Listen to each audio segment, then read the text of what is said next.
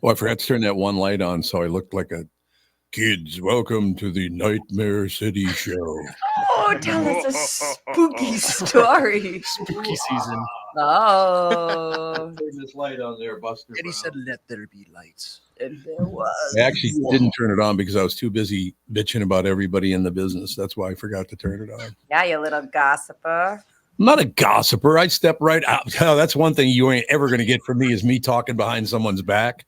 I'll tell you right to your face, you're a pain in the ass. What do you think of that action? I'd prefer if Right. you told other people it about me.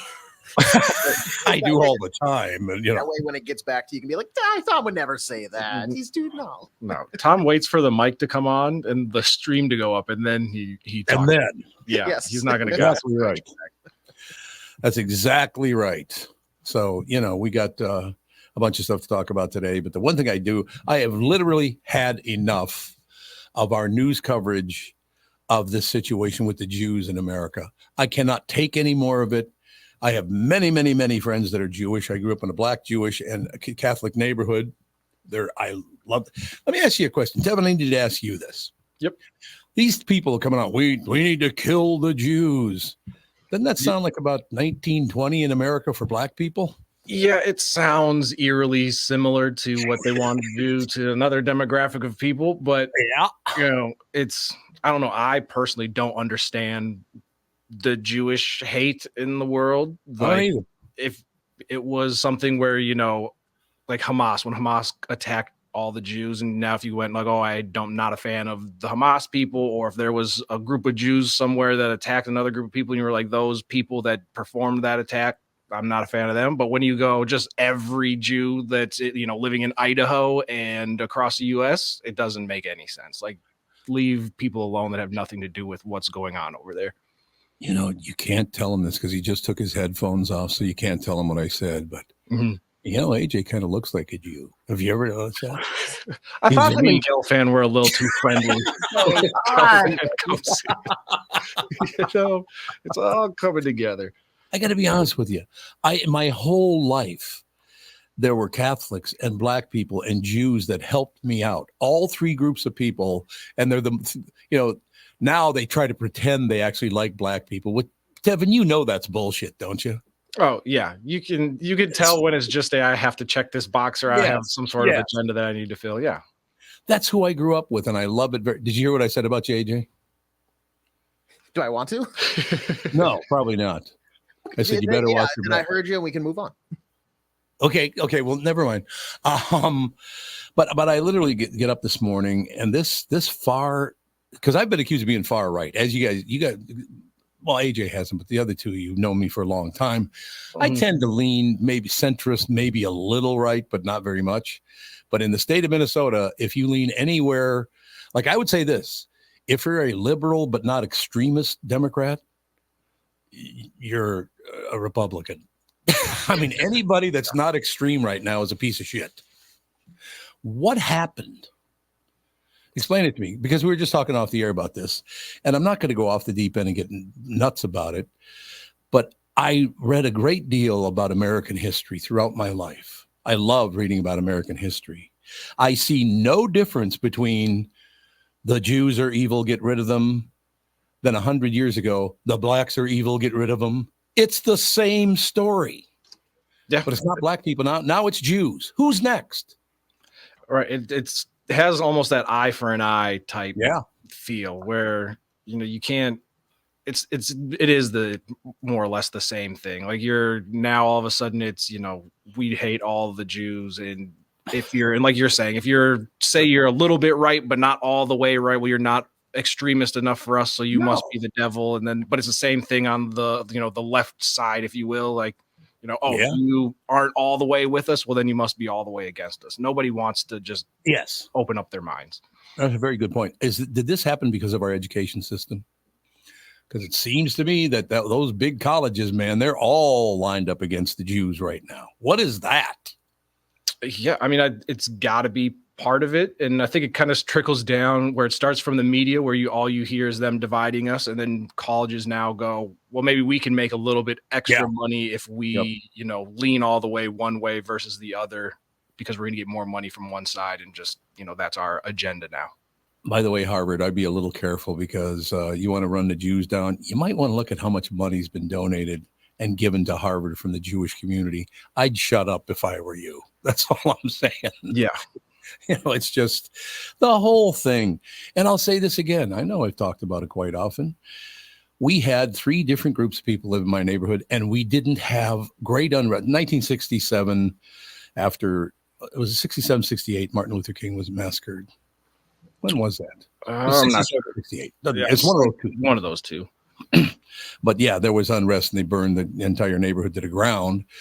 But here's what I don't understand. I look at Brittany.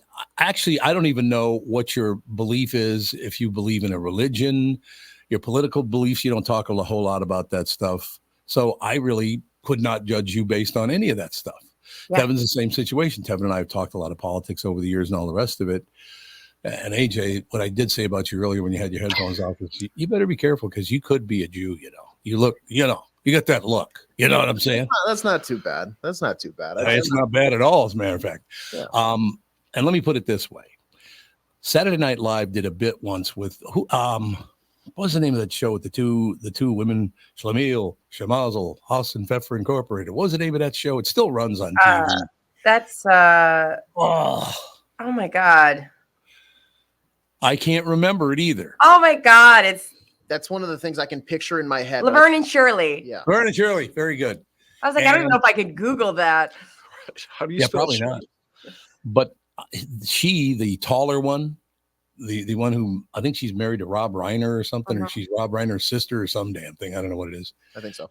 But she did a game show on Saturday Night Live many years ago, and the name of the game show was Jew Not a Jew, which was hilarious. It was very, very funny. You probably couldn't do that these days, could you? Probably not. Well, that's like after Adam Sandler's Hanukkah song where he he got asked in an interview one time, was like, was there anybody that you mentioned that you had to like reach out? And he's like, no, everybody was pretty cool with it except for one. It was because he said the owner of the Seattle Supersonicas celebrates Hanukkah or whatever, and apparently he like ran into him at a dinner one time, and he was out there with like Chris Farley and David Spade and like Rob Schneider, and the guy just goes, hey, what the term is like 86 is like cut to 86. cut. Yeah. He's like, hey, 86 that song. And he's like, what do you mean? What do you mean? And he goes, the guy just goes, well, I'm not a Jew. And the guy's like, oh, well, okay, for sure. And Rob Schneider just out of nowhere comes up like, what's so bad about that, huh? And then they just got into a big argument. And Sandler was like, all right, I don't really have time for this. I just want to eat. But yeah, like very, very polarizing. So yeah, if singing so much Hanukkah, so much Funica is, you can't do that anymore. I don't want to live in a world where that's not a thing. Great point. You don't want to live in a world where you can't have any fun at all because everything's wrong, which is not true at all. Yeah. I mean, it's just not true. We get out there every day, but I have finally had enough. And if nobody else is going to do it, I will stand up and tell you that I have many, many friends who are Jews in my life, have been since I was a little boy. They always will be my friends. I love them. Shut up. I've heard enough. You know what I mean? Yeah, I mean, one of my friends, I just, never mind. It just, the whole thing just pisses me off. Judging somebody. Okay, I'm going to judge Brittany because she's a woman. I'm going to judge Tevin because he's black. I'm going to judge AJ because he looks like a Jew. He might not be a Jew, but he looks like God, we have to quit that mantra. Somebody just tunes in and hears that. Jesus Christ. Awesome. Well, it's true. Enough. I got to be honest with you. I dislike some people, but I don't waste my time hating anyone. No. It takes too much out of your heart and soul to hate people, doesn't it? Yeah. I would like to teach our children, maybe because I'll tell you what, these people in junior high school and high school are listening to this going, hey, is this that? Well, I better get on board. I guarantee you that's happening. So maybe we should judge everybody. How about individually? There's a concept. I don't care what your orientation is, your race is, your religion is. I don't care. As long as you're a good person, we got it. We're locked in and everything's fine. Yeah. But people and their political beliefs in this country make me want to vomit. I know, and you don't. You don't have a goddamn clue what you're talking about. You've never been anywhere near a neighborhood that doesn't look like this pristine, wonderful thing. You have no idea about the inner city. Shut up. Right? Yeah. Right. I think Stop judging people. I think that's true. Oh, I said judge, not Judd. By the way, I said don't judge people, not don't judge people. It's a big difference. What did I walk into? I've had enough with this anti-Jew thing. I love many, many Jews. They've been my friends my whole life. And it happened again last night. I am sick to death of it. The hatred of anybody, unless it's Brittany. You can all hate Brittany. That'll be fine. I'm actually fine with that. I got a long list. He's Get fine in with it. line. Yeah, there's a protest happening downtown this afternoon. An Something to be said anti-Brittany. for that. Yeah. Something to be said for Fine with that. it.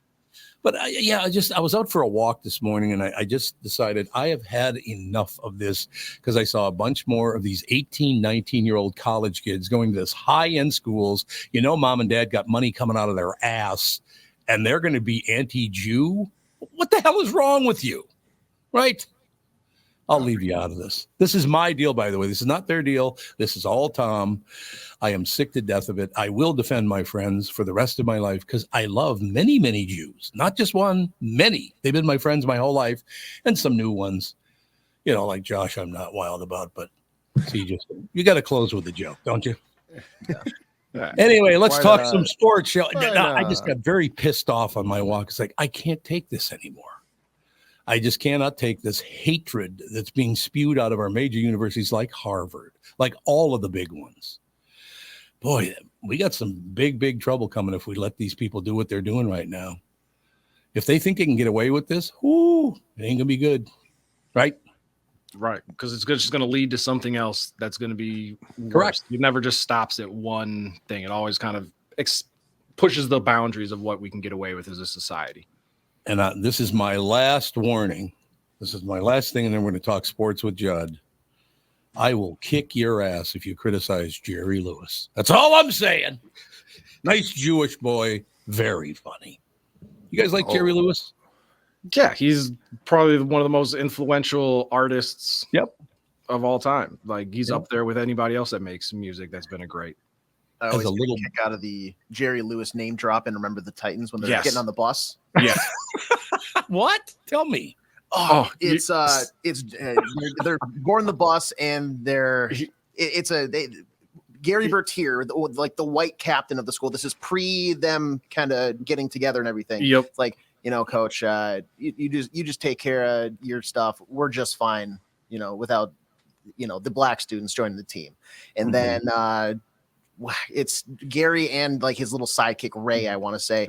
He goes, "Oh, are you Jerry Lewis?" We get Jerry Lewis, and who's the other one? It's Dean Martin. He's Dean Martin. He's like, Dean sings the songs. Jerry does the dances. Yeah, and like just humiliating these guys in front of all the parents waiting for the bus to depart. It's such a great one. Because they were supposed to all wear ties or something, and he was like, and they didn't have ties on. He's like, Jerry sings the songs, Dean tells the jokes, and gets the girls. He's like, did I miss anything? And the two players are just kind of standing there like, well, we're just a-holes, and so they all get on the bus. Love it. Great movie. Absolutely. I tell you one thing, and we'll move on from here and we'll talk some sports, but a very, very influential person in television, in movies, in Hollywood, across the board was Frank Sinatra, because he invited Jews, black people.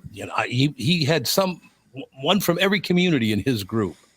And I don't think he did it. He didn't need to do that for any gain. He was a very wealthy man, very popular, very famous. He did it because he had a heart and a soul, even though he was from New Jersey. Thank you very much. Great to be here.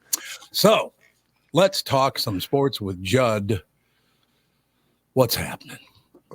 Well, quite simply, the teams in this town can't be beat. The Wild won again last night. The Wolves played tonight against a bad San Antonio team, and last I checked, they're like the best team in the entire league. Yes, the Vikings have lost 2 consecutive games, but they didn't play on Sunday, so they didn't get beat. And the Twins were in the playoffs and won 2 playoff games or 3 playoff games. So yeah, it's we have become a force on the sports scene, and I don't exactly know how, but it's very, very impressive. And our winter teams, my God, they're going to have to plan, parades within like a 3-week span for the Stanley Cup and the NBA championship. It's unbelievable. I love the fact you can only include the Vikings on winning teams when they don't play. Did they lose on Sunday? Did they lose on Monday? Oh, you're right.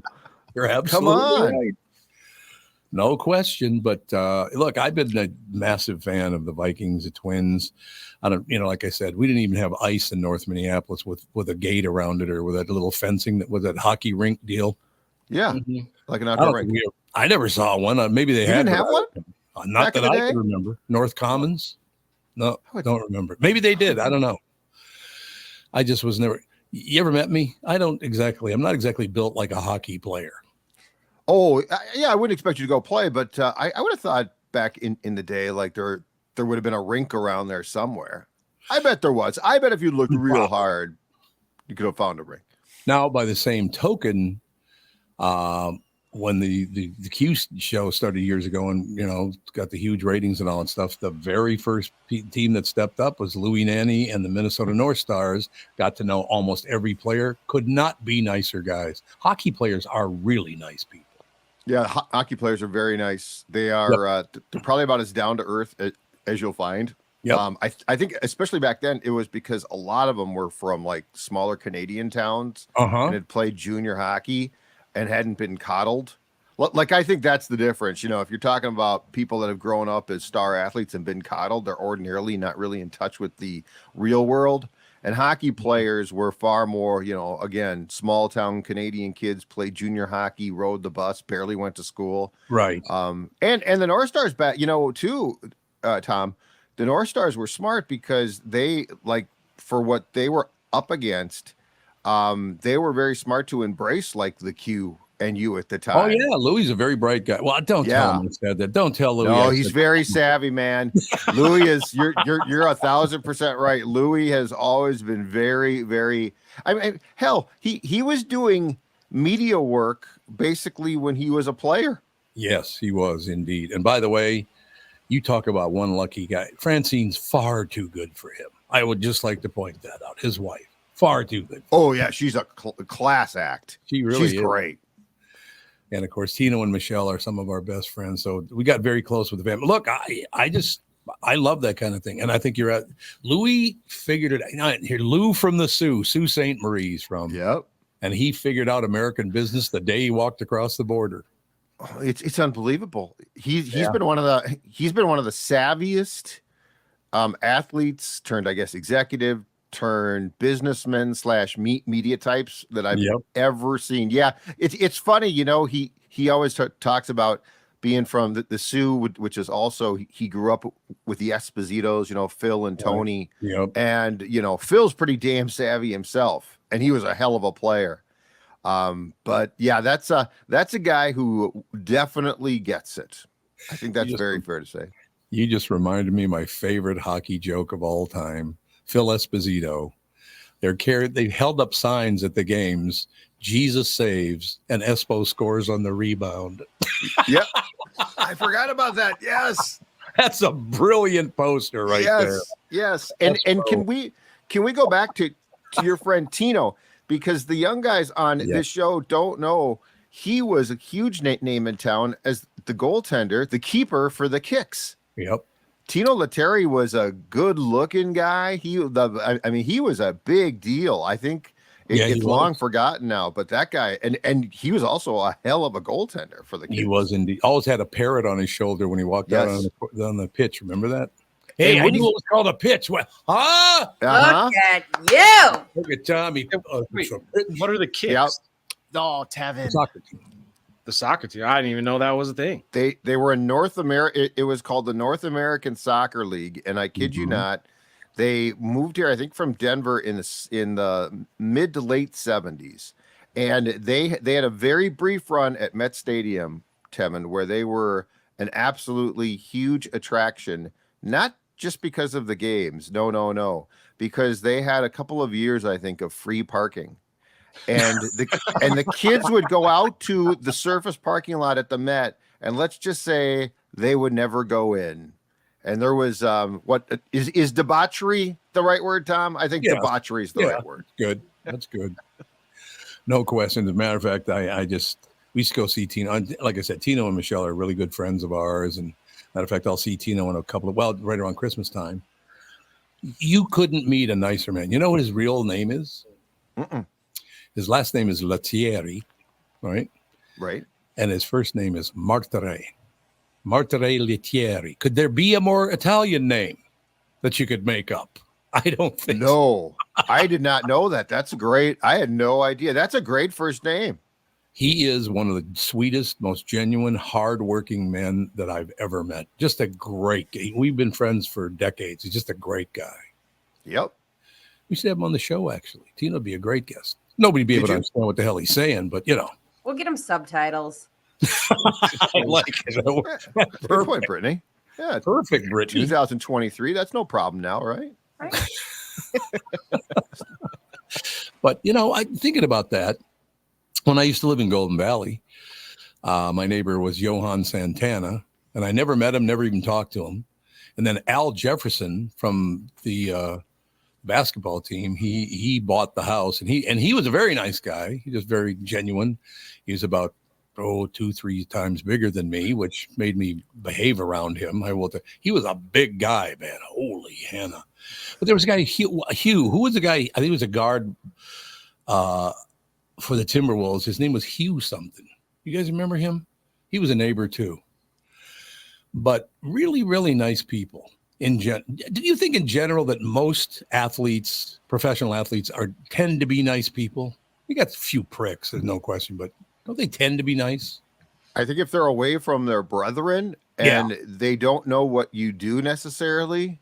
See, that's the thing is with people like us, if they see us in their environment, their guard is up, right? Like if you're in radio or you're a writer, their guard goes up.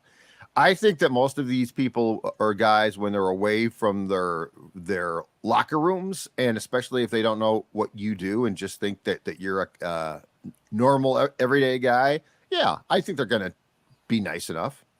There's a few, to your point, who can be prickly, but yeah, I think for the most part, they're fine.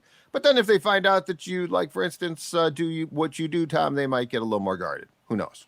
Yeah, probably, because I go after everybody like, at least once a day I have to call Brittany a pain in the ass. It's just how it is. Again, like I feel like that's not wrong, and that's okay. We are truth tellers here. It all worked out in the end. Yes. No doubt. And that's a part of sports I think that I really, really enjoy, that these people make a ton of money. They're very, very famous. They could be complete assholes, and most of them are not.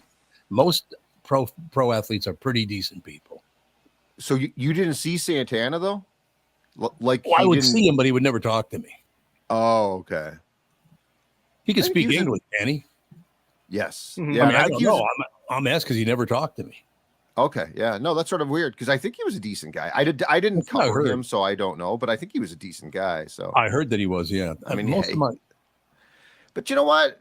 The more I think about it, I avoid my neighbors for the most part too. So I really can't pass judgment on saying, if I'm going to my car, I'm just going to go to my car. I just want to. I want to get in my car and drive away.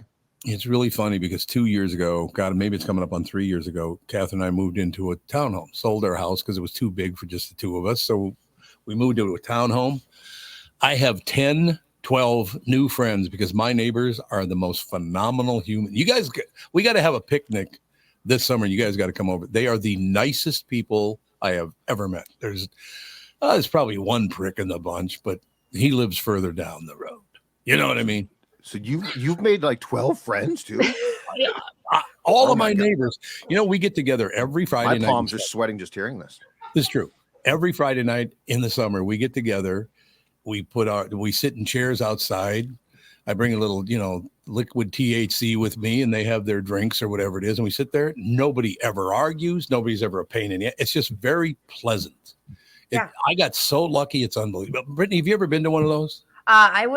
I went and saw it because the day before I had go-go, I stopped by to have Alex check my car seat because I was all sorts of crazy person anxious. Oh, sure, I remember that. So I rolled in on a Friday, and we met at your house, and you were like, yeah, you're super pregnant. I got to put these chairs in a circle so I can hang out with my neighbors. Right. You're like, we're ordering pizza. And I was like, I got to go. I'm kind of cramping up. I didn't tell you that, but I was like, I better get going. So you're like, come on, stay. And then I had the baby like 12 hours later. 12 hours later, baby. So you were like so into your circle you were making with your chairs. And they're the nicest people. I'm telling you, you could not ask for nicer neighbors than I have. And they're just genuinely nice people.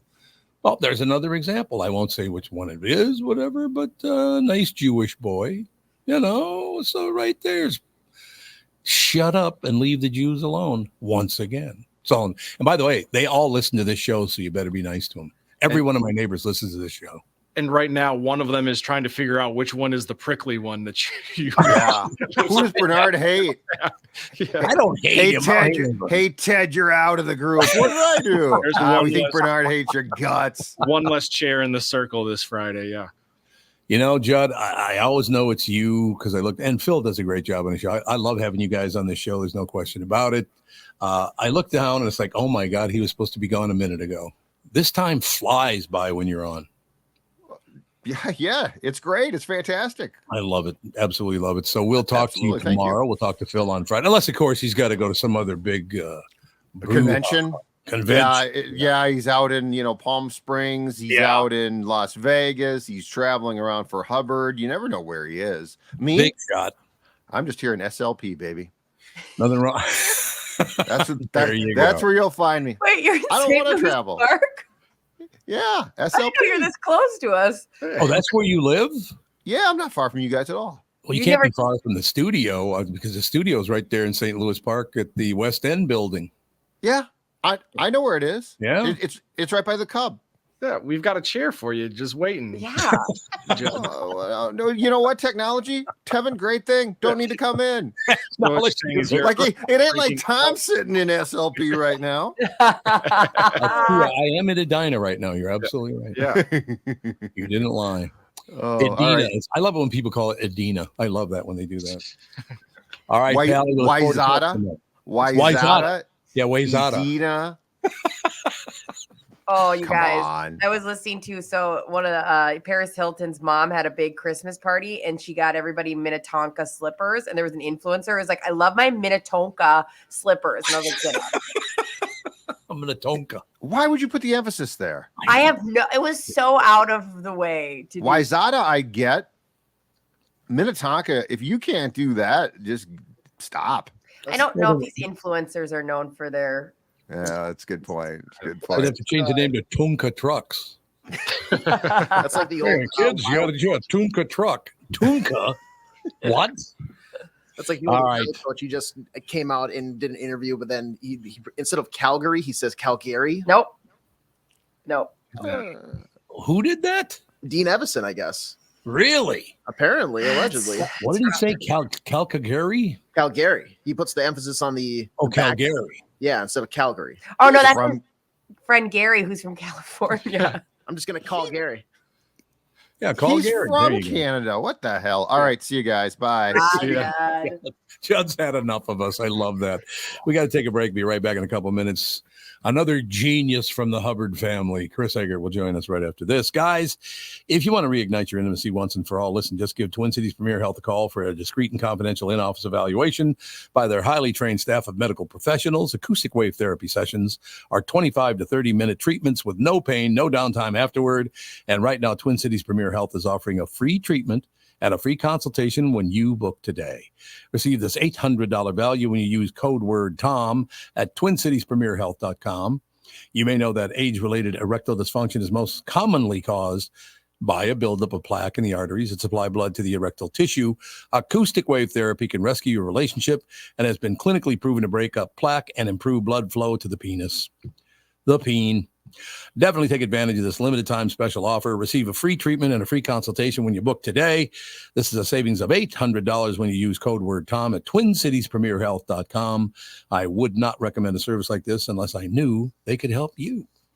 You know the song Kokomo? It's supposed to be off the Florida Keys, right? Hate to break your Beach Boys bubble, but that's a fictitious place they made up for the song. Fortunately for the rest of us, the Florida Keys island chain are as real as the taxes you have to pay in Minnesota if you're a resident. Now that's a reason to move south. In addition to Florida and all of Monroe County being beautiful, the Keys from Key Largo to Key West are even more beautiful. This is Tom Barnard, part-time Florida resident myself. And if you want a second house or a new retirement home or want to become a Floridian, may I suggest you contact Matt Carlson from One Key West Realty. Matt grew up in Litchfield. He's a super real estate agent when it comes to finding your tropical island space in the Keys. He lives there and here, and Matt knows what's best in Key West to buy for your second home in Florida. Matt teamed up with fellow Minnesotan from Sartell and Alexandria, Kristen Eklund, who's one of the top mortgage brokers in the country from Coast to Coast Mortgage. She'll get you the financing you need to buy a home in Florida or in Minnesota. Matt's part of the Lake Sotheby's International Realty Group here in Minnesota, and Kristen, his mortgage colleague, lives and works in the Keys, so they both know the Florida Keys' new and existing homes for sale and are Minnesotan through and through. Contact them by heading to onekeywest.com. That's onekeywest.com.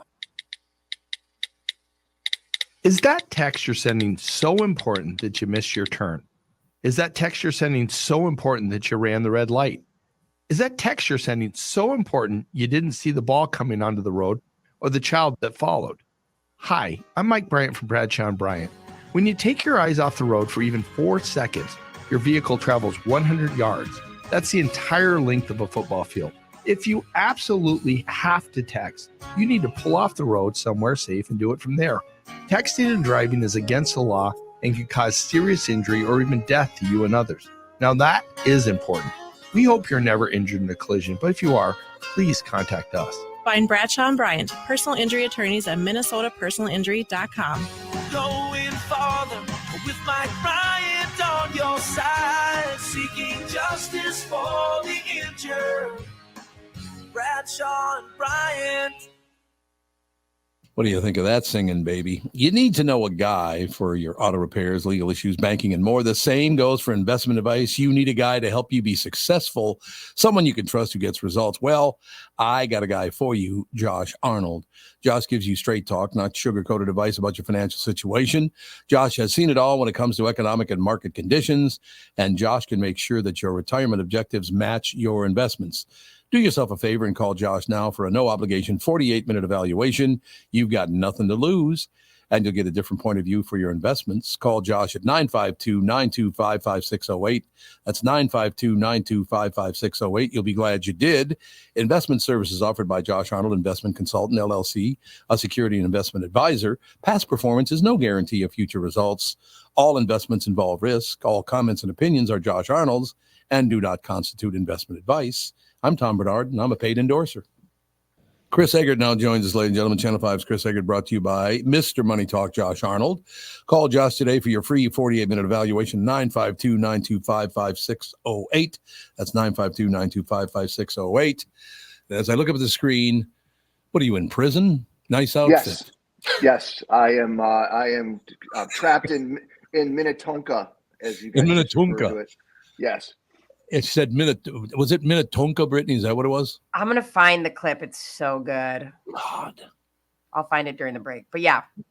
Tonka trucks have been around since I was a little boy. Tonka. Nobody says Tonka. Do they? I mean, they're Hollywood people. What do they know? Yeah, what do they know? Well, that's true. It's a very good point. It's like when celebrities will go Minneapolis. Minneapolis. Yeah. 6 N's in it. Yeah. I was in Minneapolis yesterday, and was it Minneapolis? Okay. St. Plow, is that what it is? Minneapolis and St. Plow. That's actually a really cool nickname, and I love it. I know you're going with that from now on. Well, what is it? Don't we name a snowplow truck every year? Yes, that's going on right now. Actually, that St. Plow. Yeah. Okay, we get credit if they do one as St. Plow, right? Yeah. That's just a natural. Natural. Isn't it? Yeah, I think so. Yeah. We can slap a graphic for the show up there to advertise, and clear streets, brought to you by St. Plow and the Tom Barnard Show. Yeah, love it. Works for me. Good synergy, Tevin. I like it. Synergy, no question. So, Mr. Eggert, what is happening in the news? Well, that plow contest is one of the big stories today, actually. So, is it really? I had no idea. Yeah, and I'm gonna say something controversial. I think it's so irritating to me. Oh my God, that every year everyone loses their mind over it, and I'm like, come on! It annoys me. I'll be honest. Hate fun. Like, is that fun? Is that fun to you? Yes, naming a plow? Yes, the whole world we live in this time of year is super depressing. When snow comes, we have to have plows. Like, let us have some fun. Like, let me own 45 coats and let us name some plows. There's no snow on the ground, first of all. So that's how you came at me like there's not going to be. Like, I don't see any. I'm looking outside right now. What do we even need the plows for? Good point. Sell the plows. Sell the plows. There you have. So, but damn waste of money if you ask me. Yesterday, I got a call from my granddaughter Fawn, who was showing me a video of the snow on their deck. Yeah, a little snow, a little dusting, a little dusting. Oh, he takes back his words. Yeah, get back. Behind the plows back. I got to ask you guys a question. Yes, Tom, go ahead. Very quickly. They really have never nicknamed one of the plows Saint Plow. That's never happened? No. Not that I'm aware of, but I'll be honest with you. Obvious. I've not gone through the list every year. There's usually like 3 of them that MnDOT sends out. Like, these are some of the winners. And then, like, those are the ones that you hear over and over and over again. So I can't say whether there's a Saint Plow. Because wasn't plow face or something? Yes. Plow face, yeah. that'd be good. Yeah, that's my favorite. Yeah. This is something, I guess, apparently MnDOT's like the only department of transportation in the country that does it. And apparently they got the idea from Scotland because it names its entire fleet of vehicles. And I'm like, you got no time to do anything important in Scotland, apparently, either. Well, I remember there was a viral thing about they needed like a new ship, a new vessel needed to be named. And then for some reason it got wind out of Scotland. And so it ended up being named like legitimately Bodie McBoatface. I remember that. So that's just sailing around the locks in Scotland now. See what I'm talking about, AJ? It's ridiculous. Come on. Hard hitting news, Chris. I don't know what you're talking about. Well, we are in the phase of submitting the name, so I'll go ahead and do St. Plow on our behalf. Saint Plow. Good thinking. But I love Bodie McBoatface. That's wonderful. It's magnificent. So any serious news we should deal with? I didn't really see any. I went through the stuff this morning. There was a soldier from Andover who was part of that Osprey crash that happened last week off the coast. Oh, yeah. I remember that. Yeah. 32-year-old Major Jeffrey Horniman from Andover. Another big thing that's been all over the social media the last couple of days is there's a cougar on the loose in Lowry Hill. Right, exactly. I saw that. Insert joke here. But, it wasn't that long ago. I think it was maybe 3 or 4 years ago. There was a cougar that got hit by a car on like 494 and 35W right down by Mall of America there. Like, think of that's like one of the busiest intersections of traffic in the state, and one got hit and killed there. So, I mean, they're definitely around. It's not like it doesn't happen, but it does always seem a little odd when they are in the city. That's for sure. Tevin, was that the cougar you were dating at the time? Yeah, no, that wasn't Ethel. Thank God. She's safe. Yeah, I don't know. I was trying to think of the oldest name that I could think of, and I panicked, guys. I apologize. Wouldn't it be great if you walk up with a microphone? I'm from Channel 5. You walk up to the cougar. Why are you roaming around this neighborhood? Where's Sebastian Joe's? Right. A little ice cream, baby. Let's go. It's not a bad neighborhood. My nanny family lives like 2 blocks from where great. it's This cougar could do worse, is what I'm saying. Oh, for sure. How does this happen? Where do they come from? I think they come up. The theory is a lot of times they come up the Minnesota River Valley. Because they have been expanding further west. They never really used to be a thing in South Dakota either. But over the years, they've started to come across through the Dakotas too. So I think that's the theory, that it probably came up the Minnesota River Valley. I've not heard specifically from DNR on this, but that's usually what they say when one of these things happens. So and I understand they do use the railroad tracks because it's they brought Southwest Light Rail. They hopped on it. Out by Brittany's house and got on the rail and just took the rail right downtown. They know they got to get a ticket. They're cracking down on fares now. Yeah. Get out of here, cougar. The cougar pretended to reach into its pocket like it was going to grab a ticket. Oh, I don't. And it runs off into the night. I did see this morning that they're actually what I see on Twitter this morning, that some of the MnDOT people, or not MnDOT, Metro Transit are out enforcing and booting people off the trains either last night or this morning.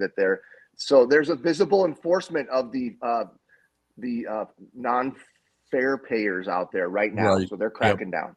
Investigative journalism. This is a free one for you, Chris. Go out there and just sit on the train for as long as you can. It's like videotape it. See how long it takes. See if they're actually cracking down. Oh, for sure. But that's okay. I'm not going to do that today, AJ. I'm off today. That was just me trying to trick you into going and sitting on a train for a few hours. If I'm going to sit in my own urine, I'm going to do it right here. Well, Also, you are doing it right there. Also, can you do this thing where, okay, so wear your jacket, your news jacket, but then wear another jacket over it. And when they're like, "Hey, we caught you," be like, "I'm actually here with undercover investigations, KSTP." Love it. Why did it take 93 minutes for you to catch me? Pull out Now, a microphone. Mr. Eggert, I'm going to dump this on you in your lap so we can just get through it without being annoyed the rest of the day. Okay. Are you ready? Yep. Did you see who Time's Person of the Year is? Oh, I didn't. Did that come out this morning? Yes. Oh, no. It's going to be agony the rest of the day. Who is it? If Taylor Swift. I'm like, Egert goes, oh, God. So has the Time Person of the Year award now lost its luster? Yes, completely. Because essentially you're just saying she's the most popular person. Popular. Because I thought Time, you're supposed to like do something for the people. Like what I thought. It's like getting like a Nobel Peace Prize. What? You don't think she did something for the people? Which, I mean, she's just. Am I not a person? She's just an amazing artist. Like, does that make you the person of the year? That's actually enough for me to survive. I think the parameters are such that they sort of gauge like the influence they have on culture, yada, yada, yada. I mean, I guess if you're going to go by some of those metrics, but let's be honest, Time's not even a magazine anymore. It's not really even a thing. Right. It's just like the Sports Illustrated Person of the Year. I saw a lot of chatter about that the last couple of days. People are like, the magazine doesn't even exist anymore. It's, it's a computer screen with a picture on it, you know. I do love the fact that Brittany actually thinks that Taylor Swift does stuff for, they're doing it for you, they don't charge you $250 to get in. There's a big difference. This morning on my drive in, I listened to the New Romantics by Taylor Swift, and it put me in the best mood ever, and I didn't pay a cent. What channel's that on? I recorded it on a tape, and I just put it in my... On tape? You pirated it. On tape? Who the hell's got a tape player? She recorded it off her favorite radio station. Somebody called it cops. I just heard of intellectual theft. She just stole the music. That's right. You should go to prison. You stole her music. You're going to have to go to jail. That's why she doesn't hardly have any money, Brittany. It's people like you stealing her music.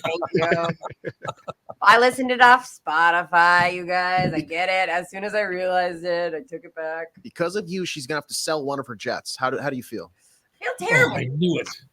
I knew it had happened. Taylor Swift. Then she'll be down to 4. Are we over that she didn't come to Minneapolis when the Chiefs played here, and she's gone to like every other place, and everyone's losing their mind over that? Hates Minnesota so much. Yeah, it was offensive. I'm still mad. Her and I are kind of beefing. She is putting her concert for rental on December 13th on her birthday. Rental? Yeah, and it's gotten too much of my money. Can I just buy the concert so I can play it? So didn't you buy the concert in real life when you went to it? And I bought it also when I went to the movie theater, yes, and the popcorn and the souvenir cup. And it's the same concert, correct? Yeah. Okay. We had a blast at that movie theater. Like, we went hard. Me and my neighbor Josie, who's 12, we went hard at that movie theater. I like how you just slipped that in. My neighbor, who's 12. Because I couldn't bring her to the concert. So we just danced hard in a movie theater, acting like we were there with really good parking compared to the concert. Sure. I bet. A lot easier to get out of that one. No question about it. So Taylor Swift caps off massive 2023 by entering her Time Person of the Year era. She's in an era now, Brittany. It's not just Time Person of the Year. It's actually a whole era. Yeah, we're currently in the 1989 re-release era. Oh, I okay. don't know if I tell you guys what era we're in enough. But we're about to be in rep, which I'm going to be insufferable during rep. So I'm in the throw up in my mouth every time I hear Taylor Swift era. Offensive. You just call her an amazing artist, and then that. Oh, it works. No problem. Who you don't tell them to be quiet. I can hear the rustling. It's not a problem. Who are we shushing? Who is it? Sorry, it's the ice machine going. That's all right. Oh, it's the ice machine? There's got to be somebody standing there. Who is it? Pan your phone over. He's going to tell the ice machine. It's my daughter's over there, so she's. Get her on camera. Let's go. What's her name? Come over and say hi. Come say hi. She won't be able to hear you though because I've got the headphones in. But okay, then I'll talk really loud. Look right there in that little. Oh! There you go. I'm sorry you got stuck with him as a father. Can you hear me? It's the Tom Barnard podcast. Oh. Oh. Have a good rest of your day. Oh, don't have such an overwhelming reaction to it. She has something cool going on that you posted about that she's got. They're doing a game where if you bring a stuffed animal, that teddy bear one. Yes, at the Minnetonka game on Friday night, actually. So we're doing a teddy bear toss. People get free admission to the game if they bring a teddy bear, and then we're going to have everybody throw them out onto the court at halftime, and they're going to go to Stuff the Sleigh. So that's so cool. I saw you post about that, and I thought that is so thank cool. You. She couldn't hear you, Tom. That's because I had my headphones in. No, so I don't understand. think she. Yeah, I understand, but I know you got to go and all the rest of it. But you know what I love about that? Her reaction to it, because my kids, I've always been in media their whole lives since they were born. Right. Your daughter, the same. Oh, yeah, you could be on the radio. You could be on television. You could be in the newspaper. Yeah, who gives a rat's ass? I just don't care. It's really kind of cool, actually. Well, don't you think? Yeah, I mean, it's funny. You're right, though. That's all they know. So that's all they know. That's exactly right. Oh, like when the Hubbard put up all those billboards with my picture on them, my kids are like, "Oh, look at that. That's great." Who's that guy? You'd think it'd be. Could you be a little happy for Dad? No, we're sick of you. That's all it is. All right, I know you got to go, pal. Oh, wait a minute. You're not working today. Yeah. You should stay on the rest of the show. I'm working from home, Tom. Casual Chris looks like 20-something. Am I wrong? No, you're young. I feel 22, AJ. 22. See, why'd you pick 22? Really quick before you do go, Chris, the box popped up and you were there just like, you get the ball cap sweatshirt. Never seen you like that before. I thought I sent an email to the wrong person and just some random college kid. I was so confused. Hey, bro. It was bad. All right, Mr. Eggert, it's always a great pleasure, and you enjoy the rest of your hard-working day from home in your sweatshirt. I'll be back at the broadcast command tomorrow. The broadcast command. News works for Central. me, pal. All right, guys, have a good day. Ladies and gentlemen, Channel 5's Chris Eggert is brought to you by Mr. Money Talk Josh Arnold. Call Josh today for your free 48-minute evaluation, 952-925-5608. I do love I pretty much say it every day, so maybe you're getting sick of it and I'll stop doing it, but I really love working with that guy. Always have. He's always been a good guy. He cracks me up. He is very funny. All right, I got to cover this story because it is Brit's favorite thing in the world. Taylor Swift caps off massive 2023 by entering her Time Person of the Year era. She's in an era, ladies and gentlemen. Taylor Swift is 2023's Time Person of the Year, giving the billionaire business mogul, singer, songwriter, director, actor, and producer another heavyweight accolade for her mantelpiece. So there you go. Yeah. Your buddy. Pretty excited about it. I hope that she doesn't quit working on her re-release of Reputation. That's actually what I am waiting on. But it was her Eras tour. It was the different eras that she's in. Her album she calls Eras.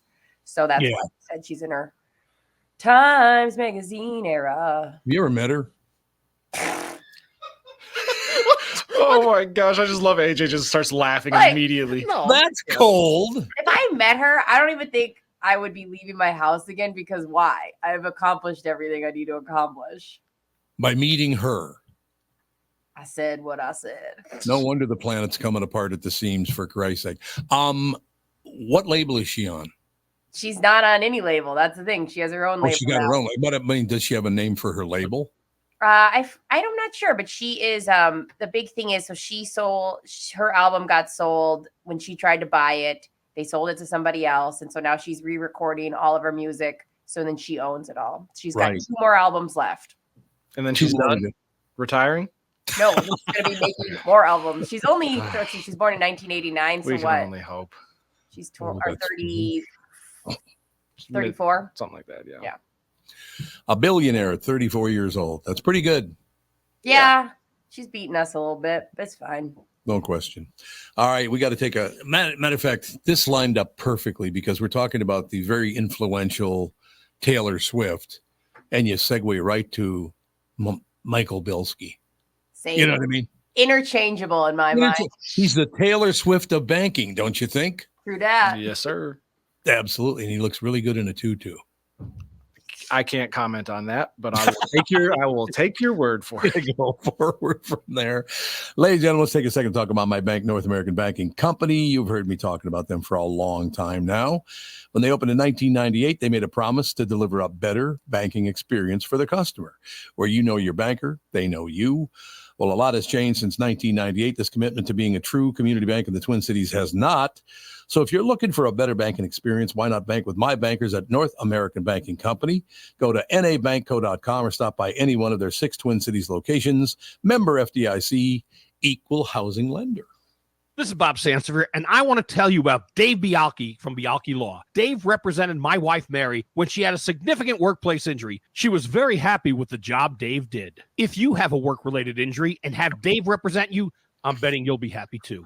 Dave is a down-to-earth guy. He grew up in northern Minnesota, rides a Harley, and worked various jobs doing concrete, electrical, plumbing, roofing, and carpentry work. Dave works for people with work-related injuries. If you work construction, or anywhere for that matter, and you're hurt or even just hurting, you should talk to Dave. Let's face it, our bodies wear out. If your body is worn out from work, if your knees or back or shoulders hurt from things you do at work, do what Mary did. Call Dave and talk to him about it at Bialke Law to set up a free initial consultation. The number to call is 763-571-2410. That's 763-571-2410. Or visit bialkelaw.com. That's BIALKE law.com. Ladies and gentlemen, you've all helped support MyPillow and their employees in these tough economic times. And my focus is on the employees here because Mike is very, very kind. He's very good to his employees. It's a wonderful situation. They are tough economic times. Mike Lindell knows this, continues to give back to listeners with great deals on his most popular products. Right now, you can save 50% on Queen and King pillows. The original My Slippers and the MyPillow 6-pack bath towel sets are back in stock. The proprietary technology makes them extremely absorbent, yet still provides that soft feel you look for in a towel.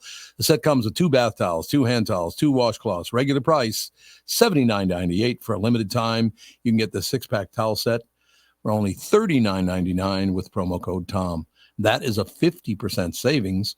So go to MyPillow.com, use promo code TOM to save 50% on the MyPillow 6-pack towel sets.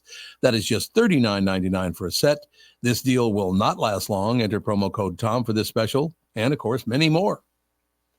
We are back, ladies and gentlemen. I got to tell you something. I'm looking at my screen right now, and that Taylor Swift story is up. But over to the right, there's a video playing of a guy, and I don't even know what he's talking about. But I looked at it and went, why is Ray Eric doing videos now? What's that? You guys know Ray Eric worked at KQ for many, many years. Hell yeah. Iconic. Oh, great guy. Ray Eric's a great guy. Turns out the guy they're showing is an Italian guy who's in prison. So, you know. Also iconic. Well, I like that. Arabadundi badundi. Remember when Don Rickles used to do that to Dean Martin all the time? He come on. Oh, look who's here. Dean Martin. You're Italian, aren't you? Arabadundi badundi. God, he was funny. Yeah. What a lovely man. I told you, I mean, just one of my favorites of all time. In any case, speaking favorites of all, kind of like the Don Rickles of law.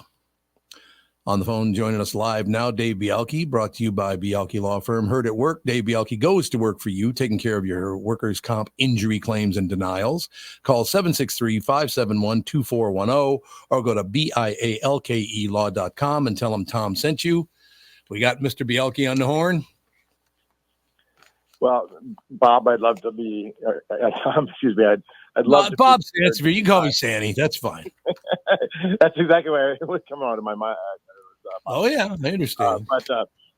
I'd love to be compared to Don Rickles, but that guy, he was speaking of iconic, he is just hysterical. I just thought he was like one of the funniest men ever of all time. I loved him. Of all time. Yeah, and he never smiled unless it was like not at his own joke. He'd smile at other things, but his own jokes, he would tear people apart. Everyone would be doubling over, laughing so hard, and he just had this look in his face, almost kind of like an angry look. It was very funny. He did there's no way that he could be doing what he did today, because the hateful people in this country would go after him, and particularly because he's a Jew on top of it.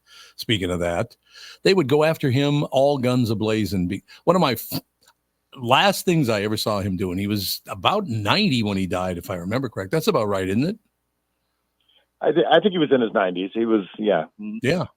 So he walks out on stage in Vegas, and he always talked to the people in the front row, and he's talking to this one guy. The guy's wife had a rather large proboscis. That's a nose. She had a very large nose. So he's talking to the guy, and he goes, hey, having a good time? Hey, everything good? You need a drink? You need anything? Whatever. Who's that to your right there, sir? Oh, that's my wife. He goes, it's your wife? What is she, an eagle? That's real. It's like, Don, that's not very nice now, is it? There is no way you could get away with that humor today. No way, right? No, not at all. I mean, they would, no, not at all. Just picking on a member of the audience. And the thing is, you go into Don Rickles, you know that's what he's going to do, but they still wouldn't tolerate it. No. Nah, you're absolutely right. No, I thought of you yesterday. Oh, go ahead. Go ahead. A couple days ago, you had okay. I'm waiting.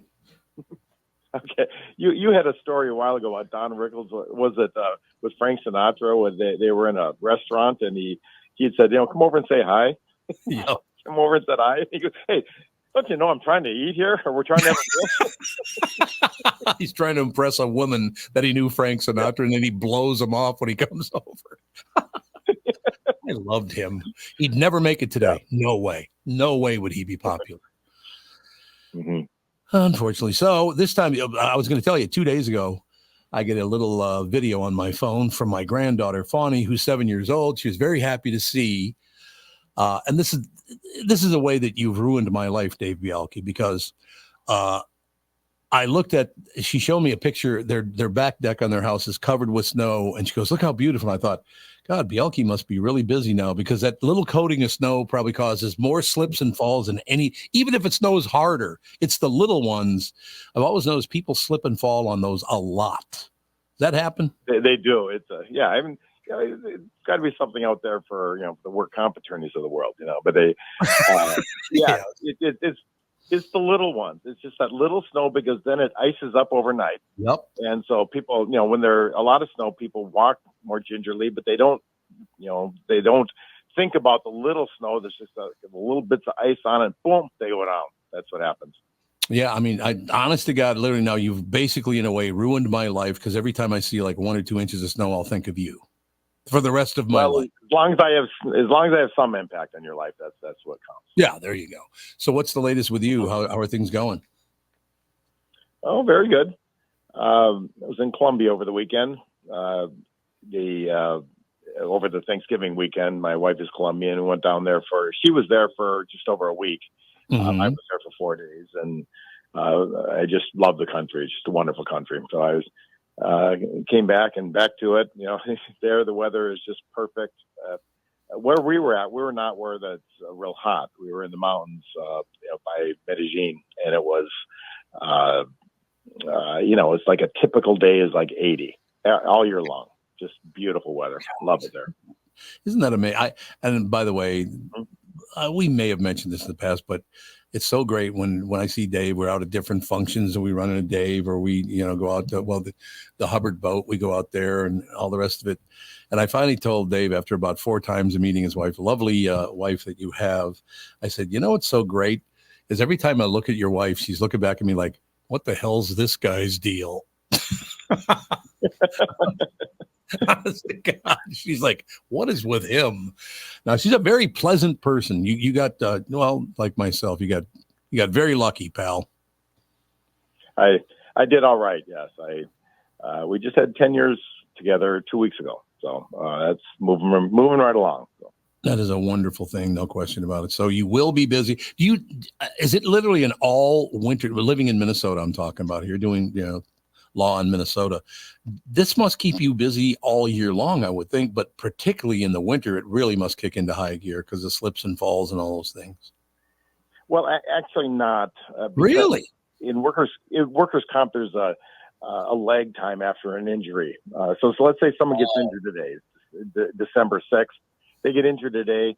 The insurance company picks up, starts paying benefits. It's down the road, 3-4 months down the road is when the insurance company comes up with a reason to stop benefits. That's when they get attorneys in workers comp typically, unless it's a catastrophic injury. But if it's not catastrophic, the work comp pays its benefits until they at some time cut them off, and sometimes legitimately, other times something that can be disputed, and that's what I do. I might need your help because I want you to represent me in my case against Taylor Swift because I'm going to have to hear about it all day now. She was named Time Person of the Year. So now Brittany will never pipe down. So I'll have to sue her. Dave, so if you attack me right now, I will have to say that hurt my feelings enough to ask for some compensation. Also, if we are filing that lawsuit, can I be added to that? Because I too am tired of Taylor Swift.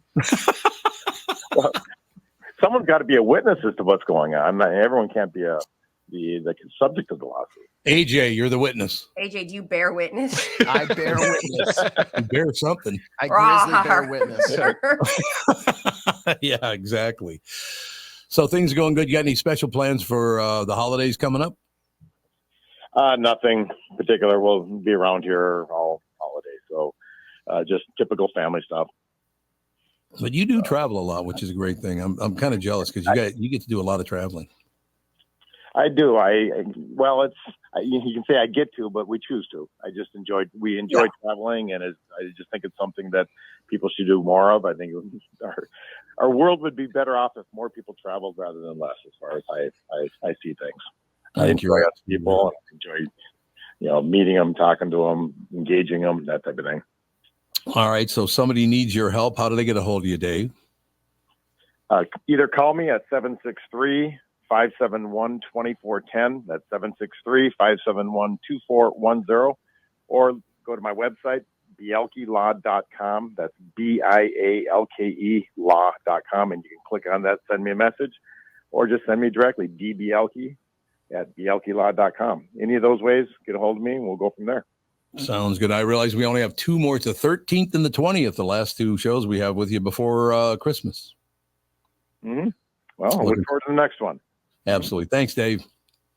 You're welcome. Thanks, Tom. Bye. Dave Bialke, ladies and gentlemen. He just gave the information. Hell of a nice guy, but once again, his wife is far too good for him. Let me just point that out. Probably true. Mm-hmm. Probably. You just go, probably true. Probably. Okay, do you want to say anything else about Taylor Swift before we move on, before Tevin has a heart attack? Okay, I was going to say a couple more things. Which one would I pick? Are you giving the acceptance speech on behalf of her? Is that what this is? Well, I just want you guys to walk away knowing that she's done a lot. She's done a lot for the music industry. She wants artists to own their own music, and she's the fight starts at home. So she is she's changing the world, and we love that for her. Let me ask you this: how come she hasn't done a Super Bowl halftime show yet? Well, she's offered it during her world tour. Oh, so you're saying she just doesn't have the courage to the halftime show? What do you think would benefit her more? The gusto. She's going to Tokyo in February, so you just want her to fly back, Cash. Right, how Vin many people Diesel's been to Tokyo in February. You act like I care. Vin Diesel's he filmed a movie in February. Vin Diesel's been to Tokyo in February. God. Unbelievable. To convince you guys to like Taylor Swift, I don't care. I have learned. Teenage Britney has been defended her choice in music and life, and now I am at a point where 0 Fs. You want to not like her? I love that for you. I love that journey for you. Well, the Super Bowl thing I think is the dumbest. Sorry, that was more satirical because I've heard people make that argument. Football fans would hate that because they would not get tickets to the biggest game that they want to see. Oh, yeah. It would become okay, we have to sit through half an hour or like a half of football just to watch Taylor Swift, and then nobody else would be there after the show. Yeah. That's it. They would leave. Do you think that Taylor Swift is for the 2000s what Elvis Presley was for the 50s and 60s in America? Is she's that big, isn't she? I mean, she's big. It's just like, I think they're like, I think we just have to accept that like anything that teenage girls likes, it gets attacked, especially when they like in masses. Like it's always the demographic of like, oh, you like Taylor. Okay, that's fine. And like, I think it's also to a point where like, you guys know a lot about Taylor Swift for people who don't like Taylor Swift. Nobody's saying, okay, so First yes, off, some people, who's attacking Taylor Swift? Right. Do I go to my car and on the drive here, am I bumping Taylor Swift? Absolutely not. But most of her songs, if you play them right now, I probably could sing 90% of the words just because she's everywhere. Yeah. Like she's not a bad person. She just the Elvis comparison, I'm not sure, right? Because like, how do you even compare anything to Elvis or Taylor Swift? Like they're both And Tom, was Taylor Swift, was Elvis like respected musically? Like was he looked at as somebody that, you know, oh my gosh, he's a great singer, great songwriter? Or was it just he was a popular person?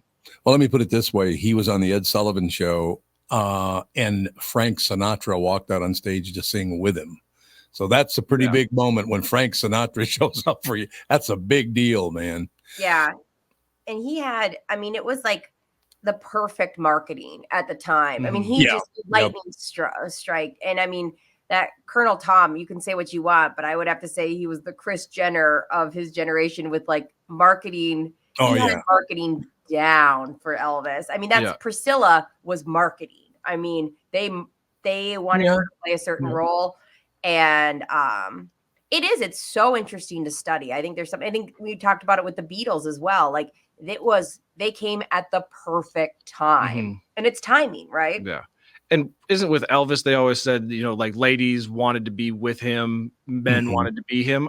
I don't know that Taylor Swift is on that level of where like girls, yes, probably definitely want to be her, but I don't know that it's like universally all guys are like, I want to be married to Taylor Swift type of thing. You know what I mean? Yeah. Like, I don't think she's on that level, which isn't bad.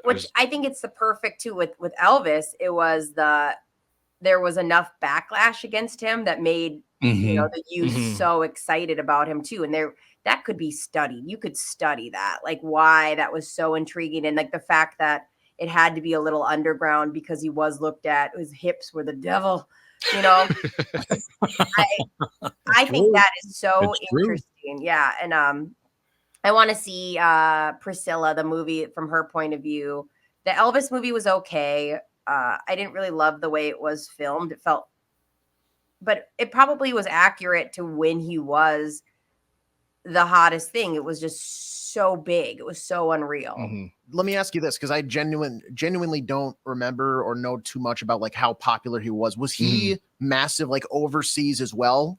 Oh yeah, he was. Okay, but I'm glad you asked that, because Colonel Tom Parker would not let him travel elsewhere to do shows because he was afraid he'd lose his grip on Elvis. So Elvis, I don't think, ever performed anywhere but in America, and maybe Canada.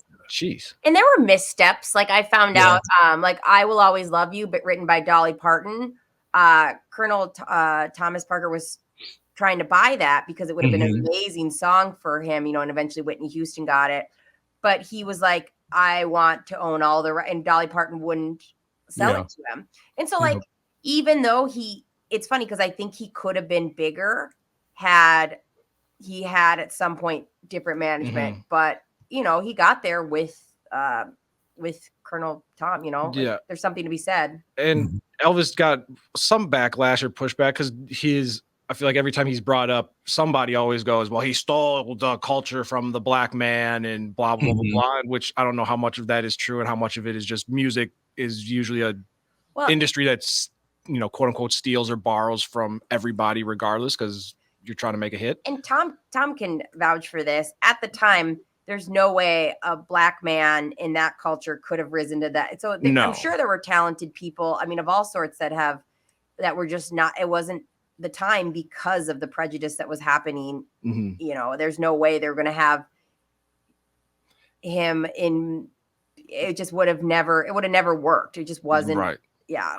Well, I'll tell you what, though, Little Richard kicked ass. Chuck Berry kicked ass. There's no, they were very, very popular. But what you guys were just talking about, there's still a video out there. It's from like 1957, something like that, 56, 57. Because I think Elvis broke in 55.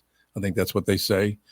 But there's a guy being interviewed he's doing interviews on the street, and he walks up. This guy's probably 45-year-old white guy. He goes, "So, sir, what do you think of Elvis Presley?" And he holds the mic. He goes, "I hate that goddamn race music."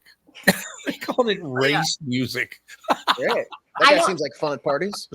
Tom, you would know, again, like this is more something you know, have this, you know, in your blood. Is that like, could Little Richard be looked at as a sex symbol? Was he a sex symbol back then? Oh God, yes. Okay, was he? Because handsome guy. I think that would be the big thing back then, is if, you know, most white culture would have had a whole problem with their daughters looking at maybe, you know, a black man as a sex symbol. And I mean that in like that's just how things were back then. But again, you have to understand, it wasn't like that in the inner city. It was in the suburbs and all. And of course, some of it was in the cities.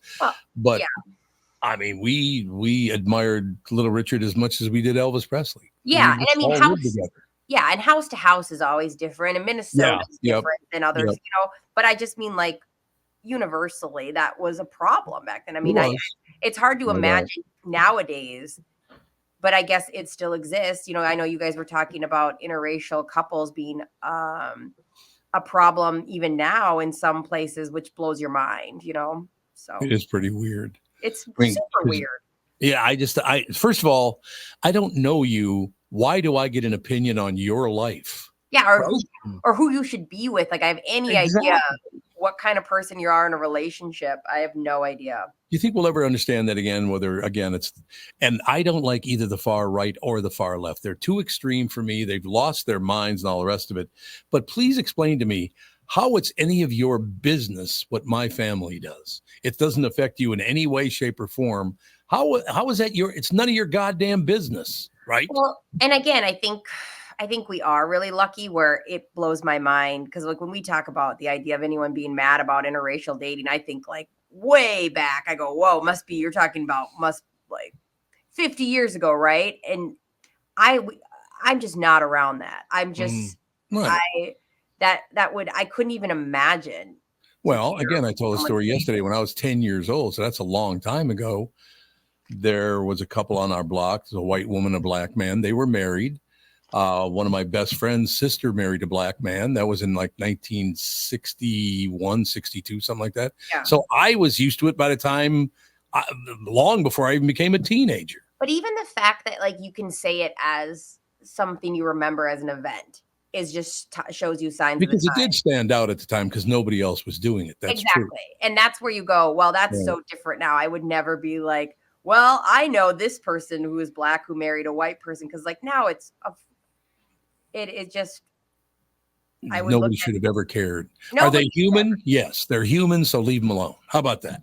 Well, aren't we also only like a year or two removed from the royal family having like questions about Meghan Markle? And they still do. Yeah, just like, guys, you need to read the room here on just where we are in life. Like, just because you live in a literal like palace does not mean you can ask these questions openly and freely. Come on now, get with the times. I bet you there's one thing you guys don't know about England's hierarchy, the monarchy. There's probably a lot. They don't actually have any power. About a century ago, the King of England was black. What? Nobody knows that. Yeah, they don't ever bring that up, do they? You didn't even know that, did you? Who, the King of England? Yep. Let's look this up real quick. I don't think you're ever going to find it because they buried that thing so deep. Maybe you can find it now. I've not looked it up in a long time. But yeah, it was not that big a deal back then. I don't know why it became, once again, whether it's the marching in the streets, the this, that, but up, unless I have hurt you, leave me alone. All right. If I hurt something you did, then I need to stand up and say, man, I didn't mean to hurt you.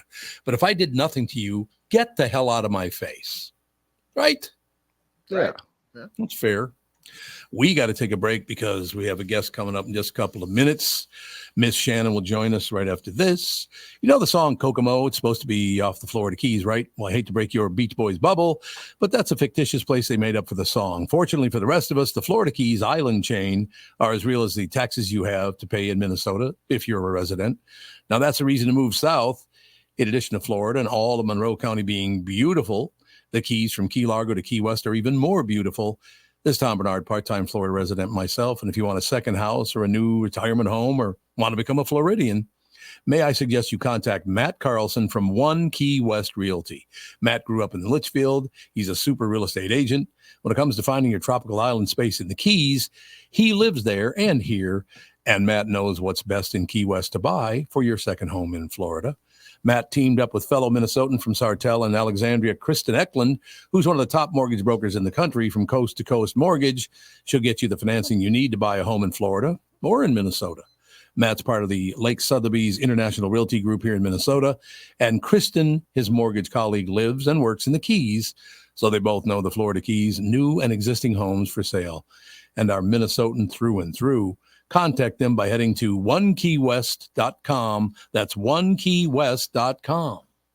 Tom here, and I want to discuss a partnership that has been wonderful in my life, Zero Res Carpet Care. Very good friends of mine. Nothing is better to someone with a family than having a completely clean home. Your carpet is the biggest filter in your house. If you want to talk about pet dander or foot traffic, dirt from the outside, they all eventually reside in your carpet. So, Zero Res Carpet Care. Listen, around the holidays, you need to contact ZeroResMinnesota.com or call 952-ZEROREZ. That's 952-ZERO-RES. They clean your home with their electrolyzed pH-elevated water that doesn't use chemicals or soaps that smell like a janitor's closet like other cleaning services. How about a Tom Barnard deal? Well, here it is. Get 3 rooms, 0 resified, starting at $129, and don't forget your air ducts. Mention me, and they'll discount your air vents by $75 too. This is for the entire month, so call them right now, 952-0-RES, backward or forwarded, spells the same, or book online, ZeroResMinnesota.com. If it's available, ask for them to come to your place in the Tom Barnard named service truck. What an honor that was, by the way. Just mention me by name and get the special deal to get your home clean and your heart happy. Zero Res Carpet Care. I'm so happy to welcome back our longtime friends, Sabre Plumbing, Heating and Air Conditioning, to the show. I've known Steve and his lovely wife for many, many years. Great friends. The owner, Steve, is. I've known him for many years. I completely trust Sabre to keep my house comfortable. They always do. Why? Sabre does everything the right way, and they always put the customer first. I love the team at Sabre because their service experts are experienced NATE certified technicians. They're not salespeople. Their pricing is completely upfront, and they fix only what needs to be fixed, nothing more. Sabre is dedicated to giving customers what they need, when they need it, and at the fair price, keeping your family safe and comfortable without breaking the bank. Give Sabre Heating and Air Conditioning a try. I know they'll take care of you just like they've taken care of me and my family. Whether you need a new Bryant furnace or air conditioner replaced or just simply need a service call to get you going again, go to saberheating.com. That's SABRE heating.com. Sabre and Bryant, whatever it takes. We are back, ladies and gentlemen. A little news, a little information. Let me know when Miss Shannan is ready to go, if you would. Yeah, I believe she will be on in about 10 minutes here. 9:30, I believe, is perfect. Okay, yeah. Excellent. I just wanted to make sure that was the situation, but we will talk to Miss Shannan. Just about 9 minutes then. That'll work. Argument on plane causes flight from Orlando to divert to Jacksonville when bomb threat was mentioned. Yeah, I'd be really happy to be on a plane when somebody starts talking about bombs. Think about that. How far away are those two places? Not very far. It's about an hour and a half drive, something like that. Not even hour and 15-minute drive. Yeah, I'd say maybe 100 miles, something like that. Maybe a little more. I've been driven. When I lived in Jacksonville, I used to go down to Disney World all the time because it was, just pretty much brand new. But yeah, if I remember correctly, it's about an hour and a half drive, something like that. 100 miles. I'll say 100 miles, I think. That's about right, isn't it? Mm-hmm. Sure. Yeah. But here's what I don't understand. They diverted the flight, which I do understand, but why? Okay, well, we'll get into this story because there's no way we can understand why the hell you would make a bomb threat if there is no bomb. Yeah. Because isn't it a felony even if you claim there's a bomb and there isn't? Yeah, because Otherwise, yeah, you can't have people just willy nilly saying there's bombs everywhere. Pretty sure it would be good. It's like that selective language. Like you have freedom of speech, but in certain areas, like you can't yell fire when you're in a movie theater. Right. You can't yell bomb when you're on a plane. That type of stuff. You can holler out, "Hey, a-hole." You can do that though. Yeah, I think so. I think that clears. I like it. Works for me. 2 people were arrested after a flight from Orlando was diverted Tuesday because of an alleged bomb threat. The passengers said they had overheard being made during an argument between the two. Breeze, what the hell is Breeze Airways? I never even heard of it. The Breeze Airways sounds like the exact type of airline where a flight happens where a bomb threat is dropped. That, yeah. It's like they look up to Spirit. We want to be like Spirit someday. That's probably true. True. I've never even heard of Breeze Airways Flight 717. It lifted off from Orlando, making its way to Providence, Rhode Island. Holy God.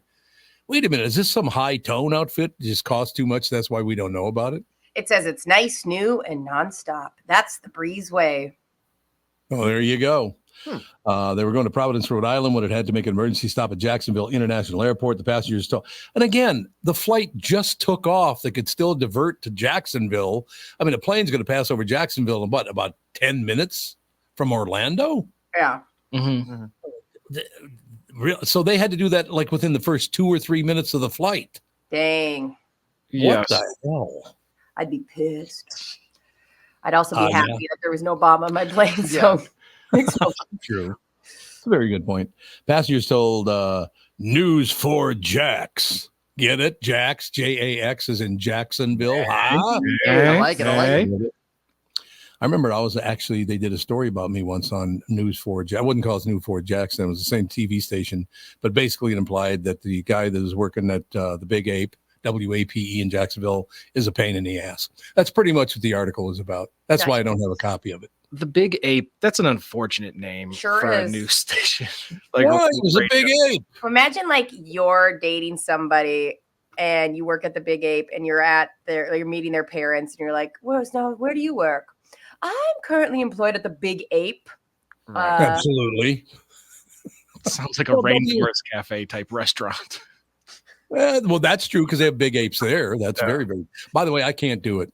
I've tried with the kids many, many times. I cannot sit. It's way too loud in there. Oh, at the Rainforest Cafe? I get overstimulated immediately in the waiting area. I have to leave. When the thunderstorms happen, what are we doing here? Yeah, 1,000% you should not be able to tolerate the Rainforest Cafe. That place is, I know somebody that used to be the manager there, and he was, the stories he would tell me about just the insufferable people that would come in, he was like, it was the worst job I have ever had in my life. God, did he have, like, I don't use this term loosely, full on PTSD from just working in an environment where, like, he had somebody throw a whole scream at you. He had a woman throw like a whole chicken at him because she was unhappy with her.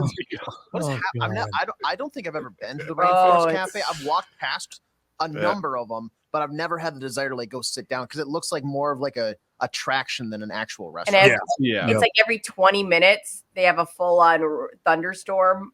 Do you get wet? Like it rains? No, but like it lightnings and thunders, and there's rain on the sides of the wall. It's so intense and it's unnecessary, and most kids do not enjoy it. That sounds like a top 5 worst places to like break up with somebody. Yeah, that would not be good for breaking up with somebody. You're absolutely right about. And by the way, I believe it was started by a guy from Minnesota. Awesome, bro. Well, good for you. I keep thinking of Steve Schussler. I think Steve Schussler. I'm not sure, but it seems to me I remember he had something to do with that. I feel like, Tom, though, the breakup thing might be nice because, like, if let's say AJ breaks up with me and I'm like, hey, AJ, do you mind leaving so I can sit through the next thunderstorm alone? All right. Just in your feelings. And AJ, I will tell you what. If you ever do go to a Rainforest Cafe, do not sit near a family with small children because I'm not kidding you. That first boom, these kids got about 3 feet off their chair. It scares the piss out of them. And it's like a kid's restaurant. Yeah, it is. Yeah. Interesting. Okay, back to the News 4 Jax, that a couple got into an argument right before the flight took off. So they're arguing before the plane even takes off. That's not good news. One passenger said a man told the woman he was arguing with that he wanted to get off the plane. The flight was in the air for 45 minutes, according to passengers. when the captain decided to divert the plane to Jacksonville around 5:30 p.m. But 45 minutes, you'd think you'd be very far north of Florida by then from Orlando. Yeah, I wonder that they must have turned around or something. Yeah, he must have. Absolutely. So he diverted the plane to Jacksonville around 5:30 because the word bomb was mentioned during the argument between the two people. The people were talking about or claiming the other person had a bomb during their flight. The people around them heard the word bomb, reported to the airline, and they're obligated to land the plane, Rachel Corrigan said. The Federal Bureau of Investigation responded to the incident to ensure the safety of the crew and passengers. So that's good. There's something deeply wrong with you when you get in an argument that you have like the word bomb in your back pocket. Yeah. Like no matter how angry I get, like threatening you guys with a bomb, like would I threaten you with my hands? Yes. Like I will choke you. That's an option. Yeah. But like the idea that I think that I have the capability of bringing a bomb, that it would be available in my vocab. Right. You're wrong for that. And this just sounds like an incredibly toxic relationship. You get in a fight, you know your surroundings, and you're like, you know what, Tevin? I wish you wouldn't have brought that bomb to the airport today. I told you not to pack it. You absolutely whoa. Why are we going there? And people that fight on planes, just in general, like you should be put on the no-fly list immediately. Yes. Like, congratulations, you don't get to fly anymore. Buses only. The object is to get on, sit down, be quiet, and get off as fast as possible. No other options. Do not disrupt anybody. You don't turn to the person next to you. So you been to Rhode Island before? No, just shut up, look forward at the back of the seat in front of you, and enjoy the flight. Mm-hmm. Mm-hmm. Can I mention that Kurt Vonnegut, the great author Kurt Vonnegut, his works probably. Yeah. One of the great writers of all time. People used to ask him what he did, and he said, "Well, I'm a writer." "Oh, what do you write?" "Well, I'm Kurt Vonnegut. I write books." And they have a fit. And he just got sick of the whole flight being about him and about his books and all the rest of it. So he gets on the airplane and he decides, if this guy sitting next to me, because he's in first class, asks me what I do for a living, I'm going to make something up. Yeah. So he's sitting there and the guy sits down, the flight gets in the air, and the guy turns and goes, "So, do you mind if I ask what you do for a living?" And Kurt Vonnegut said, "I'm a pipe fitter." The guy goes, "I'm the president of the Pipe Fitters Union." Oh, no. They talked about pipe fitting for like 3 hours. That's incredible improv. Yeah, right? And then what do you know about pipe fitting? Because to the extent I know, I'd say, fit pipes. Yeah. And then the pipe, I make sure it fits. And does it fit? Does it not fit? More pipes. Yeah, and the president of the Pipe Fitters Association is probably so happy because he's mentioned that probably to everybody he's flown with, and they're like, "Yeah, I don't care." And now this is one shining moment. They talk about like people on OnlyFans or strippers or any like sex workers. They'll say they like to say they're accountant. "I'm an accountant." Oh, sure. Like they have funny stories of telling people, "Yeah, I'm an accountant," because nobody asks questions. Like in that same scenario of like, all of a sudden I was on a plane, I told somebody I was an accountant, and they're like, "Oh yeah, me too." And I was like, the idea of a stripper having to improvise what an accountant does. Tell me about your CPA filings this quarter. Like, and we go with Shannan in the back waiting room whenever you want to bring her on. Do a lot of accountants look like, because strippers tend to, I don't know much about strippers. It's not my deal, but they tend to be very pretty women, don't they? Yeah. Mm-hmm. Same with accountants. Yeah, an accountant, a very pretty accountant. That's good. Absolutely. Yeah. Right. A little more clothing, but probably a little more clothing, and no question about that. In any case, as far as the news is concerned, we should have Miss Shannan in a couple of seconds, I would imagine. Yeah, Shannan is here. Oh, she's on now. Good. All right, sister, wake up. Let's go. Are you talking to me? Wake up. I've been up. No, you have not been up. Don't make it up as you go along.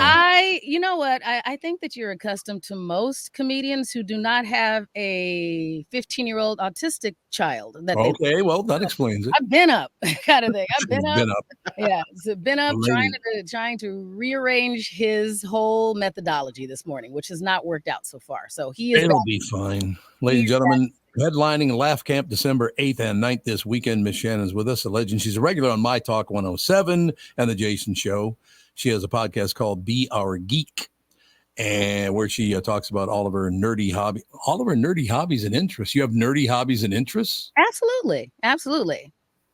I have a variety of nerdy hobbies and interests. So what would you like to talk about? Comic books? You want to talk about my sword collection in the back of my studio? What do you want to talk about? You have a sword collection? Yeah. Yeah. That makes you a little dangerous, doesn't it? I was dangerous anyway, Tom. You've met me. You were? Okay. I was already dangerous. I'm like Brittany. We just grow up dangerous. Yes. So that and because then you can be dangerous impromptu. Like that's the best thing. Like you don't want to look like a danger all the time. That's not it. It's just, because Tevin and I had talked about this before. Like I am not ghetto. I didn't grow up, but I grew up in a bad neighborhood. And so there's a difference when you just grow up kind of hood, because that means you just live with your head on a swivel, kind of thing. So I think that because, I am a very nice and kind person that people presume that I'm not dangerous. It's like, no, I'm just well studied in the variety of danger that I choose to do. It's just because then you don't have to use it. So I'd rather people leave me alone. Where did you grow up? Phoenix, Arizona. Grew up. Oh, you did? Really? Mm-hmm. And then brought you to Minnesota? My mom and my two younger sisters really needed a cultural shift, I'll say. Like we were definitely in that cycle of working poor, like just needed a clean break. And every time I had moved away, I'm the oldest in my family, and every time I had moved away, my mom would tweak out just enough, because I'm like mom 2.0, that I'd have to move back to Phoenix. And I'm like, if I want to leave, I need to go someplace that my mom would go and bring my sisters with me. And so way back in the day, like when I was in kindergarten, my mom used to live here in Minnesota. She used to work for all the people who are of a certain age. My mom used to work for TayTay Records. So so my mom was a media buyer for TayTay Records back in the day. And I stayed with my grandma in Phoenix for the years she worked up here. And so I had super dope albums. Like I wish I knew that albums would be cool when I was a little kid. It was one of those things that I like wrecked, kind of thing. Like I had so much cool stuff that if I had known that being a collector of things and not using it like kids use stuff, that it would have been of value. I wish I had been that kid when I was little, but I'm not. Like I just ruined my mom's stuff like people do. But I was like, I knew she wasn't going to move. If I had said Chicago or LA or any place like that, she wasn't going to go. But I was like, how about Minneapolis? And she went, okay. So we packed up a truck and our cat and drove up here to Minneapolis, and we've been here ever since. I got to tell you that my life gets so interesting. Every day something new happens, because you and I have never met, I don't think. Maybe. I've been on your show. Yeah. Well, I mean in person. I was talking about in person. No, we haven't hung out. No. But the amazing thing is I've met your mother. I have. I used to do the voiceover for KTEL. Oh, funny. Yeah. So then you probably did. Yeah. I did. I met your mother. That's amazing. See, I love that about life. You meet all these different people doing different things. And KTEL Drive is still there, by the way. I don't know if KTEL's still, but the street's still there. And my mom was really cool when she worked at KTEL. Like I grew up with a very cool mom, which is not really a benefit. Like, it didn't help me any that my mom was cool, but I just remember my mom was pretty cool. Like, especially in the late 70s and early 80s, she was the cool mom when I was in school. And that kind of sucked, actually, now that I look back at it. Having a cool mom sucked? Yeah. Having a cool mom sucked because she didn't always like actively parent. She more like out of a thing of like mutual respect. She just kind of like encouraged me to like parent myself. Like you'll be fine. I'll just you'll work it out. You're a smart kid. And I was, but it was really, I would have liked a little more guidance on some things and not to have to be in that position of, oh, I'm supposed to be adulting at 14. That was whack. So I try not to do that with my kid for a variety of reasons, but no, I think there's a more in-depth, my parenting style is much different because of that, where I'm like, nah, I'm gonna be a little more active and engaged and not just let my son raise himself and presume it'll be fine. Because we have a son and a daughter, Andy and Alex. Andy's a couple years older than Alex, and I now have 3 grandchildren. But as it goes along, Miss Shannan, I will tell you this: you're going to love it more and more. How lucky you are to have the children, and someday the grandchildren you will have. It's phenomenal. Thank you. No, he's a great kid. We have our challenges, but he's my favorite person. He is my favorite person, and he is the reason why I am aggressively single at this point in my life. So aggressively single. You know what? It's very difficult to have patience for the male gender when I am raising one. So all of my patience for the entire collection of men is used up on my son who deserves it. He's here because of me. I brought him into this world. So he gets all my patience. So when my 15-year-old does something that's out of pocket, I'm like, okay, young man, I get it. We're going to course correct this. When a 45 to 55-year-old man does it, I'm like, I'm out. No. Oh, Miss Shannan. It's the most distasteful, unattractive thing in the world. And there are quite a lot of those 45 to 55-year-old men who are just existing. We have a saying in my house that I use for my husband, and he also uses for me. Yes. When one of us is acting like not exactly to par, we'll say we can't have two babies. Like I'll say to him, he'll say to me, and like it is so true. So what you are going through, you just have no tolerance for it. None. I'm like, the minute it gets to, hey, what do you think I should order for dinner? I'm out. I'm like, I'm just gonna pay my own check and leave. I'm done. I just can't. And I choose not to. I'm not doing it. I'm out. I'm Get the chicken tender basket, you child. And I've said it before, and I've literally been out. I think I told the story to Brittany. I had been out with a guy, and he's like, and we were at one of the comedy clubs in town. He's like, well, what do you think I should get? I'm like, I honestly do not have the energy or bandwidth to choose what you, as a grown human being, should eat. Pick any of them. They're all appetizers at a bar, at a comedy club bar. Pick any of them. They're all going to be the same. They're all going to be the same. And he's like, well, I just thought you'd tell me. I literally told you I'm not going to tell you. Select. And he still refused. And so I picked, and then honestly was like, we are done after this interaction. Miss Shannan, Justin told me the other day, we were talking about like if something happened to him, he's like, something happens to me, you can marry somebody else. And I started laughing so hard. I was like, bitch, I will be single for the rest of my life. Right. Never. Not because like an ode to him, but like in what capacity? In what capacity would I want to go date at this point? I'll date. I just don't need to be like, I love and I love being in functional relationships. Mm-hmm. I just spent a lot of time on my personal journey to figure out who I am. And so now that I'm kind of comfortable in this, it's, I'm not bored. I have interesting friends. I have an interesting career. I love my kid. So that means you have to add to that mix. Yeah. And so I'm just kind of at that point, like I've went through phase where I'm like, oh, they're really nice. I'm like, well, no, they're supposed to be nice. That's the bare minimum.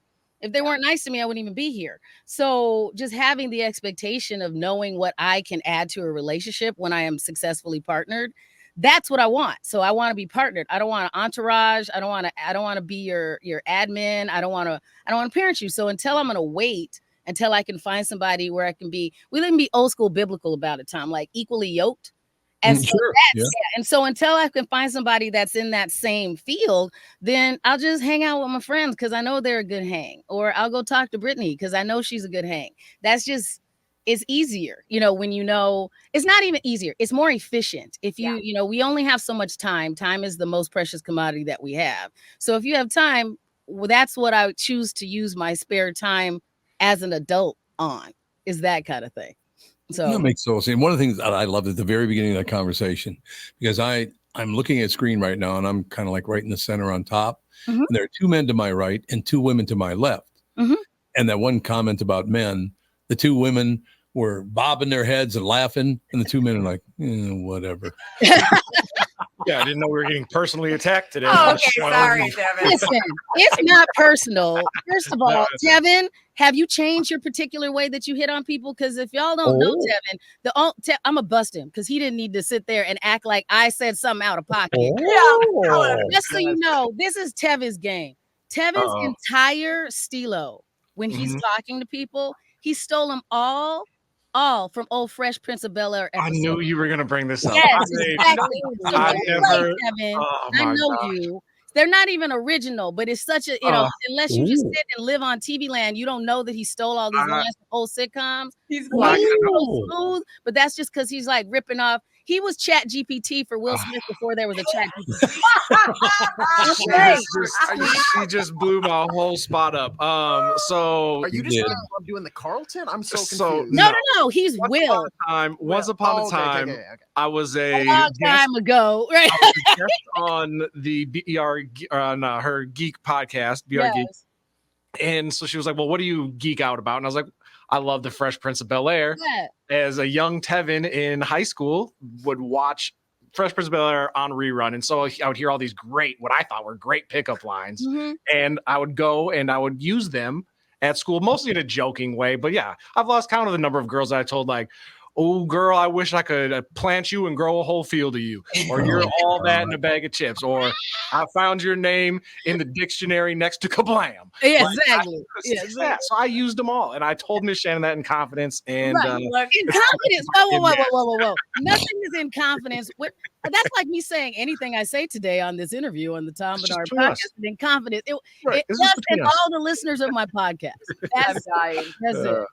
No. And so, I mean, that's my favorite thing. When people ask me what I like about being a comedian, it's not just the performance. It's like talking to people and making those connections and using it as finding commonalities and finding what it is, and then helping us continue to engage with one another and finding those funny things, because that's what I love about what we get to do as comedians. Because it's like, there's lots of times where the show is whack and you drove there and you got chased by a blizzard and all that stuff is not the part why you want to do it. But being able to talk to somebody and go, hey, the reason that I remember this moment in my life is because laughter surrounded it. That's what I encourage and what I like to do, and why I like that so much of what I do is helping people find those moments that were funny. Because you might have had a really difficult childhood, but if you can also look at the parts that were humorous or made you smile, then it makes everything easier to process. And you can just get to that point where you can go, okay, this is all experiences, it's not baggage, and we can move on and we can grow. And so that's my whole methodology with comedy, and what I try to do with my laughters. There's lots of times where things are not funny when I'm in the middle of it, but being able to go, hey, this was the funny part of it, and then to be able to remember that as much as we remember the down parts, I think it just makes your overall life healthier and happier overall. So that's my whole jam. So thank you for sharing, Tevin. Yeah. And I would like to let you know that I've stopped using Fresh Prince of Bel-Air. Oh, okay. A long time ago. Still, the other day we had a beautiful woman in here and he was saying Fresh Prince. It was so awkward. So now it's not, and it's not verbatim the lines. Now is it just, you just do it in the theme, in the Fresh Prince of Bel-Air thematic style. The spirit lives on. Yeah. I'm good with that. Hey, you got to know, we all have our inspiration too. We have our inspiration.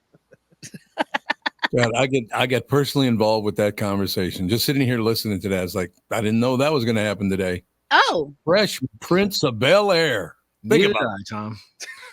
That's also, I mean, Tom, that's why we do the podcast, my friend Jayden and I, that we do, is because, yes, we talk about specific geek topics and all of the geek pop culture stuff, but it's also, the concept is that everyone's a geek about something. So it doesn't have to be those core geek things you talk about. Yeah, we do talk about, hey, here's the latest Marvel movie, or do you want to talk about Batman and Superman and what's going on DC and Lord of the Rings and all of those tentpole geek things. But there's also the concept and the idea of being a geek is just really just talking about something you love. So when we talk to somebody, and like Tevin can tell you, when we ask somebody to come on the show, we go, what is it that you geek out about? And so to help them frame that, we go, what's the thing that you love so much that your friends and your loved ones are sick of you talking about? Well, you get to come on our show for 45 minutes and just talk about that thing.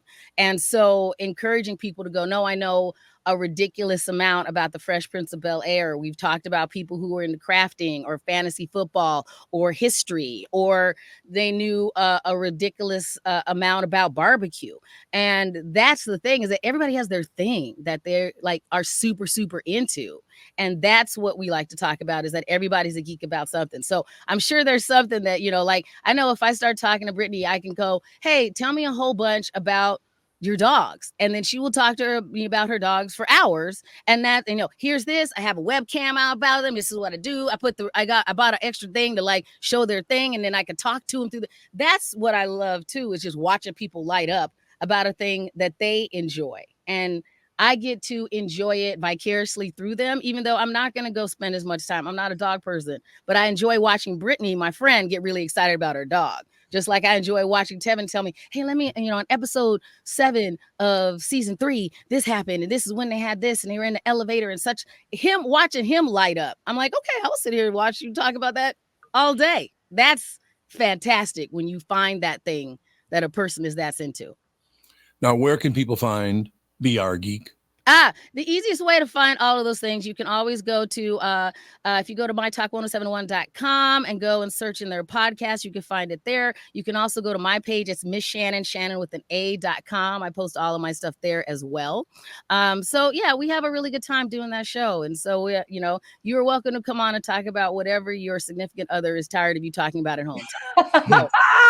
Well, that would be should be a lot longer than 45 minutes. I will. That's why we have people come back, because they usually have more than one thing. So we just go pick an avenue. So Shannon, can we send our significant other if we're sick of hearing something they're talking about? Yes, I have an IO psychologist who would just rock your world. Absolutely. You got my email? Send it to me. That'll be great. And then we'll go, and then they can just listen to themselves as well. So they can go, look at how fascinating I was when I talked about this thing I loved. So yeah, that's where we're at. So you get some geek stuff. Like if you come see me tell jokes, some of it is geek related. Not the entire set is about that kind of stuff. But I'm very, I'm glad that one of the words for 2023 was authentic, because that was something I was really focused on before we were all using that word willy-nilly. So you really get to see what I'm about. And there shouldn't be, if you know me, you shouldn't have any surprises when you come see me tell jokes at any of the places I'm performing. So it'll be fun. It'll be fun.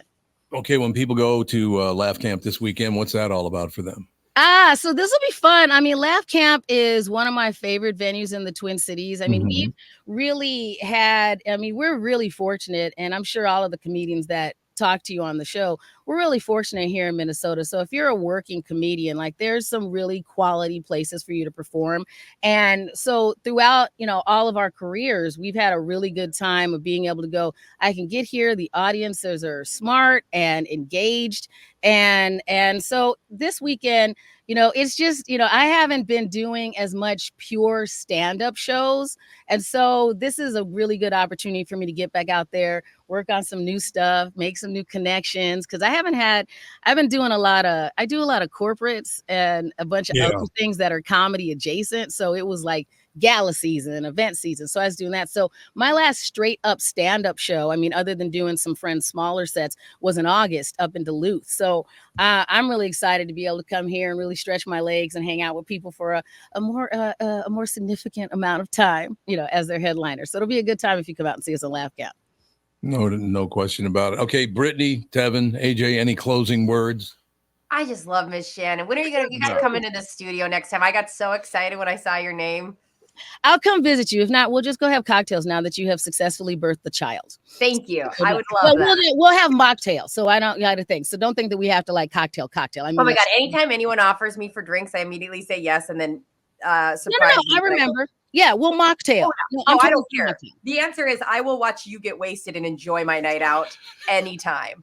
You know me better than that. I don't get super wasted. I did that when I was, as I put it, self-medicating when I was getting divorced 10 years ago. And I'm a lot more reasonable in my wine consumption, but it's more about the company. So yeah, so we can just go out. I say cocktails the same way I say coffee. I don't drink coffee either, but I'll go hang out with you and watch you drink it. Game on. I love it. Absolutely. So we'll hang out. Okay, AJ, do you title these episodes when you post them? No, Andy takes care of the titling, but Andy takes care of the titling. Would you mention to him, Miss Shannan tries to talk booze hound into drinking? No. Also, nobody has to talk me into drinking. Brittany relapses. Here's the problem. I can talk myself into drinking. Thank you very much. Right. Yeah. So I did the opposite. I was like, never mind. I just call it that. Oh my God, you're so fine. Don't even worry. December 8th and 9th at Laugh Camp. Brittany will be drinking for the first time. Be funny. Be funnier. I can hear now. I would just be shirtless in the corner. Wow! Sorry, that's how I roll. So is that what you do? You just get hot? And then I run out in the woods and people don't find me for like 2 weeks. Got a lot of energy. You know what? I love you too much to be the impetus to that. That's okay. We can just go have some chamomile. It'll be fine. Perfect. There you go. Miss Shannan, you'll have to come back soon. I really, really enjoyed talking to you because it's just First of all, I love comedy more than any living human. Thank you. Yeah, you've always been a good supporter of us, so we always appreciate you having us come on and supporting everything that we do. Thank you, my dear. Come back soon. Absolutely. So see you guys all soon. Enjoy the rest of your day. Ladies and gentlemen, headline and Laugh Camp December 8th and December 9th. This weekend, as a matter of fact, the legend, Miss Shannan, what a sweetheart of a person.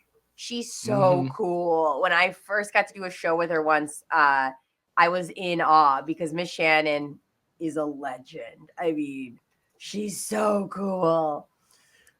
I was on the shuttle.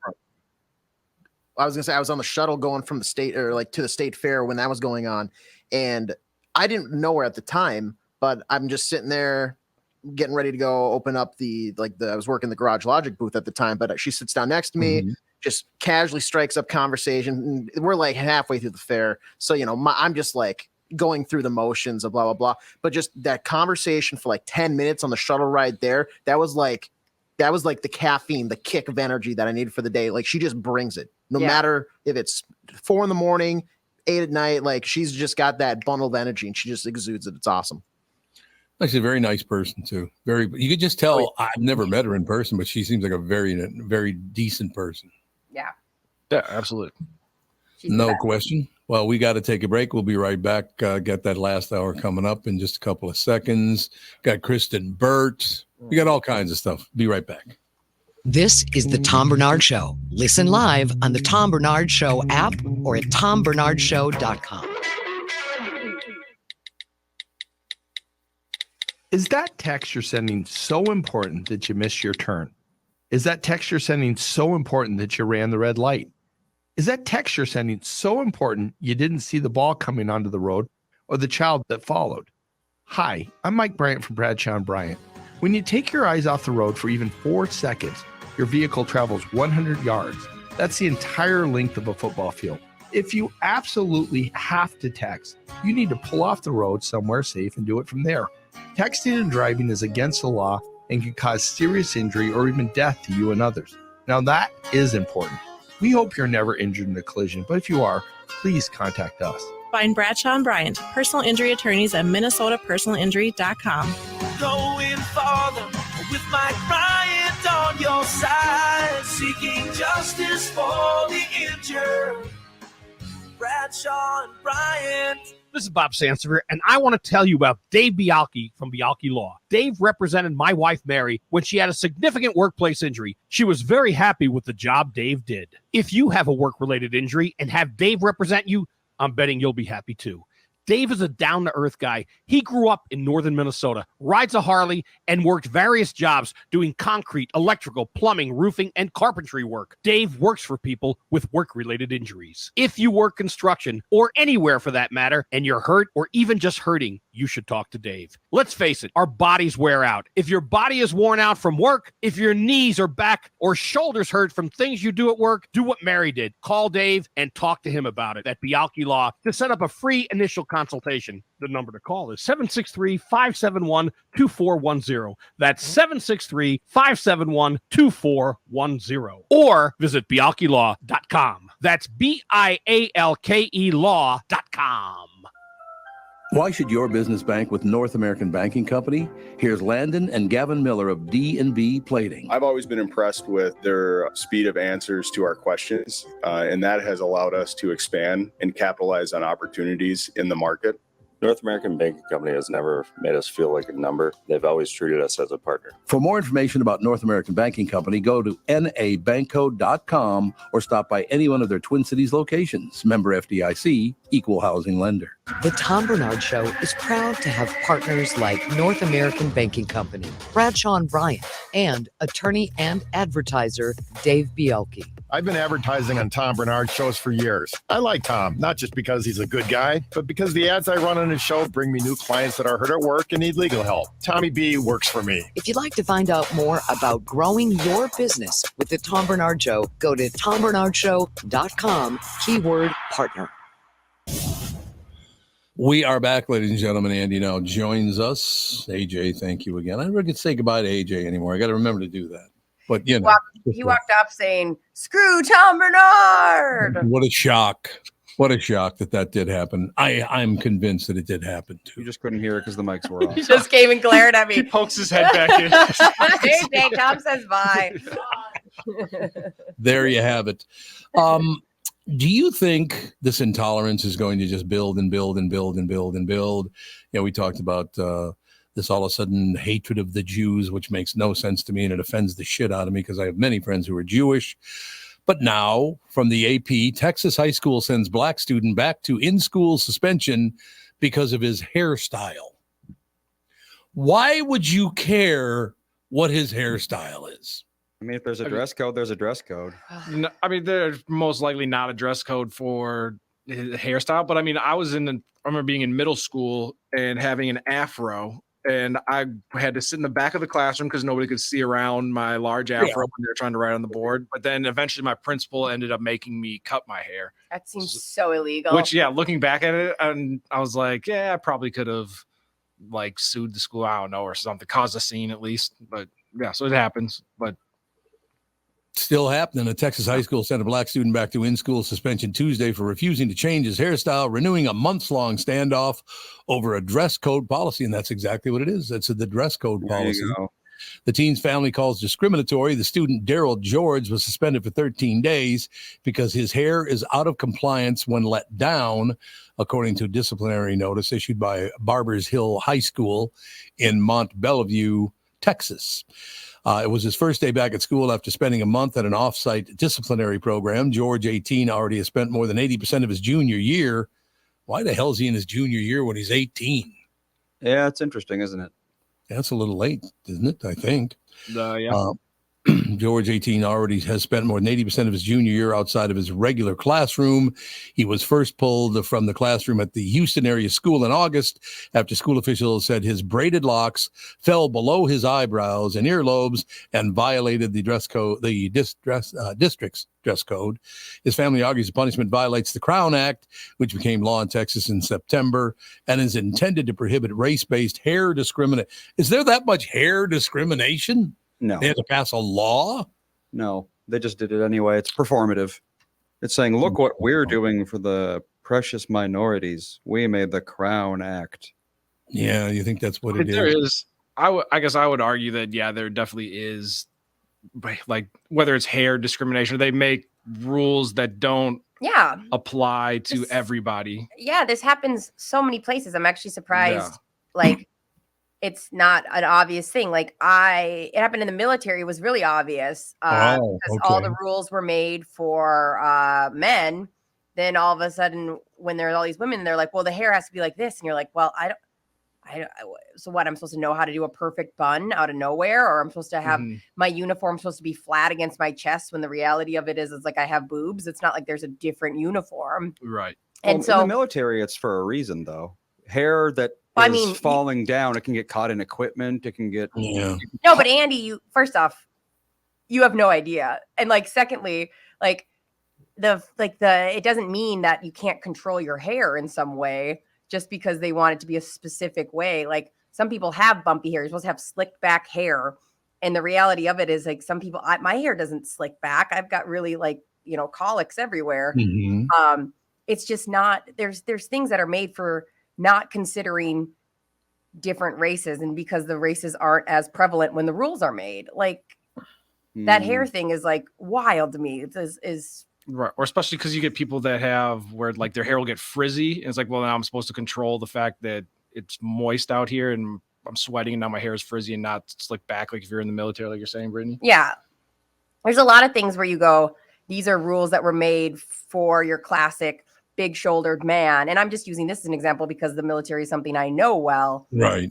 It's like there's a lot of rules that were made, and then later have to go look back and go, this was made for a certain body type, for a certain demographic, and does not work well nowadays, and you have to pivot.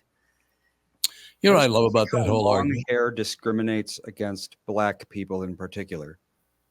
Like you can't have long hair, and that's racist. That doesn't make any sense. Well, I mean, you don't know, maybe it's one of those things they've been trying to grow out their hair and they've been having a hard time doing it. And if they put it in a tight bun, that kills hair. Like, that's why, like, when you see people like when I went to school, my friend Jamie, she wore these tight buns because she didn't know how to do her hair because she grew up with a black dad and a white mom, and nobody knew how to do black girl hair. And eventually it kills your hair off if you're wearing like a tight bun every day. So maybe if her wearing it down would allow it to grow. You just don't know. Well, but this rule only applies to men, or ostensibly. So yeah, but I mean, I guess like in a white culture, like dreadlocks, for example, aren't necessarily like a popular hairstyle, where in, you know, other races, you're more likely to have men with longer hair, I feel like.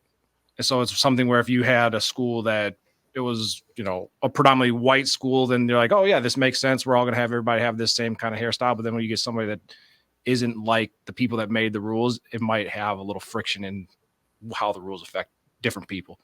Yeah. You know, what's interesting about that whole argument is back when I was in high school is when the natural, or the afro, I should say, came into popularity.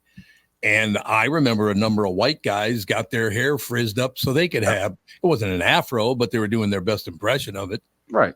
Oh yeah. Was it Bill Walton, the famous NBA player? Didn't he have an afro back in the day, Tom? Yeah. I believe so. Yes. I don't know. I suppose if they got rules at school, I don't know.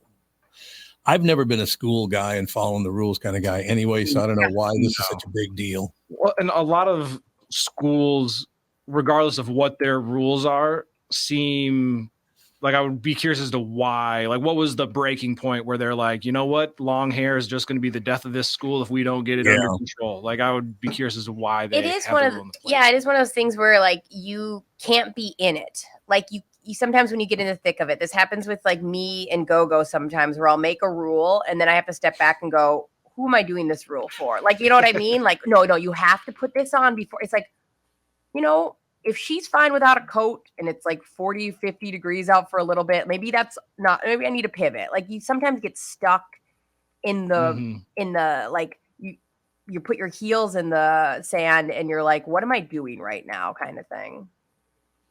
It is an interesting argument. Looking back at that.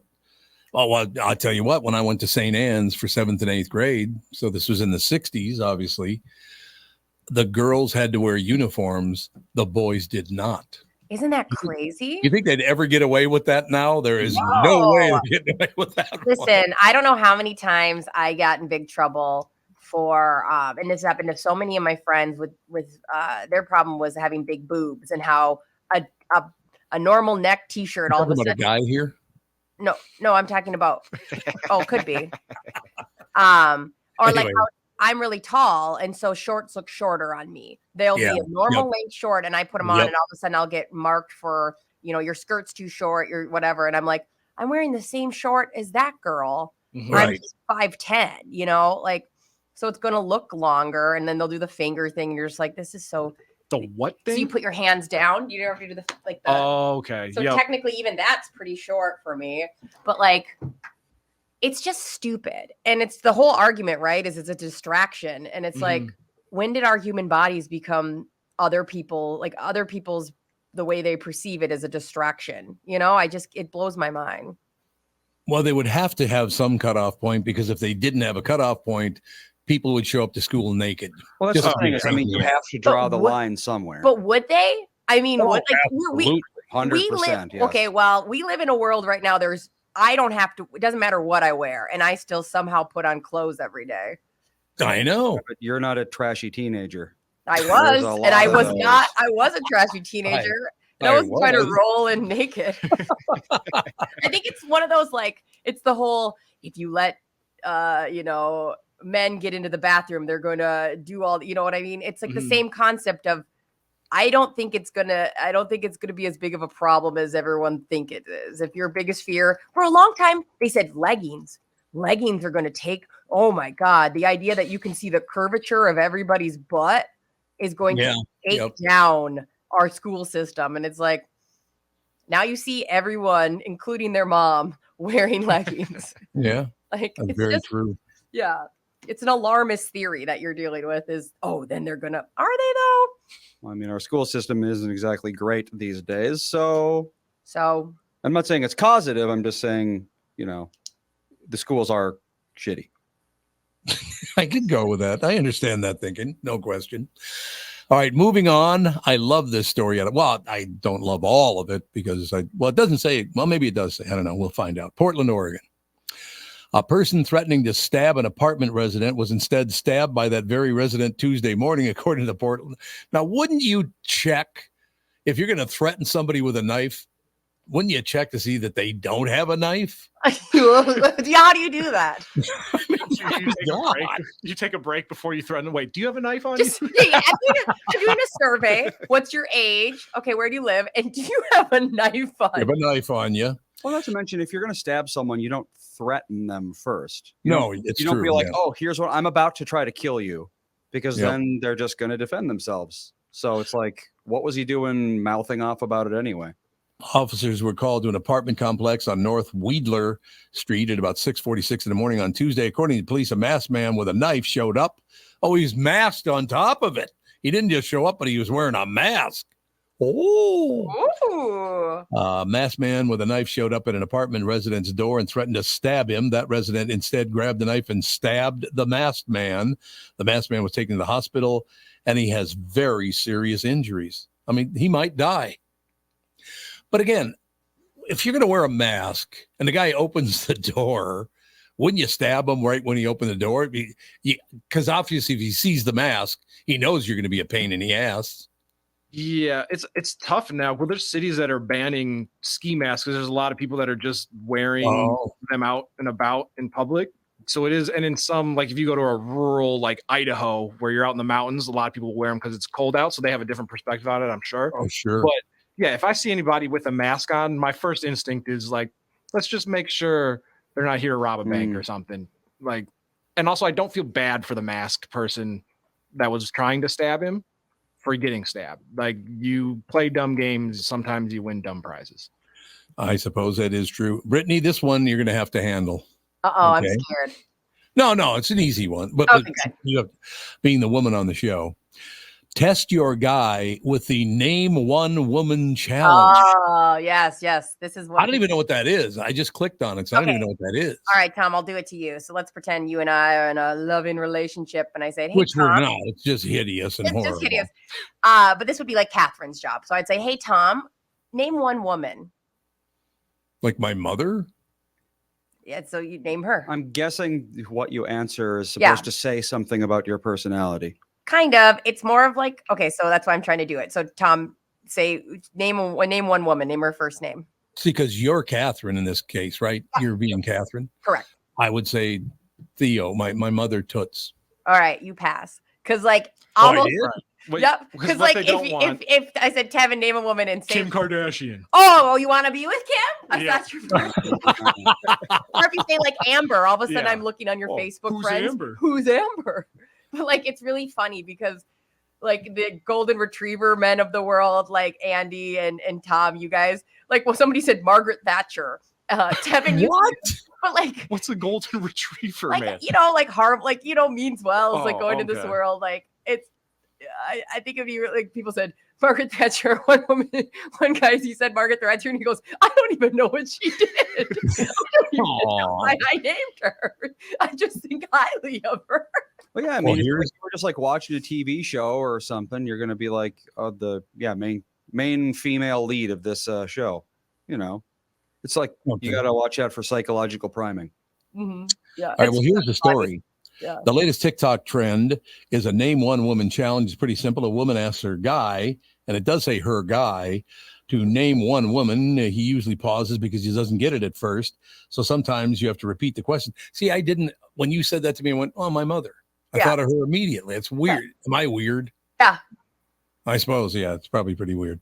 If the guy says your name, he's a star. He may even qualify as a golden retriever. What the hell does that mean? Oh, they said golden retriever? They're sure Yeah. suspicious. I didn't read this article, but that's a term But I apply to myself. Did you write it? Oh, I could have. I've been moonlighting for $2 a page.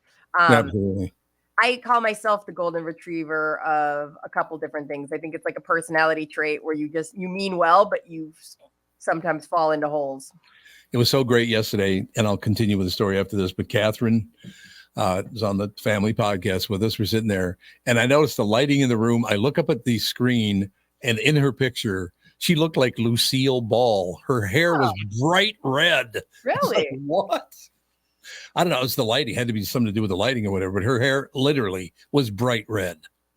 I don't understand why, but so anyway, most guys won't say your name because the question is vague and he thinks you're trying to trick him. See, I would never go down I don't think you're trying to trick me. I would go, oh, my mother. Okay. I mean, why would you think you're being tricked? Because Tom, you have the luxury of not having to like date in today's TikTok world because Well, it would make your head explode. Because that's like all TikTok is like these trends like this of, oh, I got you, and like let's find a way to fight about something. Like it's a very toxic. Well, that's because that generates a whole lot of views. Mm-hmm. Yeah. Oh, it does. Yeah. So that's a Chinese company, right? TikTok. Yeah, yes. I think it's more supposed to be silly. I mean, I don't think many. Well, hopefully, they always start off silly. Yeah. I mean, I don't. If I told Justin to name a woman and he literally said like my best friend, like let's say he said Michelle O'Connell, I'd say I wouldn't then immediately grab his phone, run into a closet, and see if he's texted her. Like I would laugh about it and go, "Oh, I see."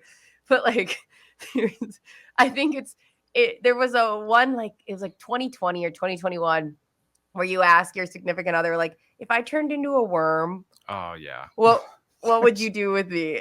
And what? like the answer is like carry you around and love you forever. And like I asked Justin, like if I turned you into a worm, what would you do with me? And he was like, I'd probably go fishing with you. Like it was there you go. Use me as bait. I was like, I'll throw you in the lake. That'd be fine. That's fine. So they got a few clips making the rounds. The guy said Anne Hathaway. This one simply says Ashley. His partner is named Montana, and she's not happy with his answer. They're creating problems here. Yes. There's not a real problem here. They create a problem. Yeah, that's what Tevin was saying. Yeah. It's people took something that's supposed to be funny, made it into seeking problems to fight about. And why do we do that now? I don't really understand. Why do you want to fight with people? Well, like I said, a lot of views.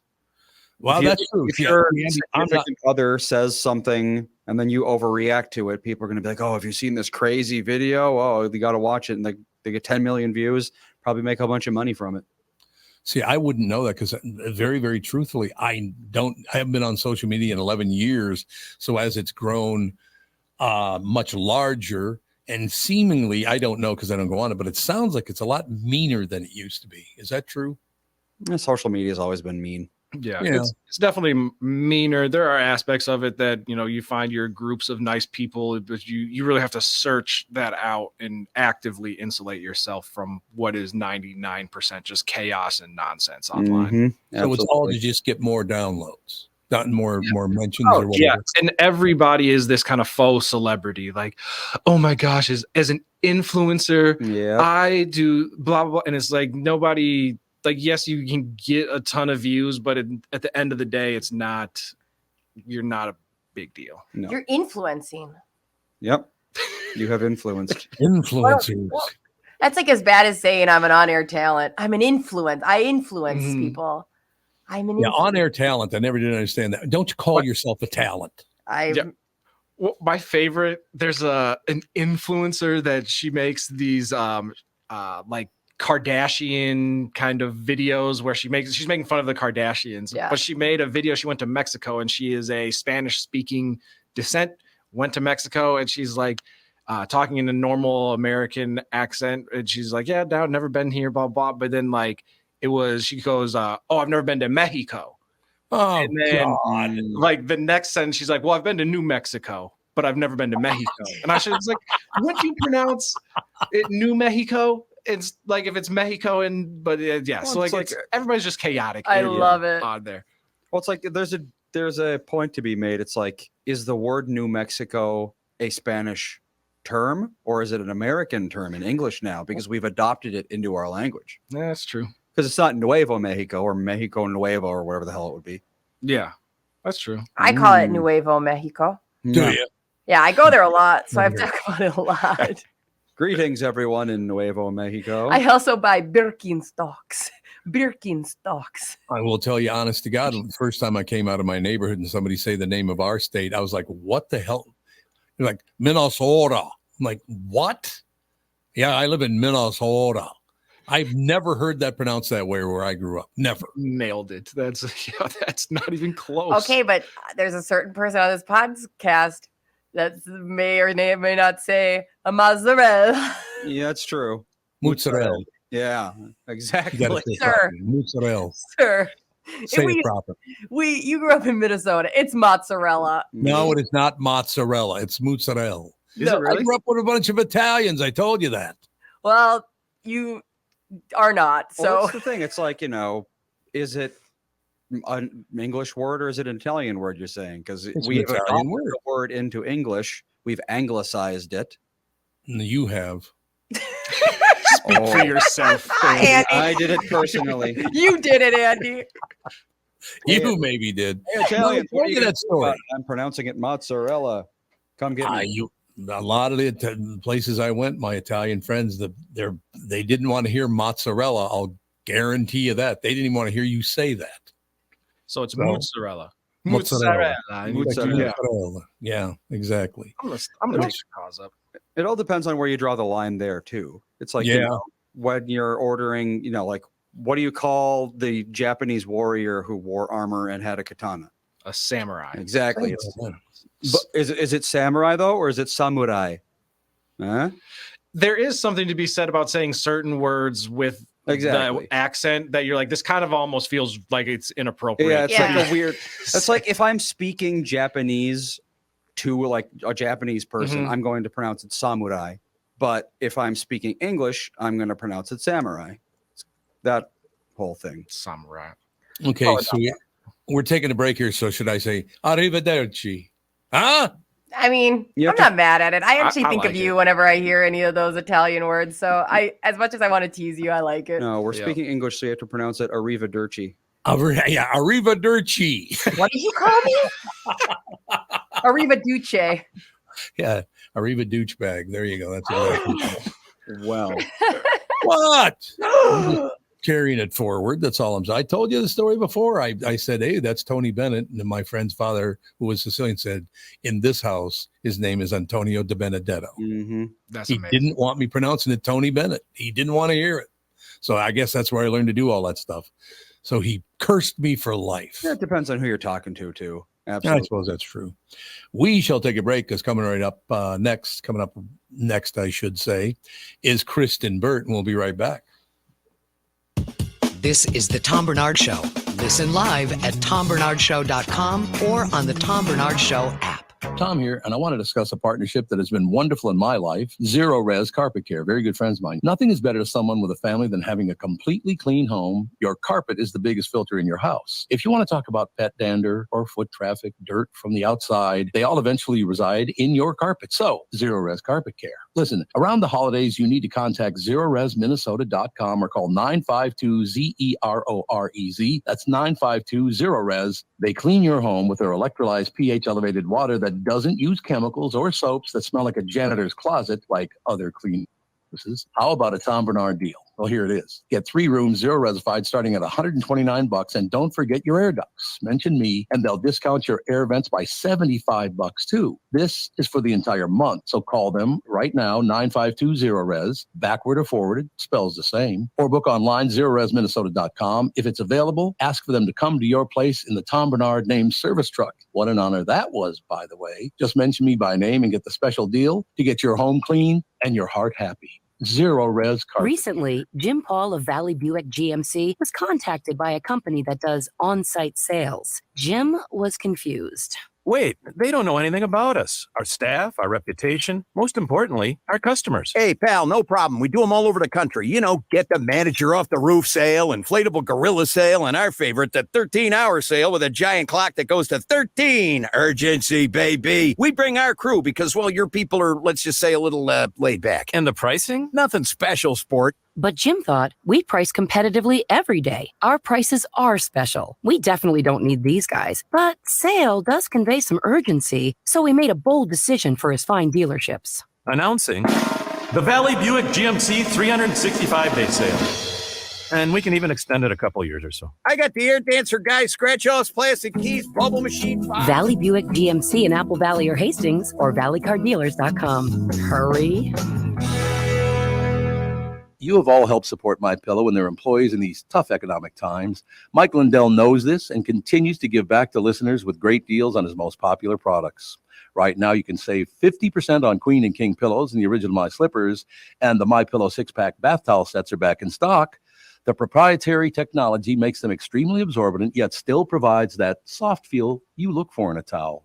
Set comes with 2 bath towels, 2 hand towels, and 2 washcloths. Regular price is $79.98.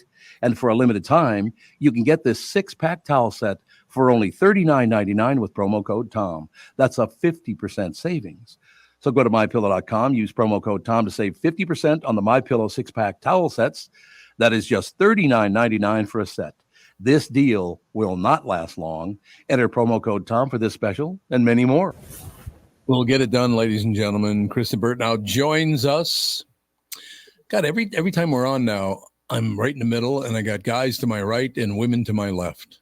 You got the What do you think guys of to your right, women to your left. Boy, look at the time. Doesn't this show end at 10? Or is that a made-up song? No one knows. No one knows. Doesn't this show end at 10:24? I thought it did, but It does for me. Yeah. It does for you. So I wanna run He rolls out of the studio. I have I wanna run Hollywood some by you. news to discuss. Ooh. Oh, but apparently Dad has something to run by you first. No, that's okay. Go ahead. Norman Lear has died. Oh, I love At 101. This is a 101. great lifeline. Yep. Yeah, 101. Pretty good. 101. Brilliant. And honestly, I don't know if people realize this, but he was still working up until this year. He created a lot of shows even during the pandemic. He was visible on panels. He was out there doing Q&As. It's really amazing how virile and strong and smart he was all the way up until the very end. Did anything he do, was it anything bigger than All in the Family with Archie Bunker? No. In fact, All in the Family had 7 spin-offs. 7? 7. Can you name any of them? I've got the list. So Nope. Anyone? yeah, I can't I'm remember what sure the someone name can is. do one.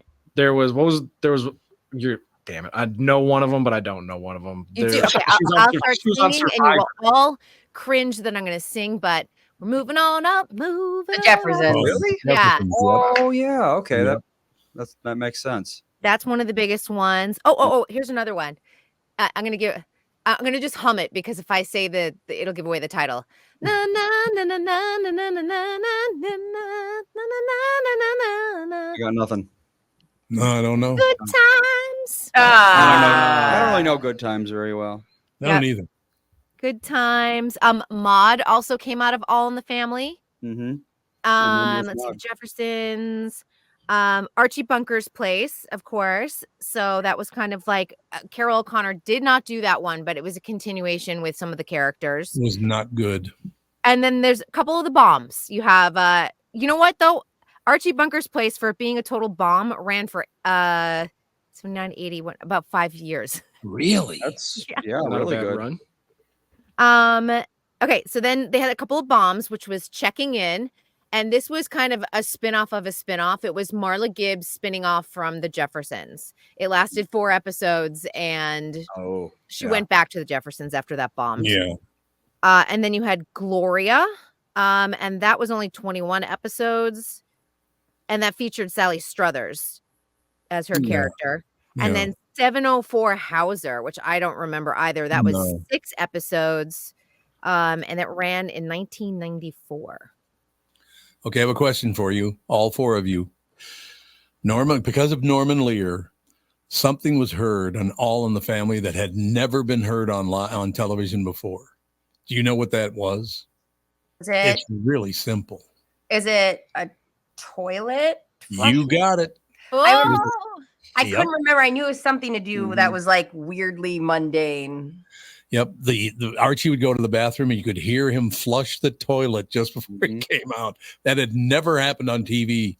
And Norman Lear took a lot of chances with that show. Well, it's like didn't it take a while for Lucy and Ricky to share a bed? Yeah, she was pregnant. That was the other big deal, that she was her pregnant on the air. Yeah, they were talking about how she could. They wasn't allowed to even show that. It's so wild to think about now. Yeah, and that's how they, because of her real life pregnancy, that is how they created reruns. They didn't exist before then, but they weren't sure how to figure out Lucille Ball's real life maternity leave. And they were just thinking it was going to be the death of the show. And it was Desi Arnaz who said, hey, you know what? We have this library. Why don't we use it? And it turns out the reruns turned out to be more popular than even the original run episodes. And that's where the show really kind of caught fire. How did they record them back then? Because I mean that was well before VHS, obviously. They did live to tape because originally the shows were filmed in New York live. Live, and yeah. Lucy didn't want to move to New York. She wanted to stay in Los Angeles. This is my husband Bill's show that he did earlier this year when he was on tour. This was kind of like the whole history of how Desi and Lucy came up with the I Love Lucy show, but they did it as a radio play. It was phenomenal. It was a phenomenal show. There's no question. And William Frawley, everybody on that show did a great job. They were phenomenal on that show. Didn't you? You remember that? Yeah, they were incredible. And I think like William Frawley is always another one. They focused in on a little bit on the radio play that my husband did. It was fun just to see how nobody wanted to place their bets on William, but Desi said, you have to do it, but you also have to try and stay sober, at least during the times you are working. I don't care what you do off the air. But William Frawley had a known alcohol problem. So he was having trouble getting hired at the time. And because Desi and Lucy really took a chance on him, it gave him a second career. You know, Norman Lear did a number of things too, like a line that will never leave my mind, because Archie Bunker was a bigoted moron. Basically, that's who he was, who his character was. He was not nice to his wife or his daughter or her husband, played by Rob Reiner.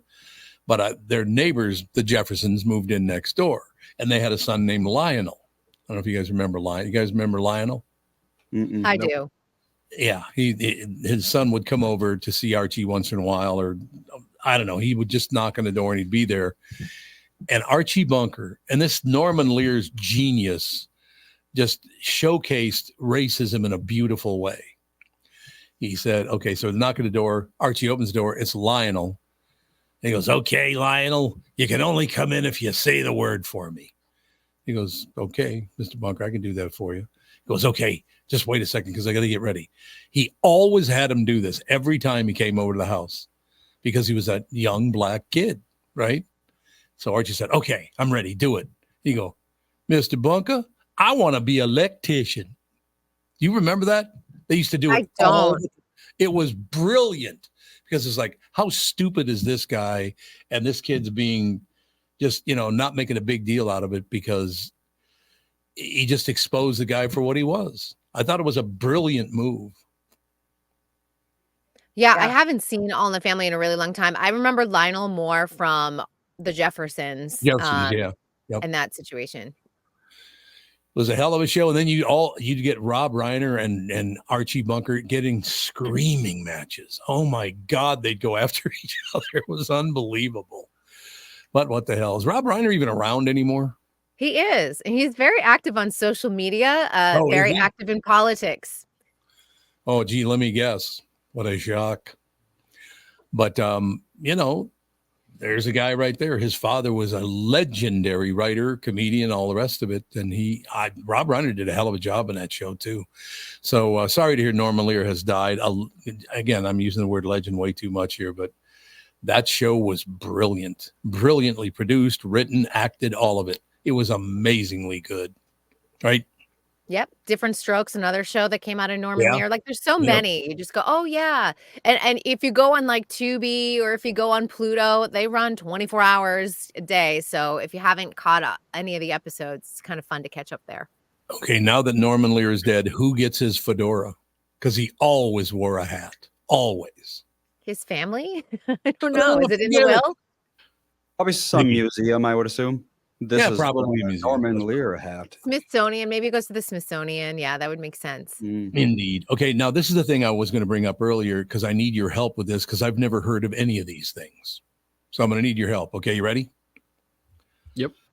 I guess the makers of candy corn still haven't gotten the memo that eating it once a year is plenty. The site candystore.com released its annual list of the most hated holiday candies, and reindeer corn is number one. What the hell is reindeer corn? I never even heard of it.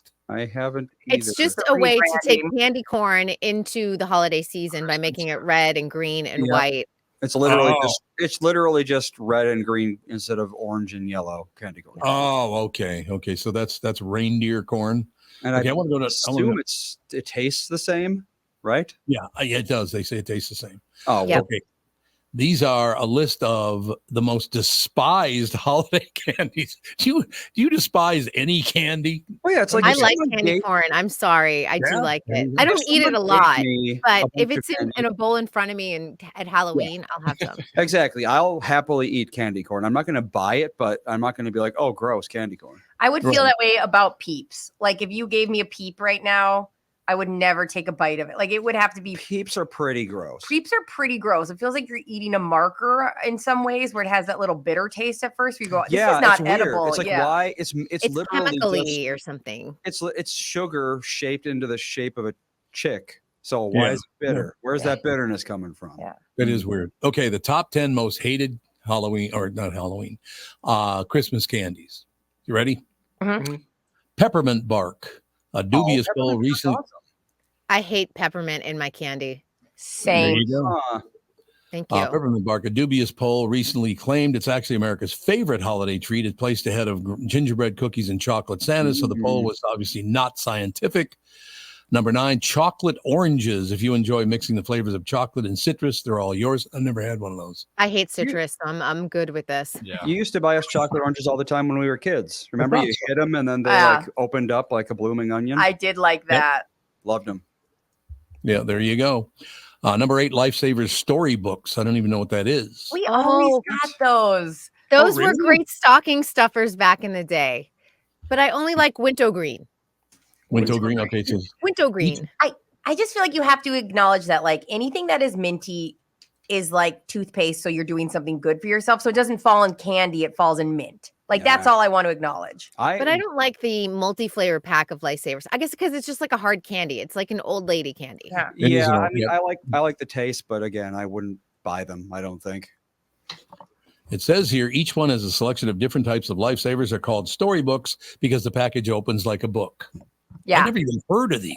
They were the like coveted stocking stuffers back in the day. We got them a lot for Easter. Like that was our Easter and Christmas. But there was like a bit it was like maybe 2 rolls. It was a giant cardboard box. Yeah. Alex has joined the fray here. Alex, you're gonna have to move a little to your left because you're not quite on camera. Oh, she's getting her camera up. Started yet? That's Oh, mine. you're getting up. Okay, good. I'll Okay, get her out of excellent. mine. I don't like sharing it with pretty people. Yeah, I understand. Old fat. Now, see, this one I agree with 100%. The worst candy ever made. Found exclusively at your grandma's house in 1987. Old-fashioned hard candy. Yeah, Werther's Originals. I don't think anyone's going to disagree with that. Wait, terrible. Werther's? I mean, they're talking about Werther's? No, Werther's and hard candy are different. Okay, what's hard candy? I think it's more like Werther's ribbon delicious. candy. Do you remember ribbon candy? Oh, yeah. I feel like that falls into hard candy. Or it's like unknown.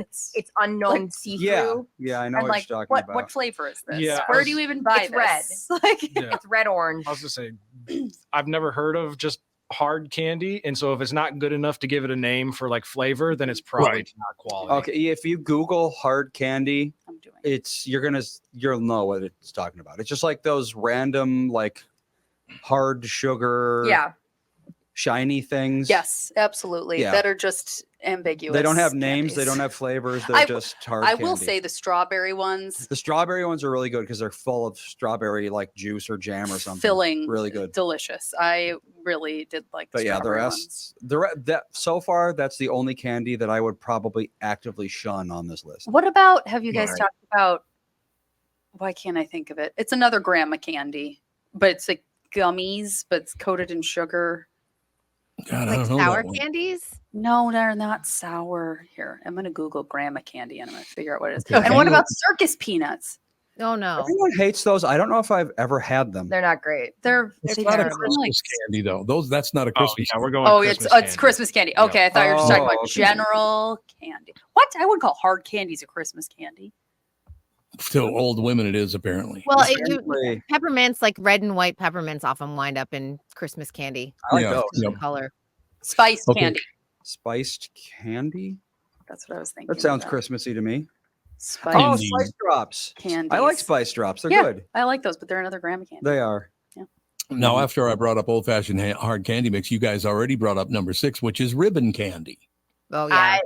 Ribbon candy, my grandma, Tom, had like a glass bowl. And this Yeah. ribbon Oh, yeah. candy, you could pick up one and you'd get the whole thing. Yeah, they all And- stuck together because of the humidity. And so my grandma's cleaner would just pick it up and dust underneath it and put it back down. And I remember watching her do that. And I was like, how long has this ribbon candy been here? Toots had a candy bowl of candy that, She had spice drops. yeah, but like I don't know how long they've been there. Probably for quite a while. There's probably dust It all was over. it was them. a grandma thing. They just had a bowl of candy that they didn't touch until it emptied, and then they poured some more They in. bought it 10 years ago, and Yep, exactly. they're still going on the same box. We hit the top 5, ladies and gentlemen. You already mentioned number 5, holiday peeps. Whether they're shaped like the snowman or Christmas trees, not a lot of people like them. No, that's a no. My Terrible. nephew Finn has PKU, and so he can only have so many different things, and it's all like he can't have anything with protein.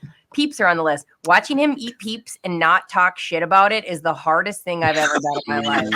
You know, it's like, when I was a kid, like a little kid, I would totally eat a box of Peeps. No Absolutely problem. not. Never. You know who loves Peeps? Like it's one of her favorite things to eat. Vaughn.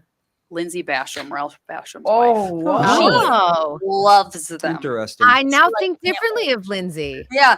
She can't wait for Peeps every Good year. for She's you like, now. when are the Peeps coming? And she buys them in bulk. She's so classy. I don't know if she wanted me to like put her on She blast doesn't. like this. Honestly, I'm shocked about Lindsay in eating Peeps. Mhm. She loves them. I know. Hmm. There you have it. We move on to number 4, non-peppermint candy canes. I've never even heard of those. Oh, like the rainbow. Yeah, I don't like candy What's the canes. rainbow Period. one? But you can make them Okay, into like yeah, I a don't know. shank, and that's always really fun. They have, when you like- make them really sharp. They have fruit Sure. ones. They have butterscotch Yeah. ones. My kids can have Well, they're hard candy, just shaped like a cane. basically. My kids could always. They don't really realize that candy canes are peppermint because they can't have red food coloring. So I always buy the hippie ones that are strawberry flavored. Yeah. Yeah, the strawberry ones. And those are good. Nah. Okay, there's 2 more to go. I've never heard of cherry cordials. What is that? Oh, Oh, you cherry definitely cordial. know what Awesome. that is. That's 100%. like the do? liquid cherries in the middle of a chocolate, isn't it? Yep. Nasty. Really Oh, good. yeah. Okay, I know what that is then. Mm. Yeah, they're number 3, as a matter of fact. They always make the top 5. Number 1, 2 years ago, cherry cordials. People hate them. I They're don't the remember same hating thing. them. Isn't there another one that's very similar to that, but it has like a man's name in it? So like Cherry Cherry man. cordials? Jerry Cordial. Jerry and cherry cordials. That's exactly right. And of course, we wrap it up. I don't know what this is either. Christmas nougat. Nougat Anybody is. know what Christmas- I don't honestly know what nougat Nougat's is. like what's in the Snickers. Yeah. Like the little that weird foamy stuff foamy in the stuff Snickers. is nougat. It's Is that's it like nougat. a taffy? It is a No. confection made out of sugar or honey, roasted nuts, and whipped egg white. So it's basically meringue, but it's not hard. It looks like Oh. fruitcake cut up. It's meringue with nuts in it, basically. basically. No, Really? I don't like nuts in my sweets. That's fine. I would never eat that. Like you would never. I would never eat that. I would never eat that. Well done. You've decided. All right. So those were the top 10 most despised holiday candies in America. Did we do number 1? We need one more. Yeah, Well, we we're did- missing one. We went from cherry Okay, cordial, which was continue. number 3, and then we did nougat. So there's one more. Well, the amazing thing is it says here are the rest. It's top 10. Okay. So I'm looking for. Oh, reindeer corn was number 1. We did mention that. Oh, Yeah. You know, I think I would eat a little bit of reindeer corn, and I hate the rest of the list. I've never seen that in my life. I haven't either. It's I haven't candy either. corn, just Yeah. red and green and white. But it looks like a reindeer. I wonder, did they replace like the pumpkin in the candy corn bag with, like, Oh, some yeah. face or Oh, something? yeah. I Probably. wonder. Probably true. All right, Ms. Burtt, what the hell else going on in Hollywood? Well, I feel like Hollywood is like listening to our podcast every single morning because we've talked a lot about this and now it's coming true. Pixar, we've been talking about how Pixar really needs to start changing the game. What they're doing is they're taking some of their films that premiered on Disney Plus during the pandemic and they're finally giving them the big screen premiere that they deserve. So they're going to be re-releasing Soul as well as Turning Red and Luca on the big screen because they feel like this is how they're supposed to be seen. They were made for the big screen, and they're like, listen, we understand movies are expensive, but like pick one of these and take your family as an event movie. As like all these themes that we keep on talking about. So Soul is coming out January 12th. You have Turning Red February 9th. And then Luca arrives on March 22nd. Soul definitely got shafted I because no one talks about it ever. love that movie, and that soundtrack, incredible. It's so freaking good. It's jazzy. So what is it? John Baptiste. He's like a Oh yeah, he's like one of the top musical artists right now. incredible. He opened the Macy's Day Parade this year. Oh, really? Okay. Yeah, well, it was he really is good. It was a great number. So incredibly talented. And I have a friend that saw him in concert once, and he was like, he's an incredible performer, and everything about him is just amazing. And he did the whole soundtrack for Soul. The other movie that definitely got screwed over by not being in theaters and being released during the pandemic was Onward. Oh yeah, Onward definitely. Because like Turning no Red, one even knows what that Turning is. Red and Luca people talk about. Well, Turning Red got a ton of press because it was like the period movie, you know. Yeah, like it didn't get good press, but it still got press. Yeah, it so got people press. talked So about it. people And talked about it. Luca Because people God talked forbid we about. talk about a period. But also, it's so funny because like my nephews watched it. They're like, "We love it." My sister's like, "Yeah, they don't know it's supposed to be about." Like, it doesn't have to be about a No, period. it It definitely also is like a good story that they did not Adults know. like ruin things by like going too deep into it, and you know. Well, that's the But thing. like I look at that like if I were a parent and I had a daughter, I was like, you could use it as a talking point, like as an opening as they get into that age. You know. Well, the thing about it is the period movie for the first like 20 minutes, and then it jumps metaphors repeatedly. And that's the problem I have with it. It's like pick a metaphor. And he doesn't care about the bleeding out. Exactly. He's like, whatever. If you want to make a movie about periods, do that. You know, Period. it's already Like, called make it- it's already called Turning Red. You're halfway there. Yeah. So, you know, but if you want to make it, it's like, is the panda about puberty? Is it about rebelling against your Anger. mom? Is it about acting out at school? It's, Repressed emotions. Andy, Yeah, see, like- you just got a glimpse in what it's like to have your period at 12. Yeah, because you don't know. You don't I know was just what saying it is. that everything, all of those encompass being a teenage girl. It actually, period. you nailed it. Yeah, you did. That's true. including the Poor It all works out in the end. All right, what else is happening? Well, Tevin, did you hear that we're getting season 2 of Squid Games, the challenge? Okay, so, Kristyn, I just need a huge favor. I need you to keep your ear out to the streets. And if there's a casting call or a recruiting, we need somebody to be on a show. It's my time to shine. I can win this game. I will share the $4.56 million with you. Let's make this happen. Okay. We now have this on camera. Yes. I'm going to I am hightail it 100%. to find out who's casting it and get you on the show, Tevin. Because We I should go want in and act like we don't know each other, and Brittany, then I it'll don't be need you to revealed. be there. Oh. Just show up and be like, "We're ready. I'm in for a the suit. Squid Games." But yes, no, Brittany's dressed like a squid.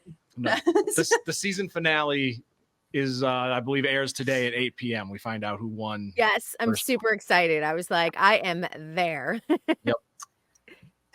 The other thing that might be of interest to people tonight, and I've seen, I saw a lengthy clip that was submitted to me, and it is fascinating. It's on Apple TV. It's John Lennon, Murder Without a Trial, and it kind of goes through his assassination. Ooh.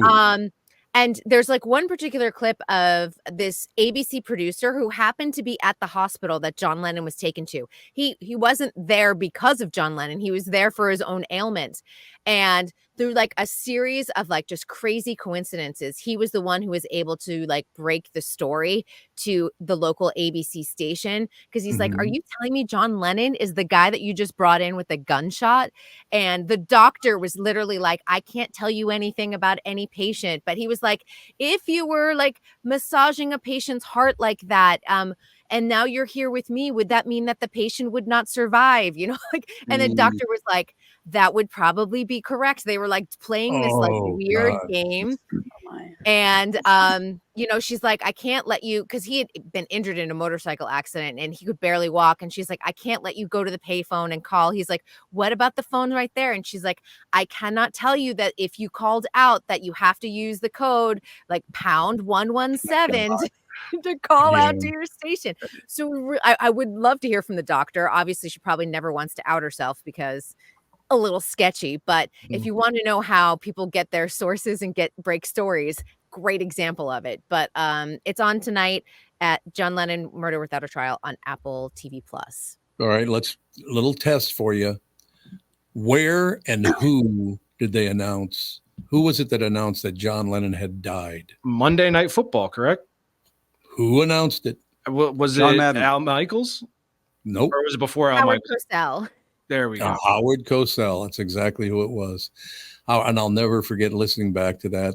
And because I was already in bed, it was on a Monday night. And I got up in the morning and I was about to leave because my mother was living with me. I bought a house on 35th and Penn.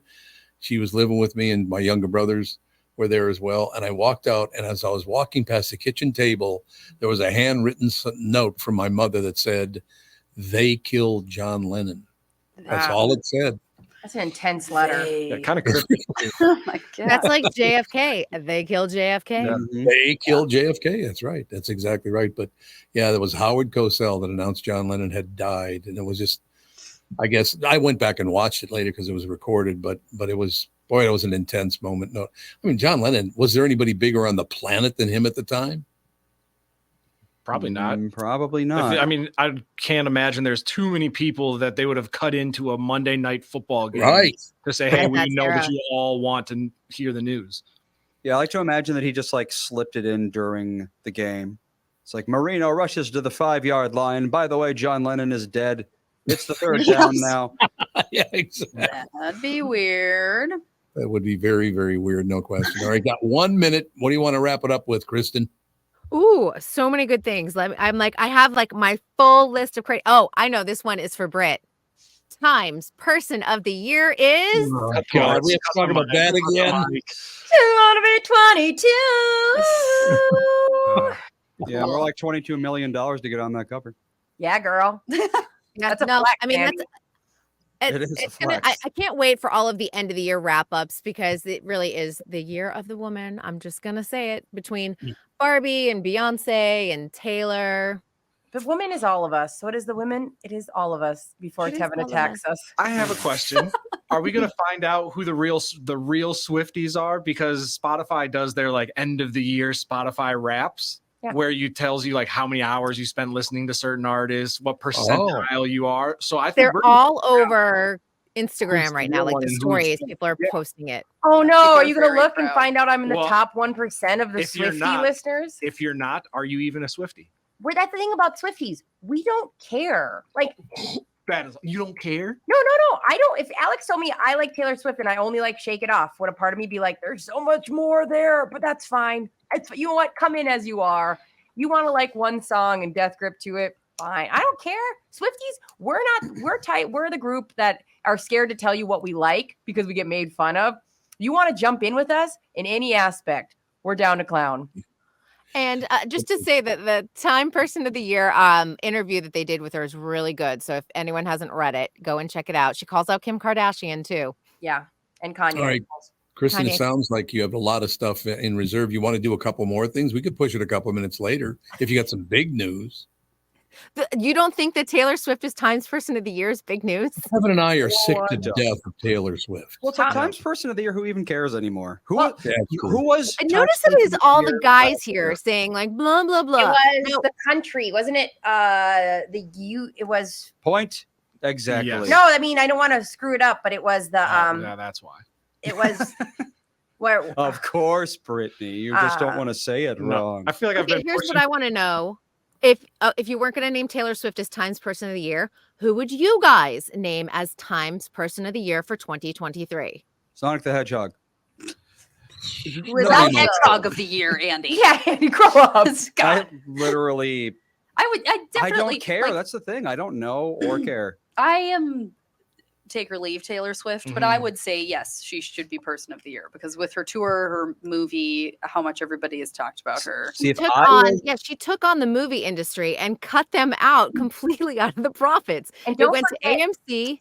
And don't And forget her. Ticketmaster. She said, screw you, Ticketmaster, for Yeah. charging half the price of my tickets. And she went to Congress with them. Like, there's some things Yeah. she did that's pretty cool. Yeah. At the same time, We as Swifties, we don't care. Like this, I'm more excited about the re-recording of Rep than I am about if she gets on another magazine to cover. I don't care. I just always assumed that Time Person of the Year was somebody that, you know, I solved world hunger. I did some sort of humanitarian thing. Right. No, not necessarily. It's usually about culture. So it can be like political culture, environmental culture, pop culture. That's what Time is looking for. Year last year. We're just saying that. I think it's the people misplaced by the Russian and war. Like it was, I know it was like a union of people, but like I can't, I'm not looking it up. Like I don't want to say it wrong. That's the one I don't want to mess up. Yes.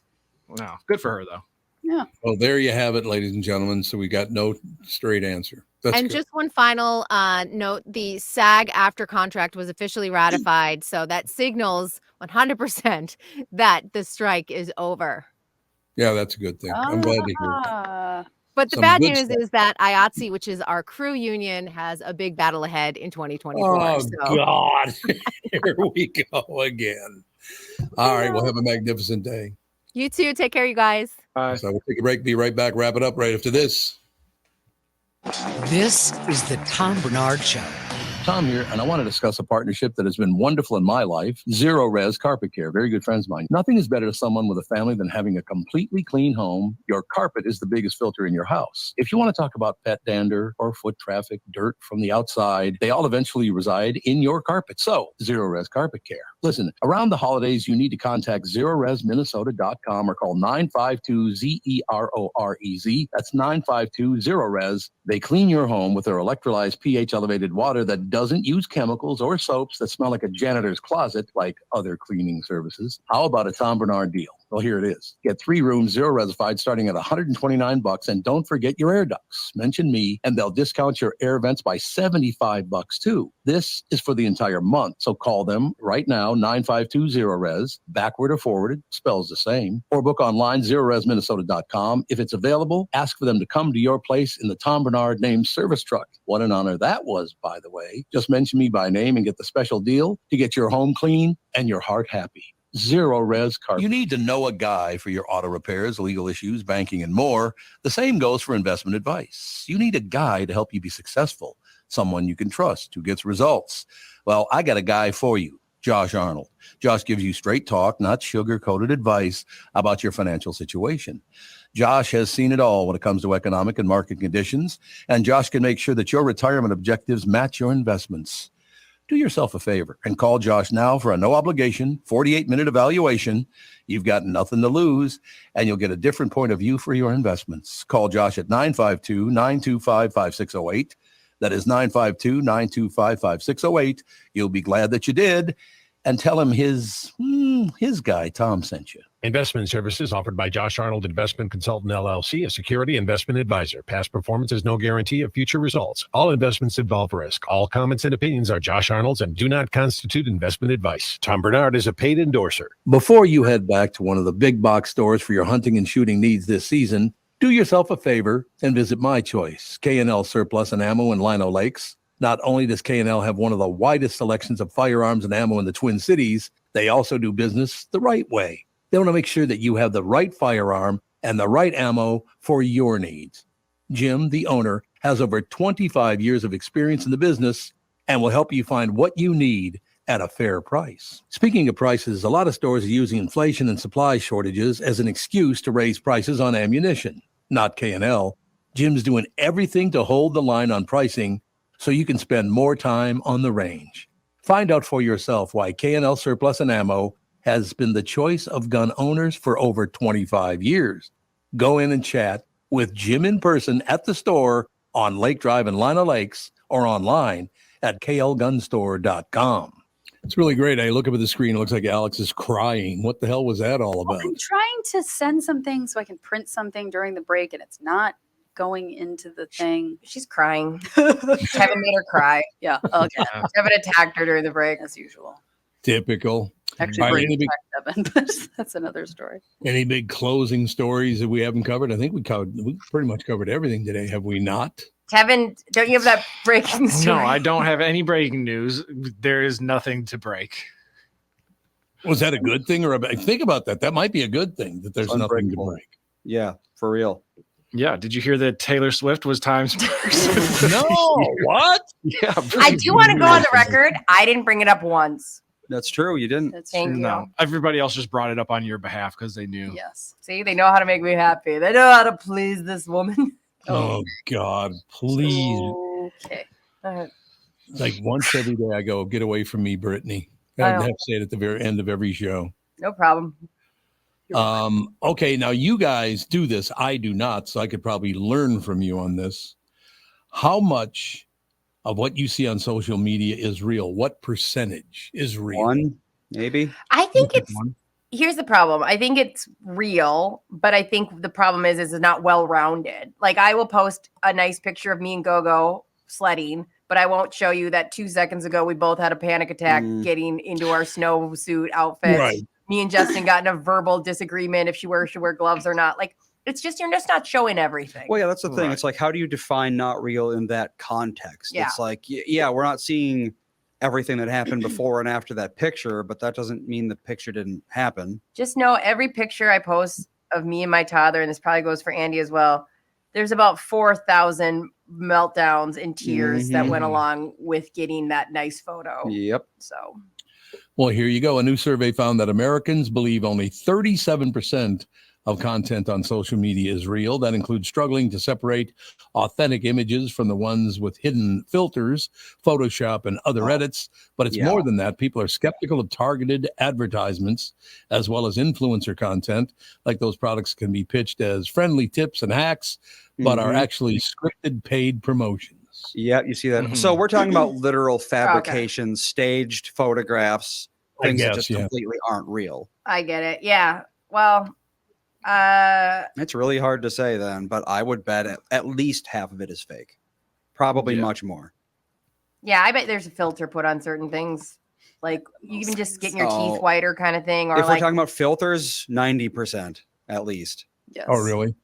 Well, does Instagram now, because I remember there was a whole thing that it was like, we're going to show when there's a filter, like there's going to be a little something in the corner to be like, this was did that ever happen? Yeah, but you could still use a second app, like with like, what are they called? Presets? Or not even that, but like you can use a Facetune is a big one my friends use. It's like, all right, here, I'm getting rid of this zit on my face. Yeah. No, it's really sad. Instagram, they went through where now almost every other post has the paid partner, because people were doing I just so happened to buy this new cooking set, and they're no, you actually have to make sure you tell everybody that you were paid to whatever, you got it for free type of thing. Yeah, Melissa, she'll go through Instagram and watch like toddler stuff, like babe related. Oh, this is what it's like to raise a toddler or that sort of thing.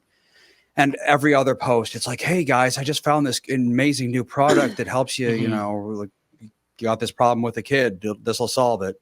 And you can tell almost instantly because they all seem to share the same like basic 3 or 4 scripts. Yeah. Yeah. It's like if someone is like, if the video starts, there's this amazing new product, guaranteed it's an ad. And here's the thing about baby products.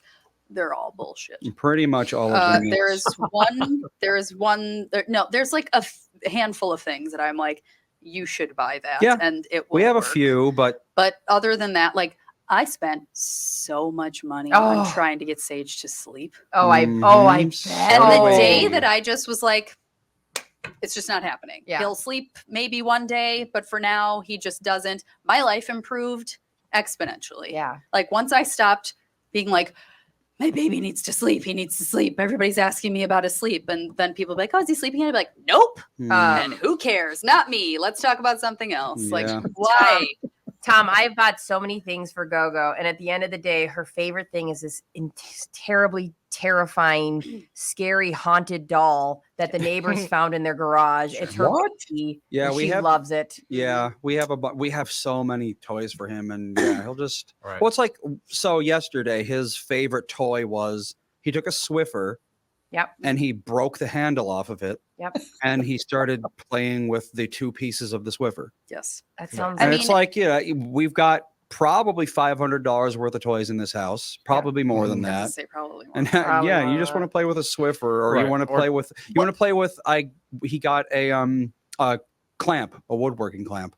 Just Of course. running around with that. Right. Yeah. It's like you get the I- toy, but you're more interested in the box that it came in. Exactly. Especially that age. Well, and like, I mean, you've been to my house, Andy and Brittany. I have like 6 toys for my children. Like, we do not have a lot of stuff. I have to call some BS. You have that whole room of toys. You have the ma'am. toy room. We have, it's literally it's Oh. a little basket with 3 shelves. They're like a foot by a foot. There's 3 of them. And then there's art stuff. And then Okay, but do art stuff not count because you Yeah, got is a that a lot? I don't think of- that counts as toys. I mean, 'cause it's that's not like a toy. real easel, ma'am. I did have an easel. I got rid of it. What about But like, all of it's Fawn's kids, rocks? it's Those are kids toys. art Rocks toys. are not toys. Rocks are I'm toys. saying If you're Fawn. toys. In Alex's defense, I she know tells what me you're all saying. the time she throws like half their Oh toys no, away she's anyway. good, but I Right. mean, you do have a toy room. Yeah. It's not a toy room. It's like a kid room because there's not With that many toys. toys.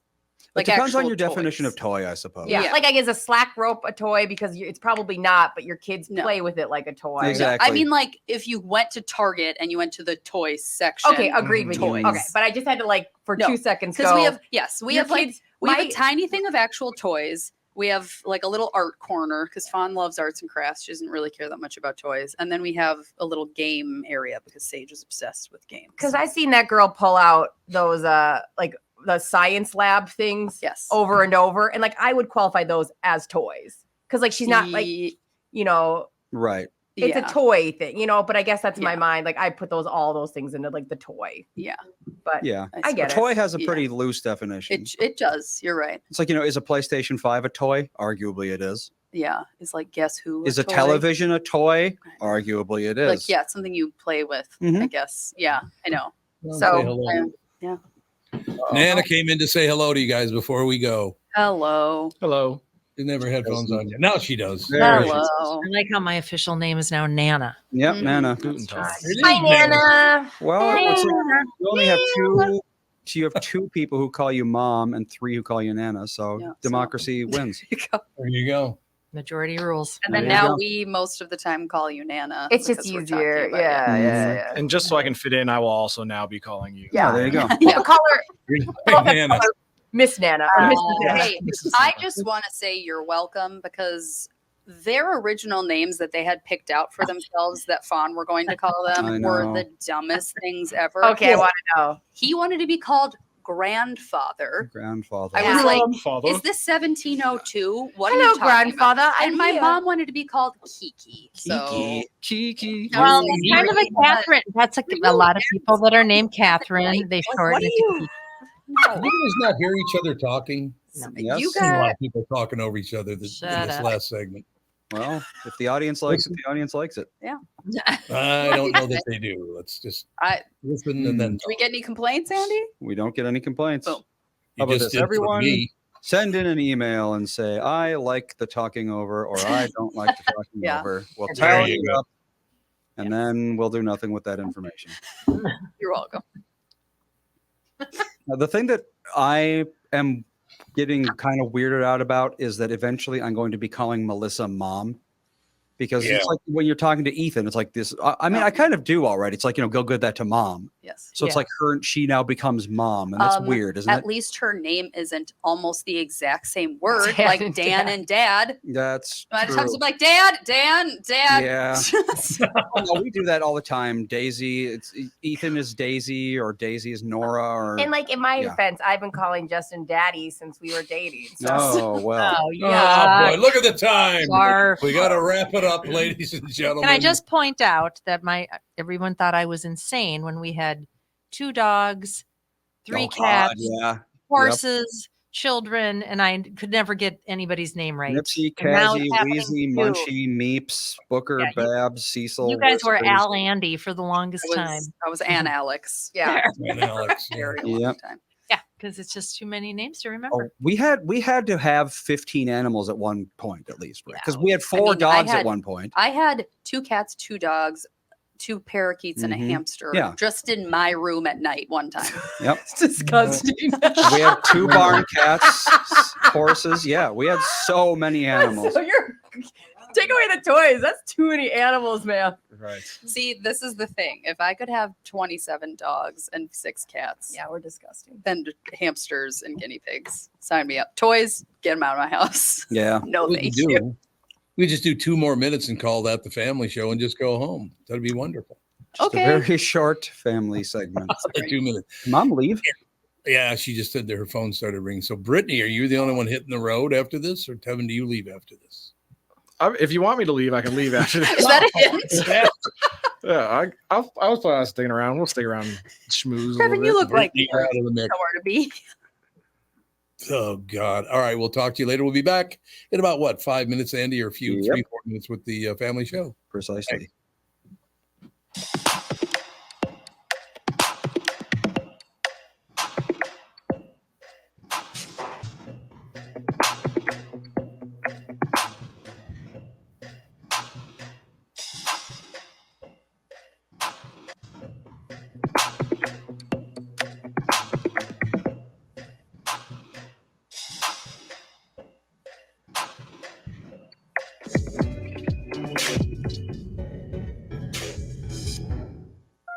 Hello, I'm Brad Huckle, President and Chief Lending Officer at North American Banking Company. And I'm Michael Bilski, CEO at North American Banking Company. As a locally owned and operated community bank, we work with many multi-generational businesses. Take personal care dentistry of Roseville, for example.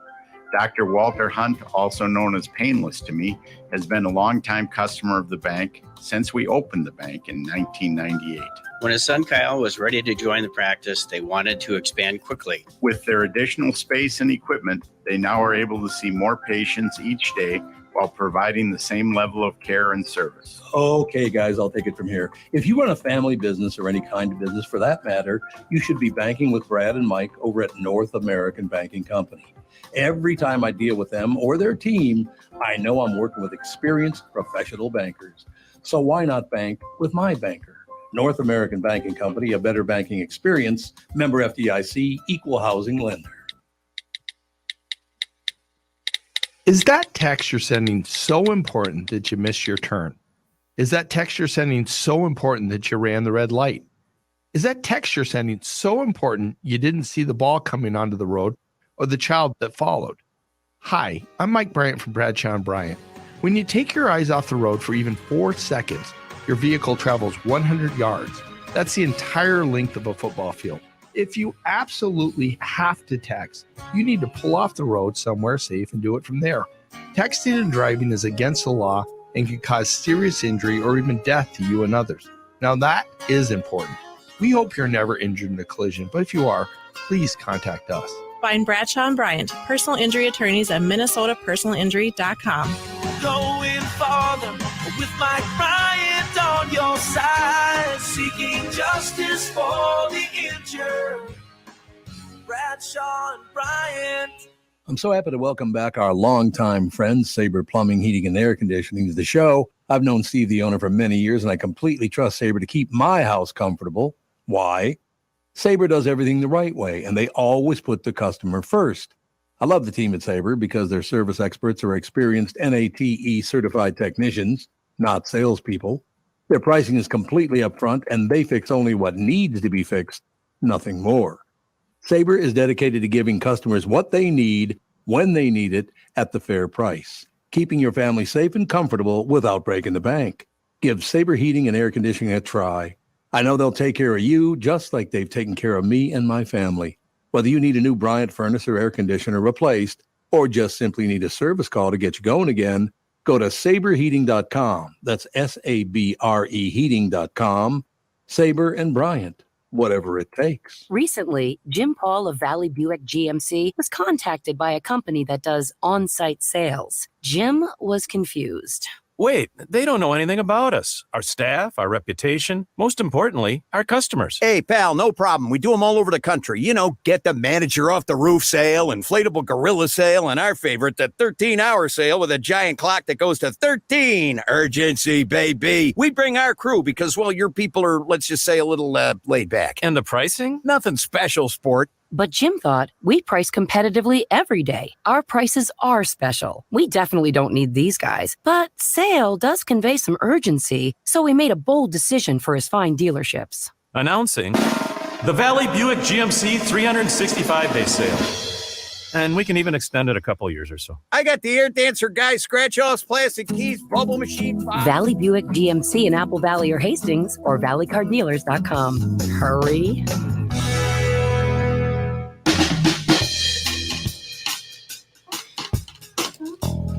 love Jim Paul. I got to talk to Jim.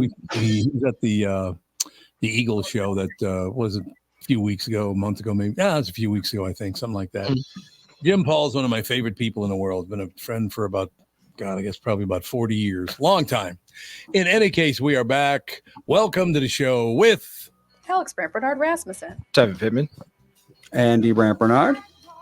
Kathryn's not here because they're delivering some furniture. So she's out there. Sure. I was going to say, Tom, earlier in the first show, I had to do a double take because you usually see Kathryn kind of walking back and forth. And then out of the corner of my eye, I just see this large black guy standing in the window. And I was like, that is definitely not Kathryn. I was like, what is going on? They were coming to take the old furniture away and then deliver the new furniture. What furniture? Yeah, you just got a bunch of new furniture. No, it's outdoor stuff. Oh, you definitely don't have enough of that. No, that stuff started. That's ancient. So apparently it started. The wicker started rotting or something. Decomposing. You have lived there for like 6 years, so ancient. So definitely applies. Outside in Florida, I don't know. I mean, God, remember every year we'd go down to Florida and we'd have to replace every battery and every remote. Yeah, the salt air corrodes things. It's crazy. Yeah, but I haven't seen it yet. She picked it out. I haven't even seen the furniture yet, so we'll see what happens. Cool. You know what I mean? Yeah. So, yeah, you're right. She does walk by about every 2 seconds. Kathryn walks by the door back there. So what's happening in the world? Anything we should know about? In the world. In the world. Yes, not just here, but in the world. I don't know anything about anything. I don't know the world. I don't. I Can you truly familiarize me with it? I don't really go on social media much anymore. Oh, don't you really? Don't look at the news.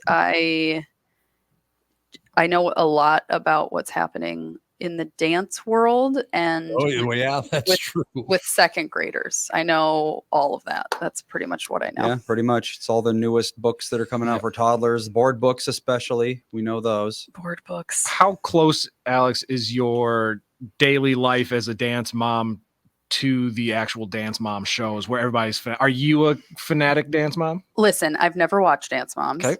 Not once in my life. I'm like, I don't need to do this.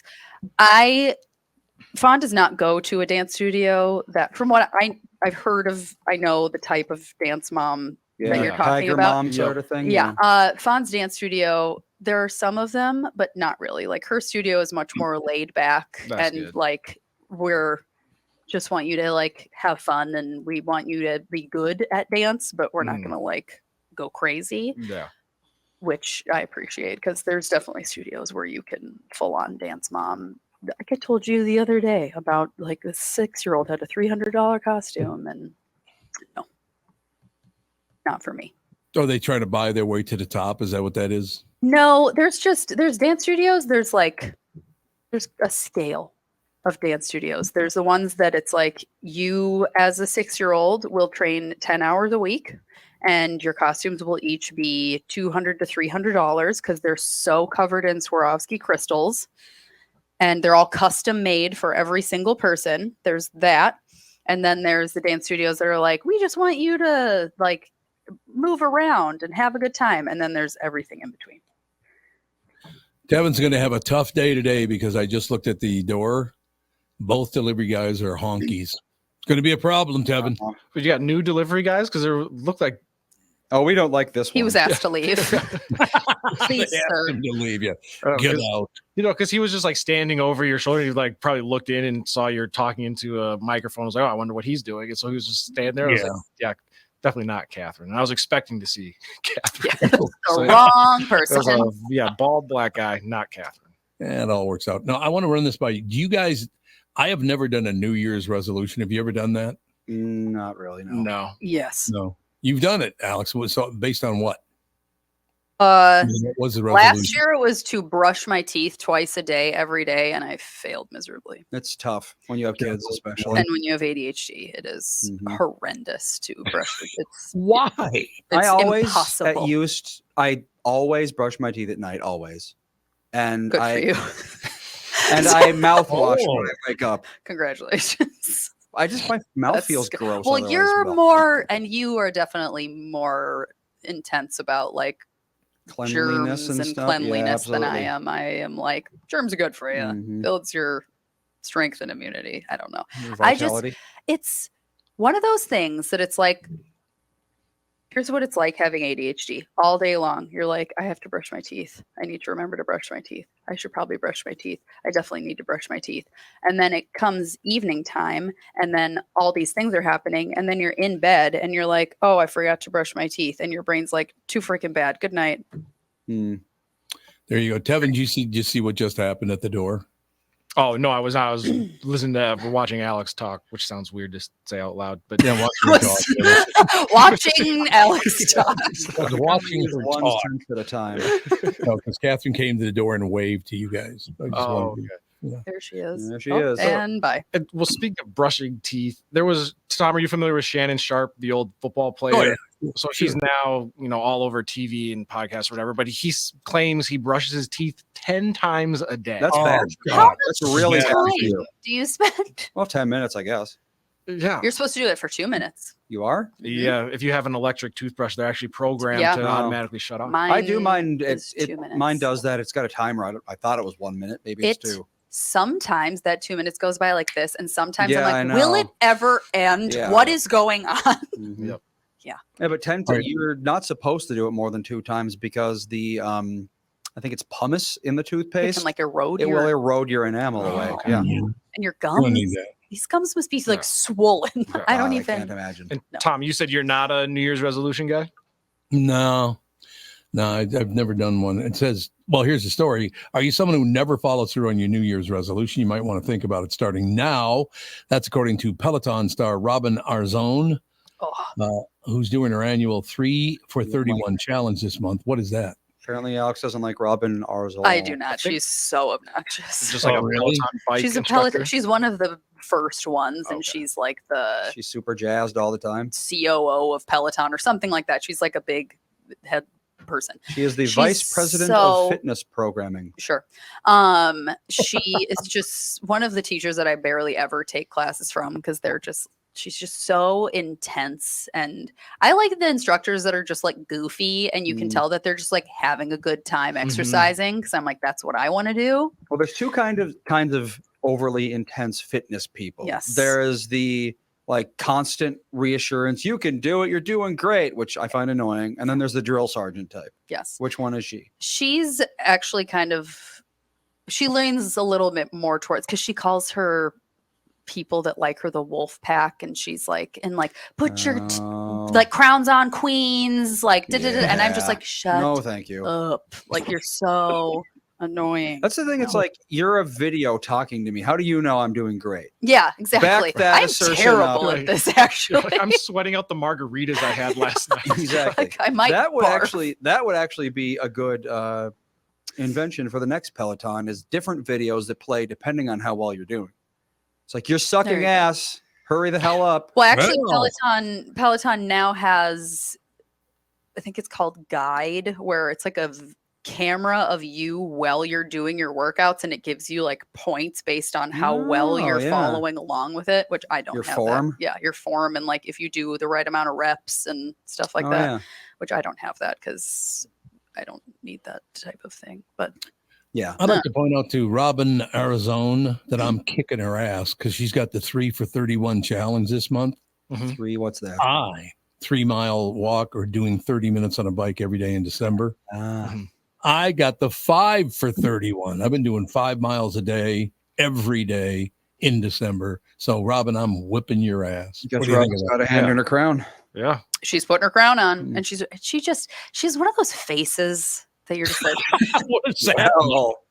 you know, when you look at somebody and you're just like, shut up. Yep. Like they don't even say anything and you're just like, shut up. Yep. Yeah. She's one of those people. I got to see this woman's picture. I have no idea who Robin Arzón is. Robin. Arzon. Like arson, but not. And she always has the craziest hair. Like her hair is just tons of wild braids that are super long, and there's like pink and gray, and it's just, it's one of those. Kind of an obnoxious human being. There was a woman yesterday. I don't even know where we were, but she was waiting on. It wasn't at a restaurant. It was at some store, and she was buying. She literally, on her right arm, from the tips of her fingers all the way up to her neck, every centimeter of her skin was covered with tattoos. Yeah, that's an awful look. There's a lot of people. Why do they do that? I mean, I can see you Yakuza. want to get a tattoo. It's because of what, Andy? Because they're Yakuza. Oh, they're Yakuza. Well, then I better shut up about it and not talk about it because I'll get killed. But actually, I love fallback tattoos of dragons and stuff like that. They look awesome. Yes, they're wonderful. Yeah, not a tattoo on any other inch of her body. Her right arm fully covered. It's called a sleeve. Yes. Oh, it's called a sleeve. Okay. Yep. But she even did her hand. So even her hand was tattooed. I thought hand was illegal. Or is that just face? I don't think is it anywhere is illegal. I don't think anywhere is illegal. You can tattoo your eyeball. There's people that have got face tattoos. I've seen people do the under eyelid. Yeah. Oh. I had a friend that had a tattoo in here. Yep. That can't feel good, I wouldn't think. No, I wouldn't think. Absolutely not. No. Jesus. Who needs it? Okay, back to Robin R. Zone. The idea is if you start your resolution now at the craziest time of the year and manage to stick with it all month, then you've got no excuses for next year. She says, if you can do it now and stick with it all month long, then, quote, how dare you tell yourself you can't do it the rest of the year, too? In other words, you might prove to yourself that you're more capable than you thought. Face tattoos are specifically illegal in South Carolina and nowhere else. Okay. So yeah, because a lot of guys have face don't tattoos. go there. Well, okay. Here's the thing about New Year's resolutions: they don't work, and nobody ever sticks with them. They don't do anything. That's the Because thing. here, like, it's always something that it's like a lifestyle change. You know, that Yeah, it's takes like, a I'm gonna lot stop more. drinking soda, and you can't. Most Just people all of a can't sudden- just be like, bam. no more Yes, or soda. like, oh, I'm gonna work Yeah. out 5 days a week. You can't go from No. someone that never exercises to exercising 5 days a week because that changes your life. I love exercising deeply, truly. It's like one of the greatest joys in my life. It is super hard to exercise 5 days a week for me. It takes a lot of time. Well, that's the thing. It's It like takes a you're ton not just of like time. hopping on the bike and then you're done. You have to shower. You have It's to a whole thing. construct like probably 2 hours around it. It's Seriously, it's like the stress of getting, it's like I have to wake up, do all the kid stuff. Dan takes over at 8:30 so I can go downstairs. I weight train for 30 minutes. I do either the bike or run or hike on the treadmill for 20 minutes. I stretch for 10 minutes, have to go upstairs, shower, get ready, run. It's just like, it's a lot of It's not work. like you're playing The Sims where you just like click on the treadmill Yes. and then you block out 30 minutes of it and then you're done. Yeah, because it's just not that easy. Or like changing your eating habits is a really hard thing to do. Yeah, and it's like you're saying, because people will just go, well, January 1st, yep, this is now making this drastic change. And if it's For 10 also days. my thing is, if it was something you really wanted to change about yourself, why would you wait until New Year's? Like you would have done it already. Yep. Yeah. I know. Like, it's an excuse, I suppose. It's like, oh, it's the new year, new me. Yeah, But which never pans out. Isn't it like 98% of people that start a resolution don't follow through on it? Let's I think see here. it's like resolution the vast failure majority. rate. Oh, here comes Nana. 80% by mid-February. Yeah. But like all year, who sticks with it all year? I would bet it's I think maybe it's- 80% yeah. in a month and a half. Yes. You know, it's Yes. Most people probably within 2 weeks. I'd say at least 50% of people quit within 2 weeks. Yeah. Well, that's like the gym What? membership spike. And then, yep. Which is also another thing. Like if you were saying, like, oh, I'm going to go to the gym now. Well, now you're in this gym with a bunch of people and you're going to be like, this is the Yes. worst experience ever. Join in the summer when it's empty. As somebody that used to go to the gym all the time and now I work out at home, but I it's am like not a gym person. all of February, it's like you couldn't do anything. And I was like, I'm here all the time. And now all these people are just showing up for this month and they're taking all the equipment and I can't even do anything that I want to do because you're all here. Yep. It's annoying. I suppose that's true. There, I said it. Very annoying. So Kathryn has come back now. See, they were commenting on the delivery men of the furniture Oh, what were they? What was because the you comment? can see the door right Tevin there. said they were cute. Yeah, no, just earlier, I was used to seeing you going back and forth. And then I saw somebody that was very clearly not you and it threw me for a loop for a little bit. Yeah. Well, I have a question about tipping today. Okay. Okay. So a lot of places I go, they'll have a minimum of 25% tip That is added on the tablet. And I'm like, That's a big ass 25% tip. is a quarter Yeah. of what I'm 20 paying. 20% is considered like a generous tip, isn't it? Yeah, you never see 10 or 15% anymore. It's 20, at least 20, 25, 30, 35%. What? No, I would never tip like 25, I think is like the most I ever would tip. It depends. It depends on the service. Because here's the thing. This weekend, when I was at a dance convention, there was this little kitchen thing downstairs. And it was like, I got Fawn a slice of pizza and a smoothie. The person literally, like the smoothie was a pre-made machine. The pizza pre-cut was already, it was just in a warming oven. All they did was put it on a plate and handed me. I gave them $1. Because I was like, that's what I would tip a coffee shop person. But yeah, it's like you just did 25 seconds of work. For $1 for 25 seconds is actually a pretty good wage. Like in a coffee shop, if I order a coffee, I always tip them $1. Mm-hmm. And I'm like, this is even less effort than making me a latte. Even if you order some sort of fancy drink with 40 different ingredients. Well, yeah, there is that. Sometimes the drinks take 20 minutes to make because it's like, yeah. I mean, I was a coffee shop person. I know. You never got any money, hardly. No, it's very sad. But I was like ordering with a friend and she tipped, I think, like 25%, which of course it was overpriced because it was the only restaurant in the whole thing. So like the slice of pizza and a smoothie was like $17. And she tipped 25%. And I was like, well, now I feel like a dick because I gave them $1. But I was like, this is very little effort. Yes. And the tipping culture has been, it's well, and the worst is wild. like you'll get these point of sale machines at like, Old Navy or something. It's like, what am I tipping you for? Right. Literally, what have you done aside from ring me up? Yes. But you see it all over the place now. Well, okay. So I had 1-800-GOT-JUNK come and pick up some old furniture. Right. And get rid of it. They charged me. It was a very lightweight love seat, outdoor love seat, and 2 chairs that were rusting out, and they've been causing problems for a while. Time to go. Okay, so 3 things and then 2 heavy things. Let me guess, like $300. No, it was $198, and I had a $47 coupon. Okay, well, it's still $200 for what probably took 10 minutes. That's And then I always think that they're telling you, I think they do a good job. They're always professional. They're always nice. I always like using 1-800-GOT-JUNK. I know there's other services out there, but I like that service because they seem to show up on time. They call you. They're good. But I always feel like, well, that extra throw pillow puts it into a half of a truck. Oh, yes. I know. When we moved, I was like, are you kidding me? They have, I think they have sensors inside their trucks so they can't be subjective and be like, oh, we'll charge you for half. Maybe. No, it's not.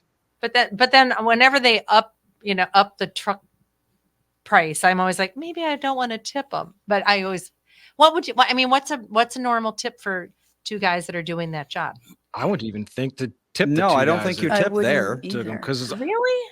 Yeah. Well, and they're working for the company. They don't own it, right? Oh, but they get paid by the company. You know, this is a dilemma. Like you do wedding DJing, right? Yeah. And do people tip you pretty regularly? Yeah, it's very common. Like, so if I book a gig that's not through a company, then I'll usually tell them you don't have to, you just pay because my the money's going all to going to me. But if it's through a company, a lot of times, and most, if not all places that encourage tipping, it's because they're going to pay the employees less, and so then when they can justify it to their employee by saying you get tipped, so essentially whoever's paying you. That makes me feel better because I get my hair done by this woman and my friend gets her hair done by her too, and she's always like, do you tip her? And I'm like, no, because she owns her own salon and does her own it's all her. No one is taking any of her profits. So I'm like, I'm assuming that she's setting her prices to what she wants me to pay her. And she's like, I tip her every single time. And I'm like,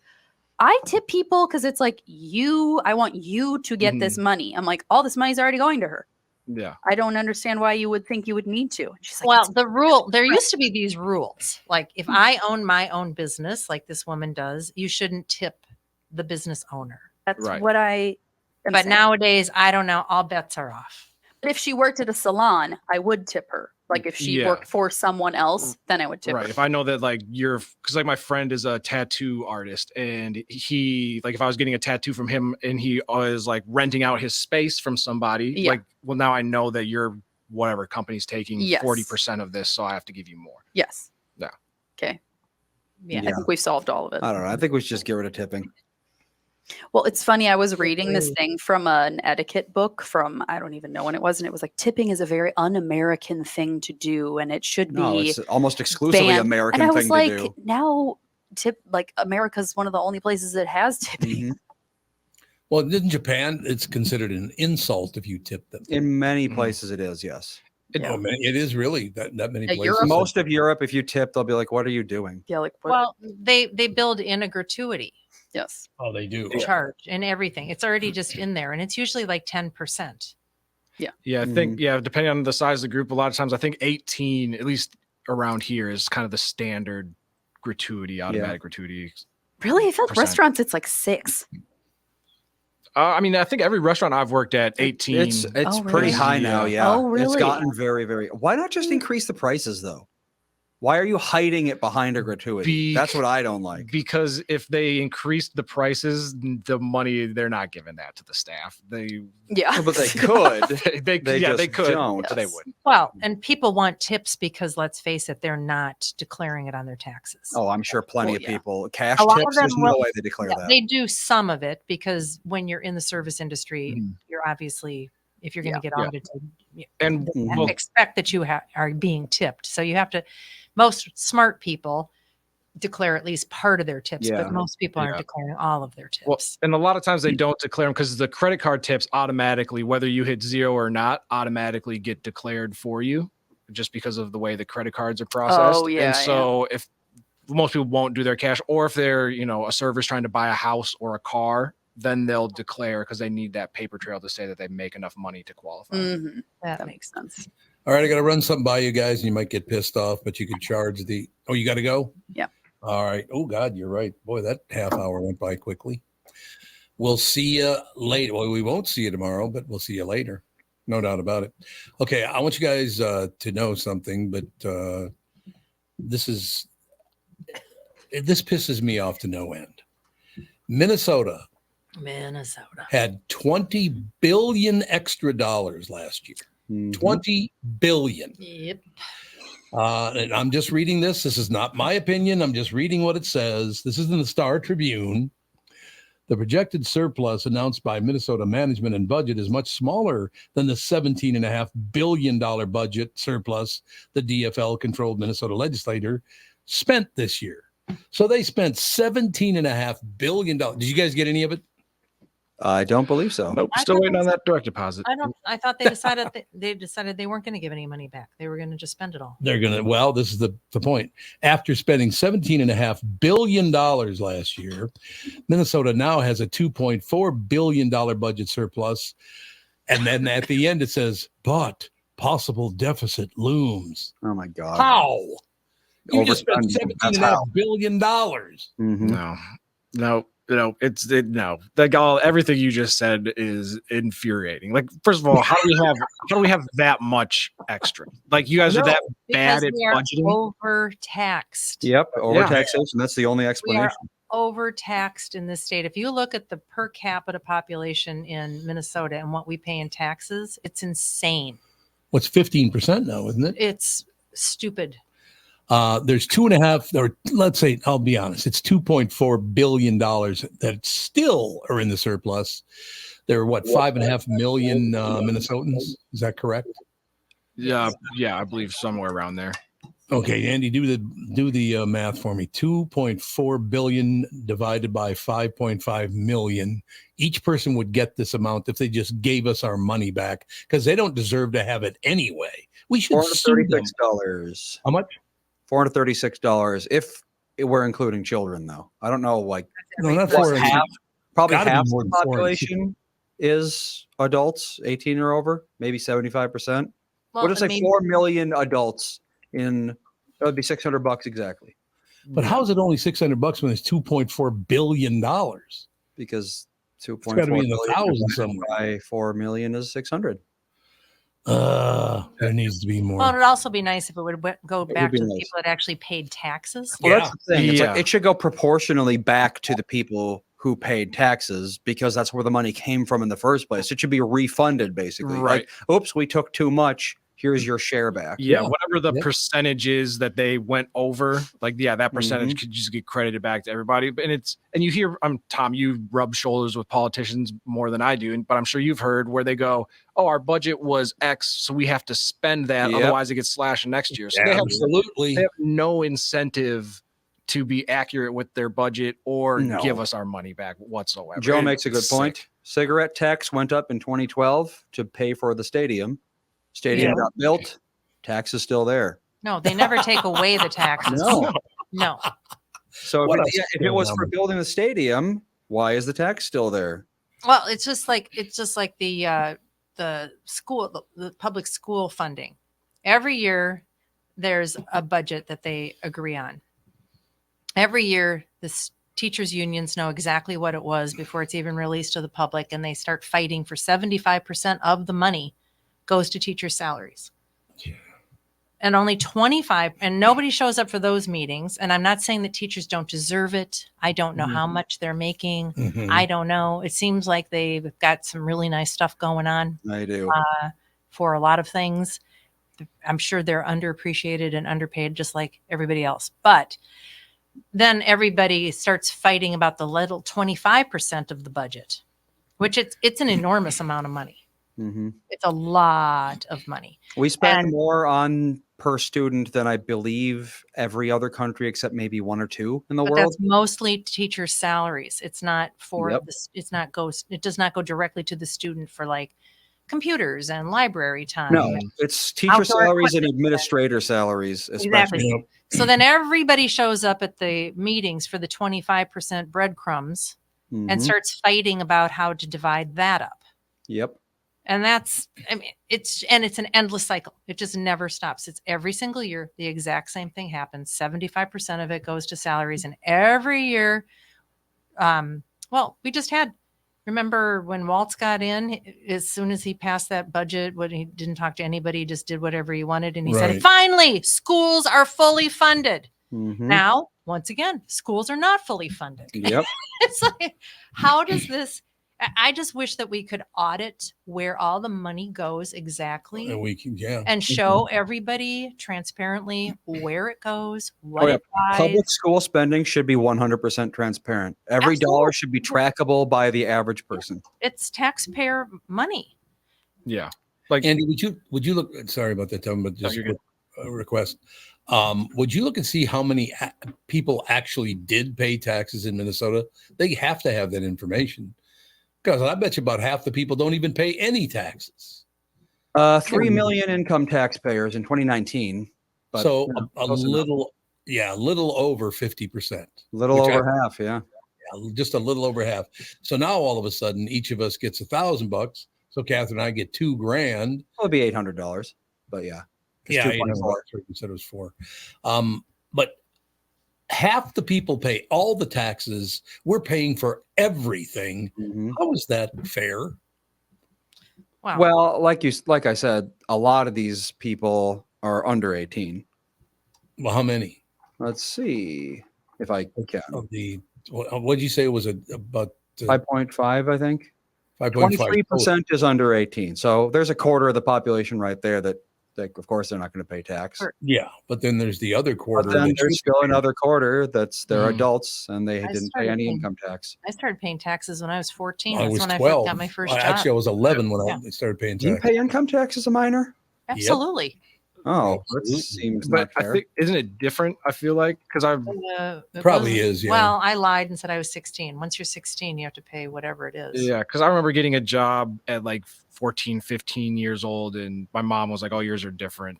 Yeah, there's like a limit that you can make without paying tax. Looks like it might be. I just had a crappy little Kentucky Fried Chicken job, and I was paying taxes. Were you working the cash register, or were you back? Oh yeah, I was out front. Yep, in my red smelly uniform. Didn't smell like chicken ever. Dependent children can make $13,850 without filing a tax return.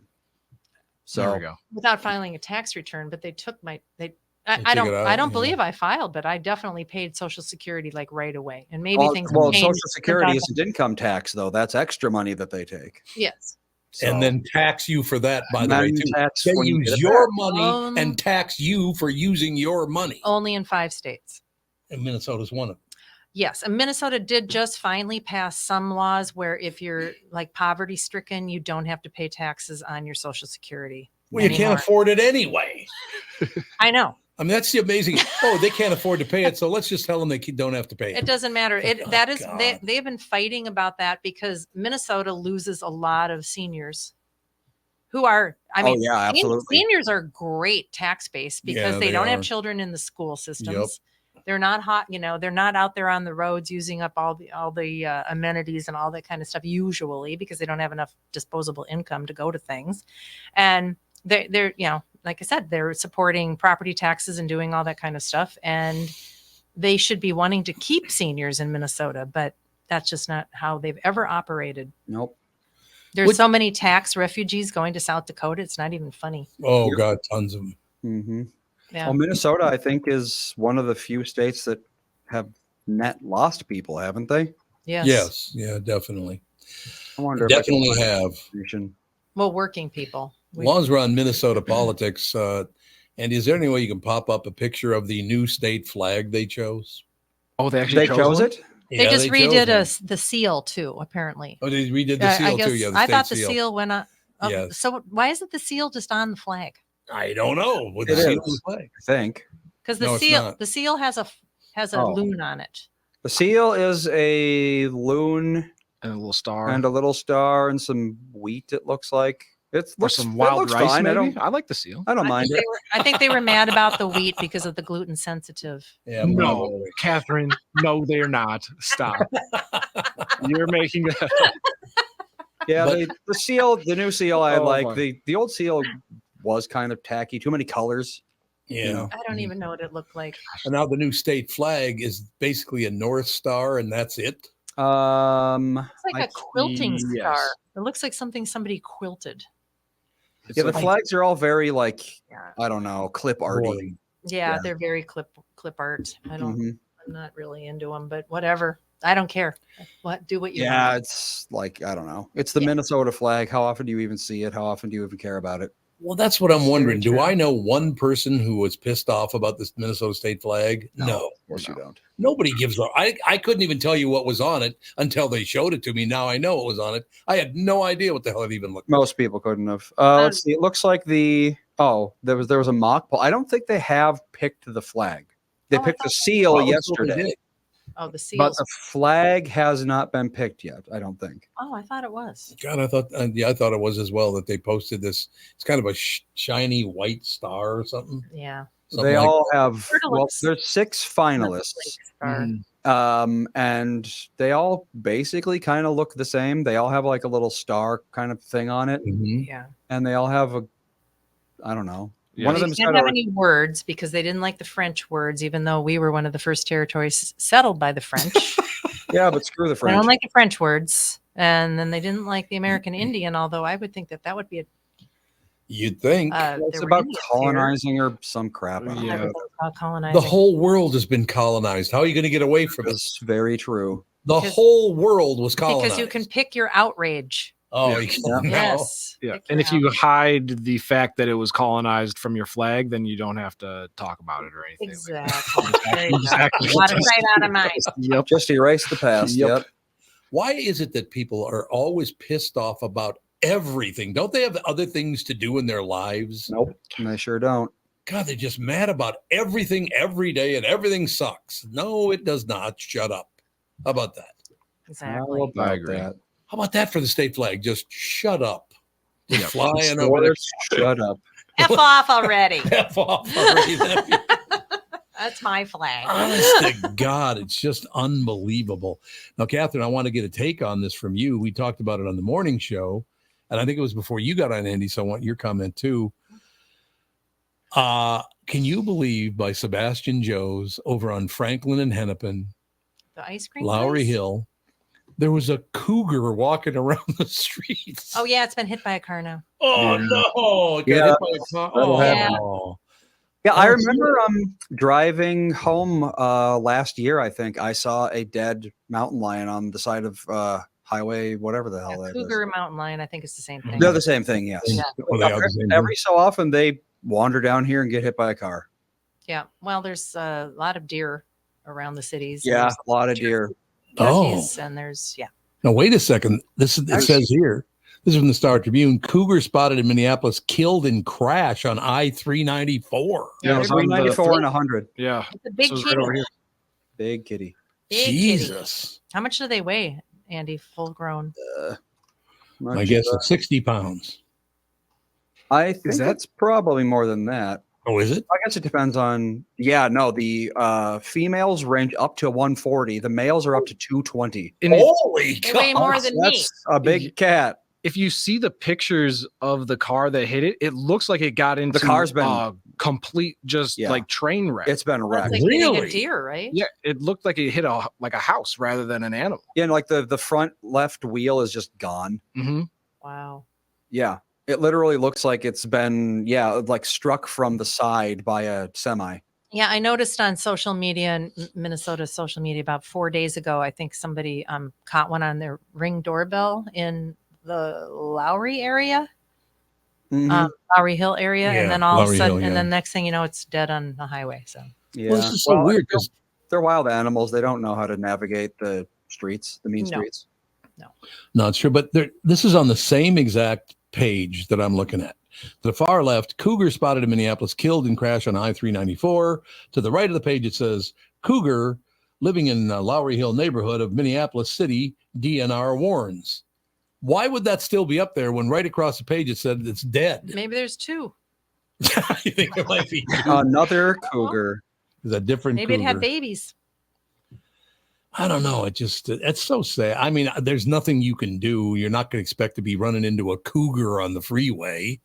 So there's nothing you can really do about that. It's just that's a sad outcome. That's too bad. It is too bad. But then again, our cats and our dogs are, and probably small children are safe. Yeah, it's better than having a cougar wandering around Yes, the city. I will starving in the winter. No, yeah. Mhm. It would be nice if it could have been rehomed, but Rehomed.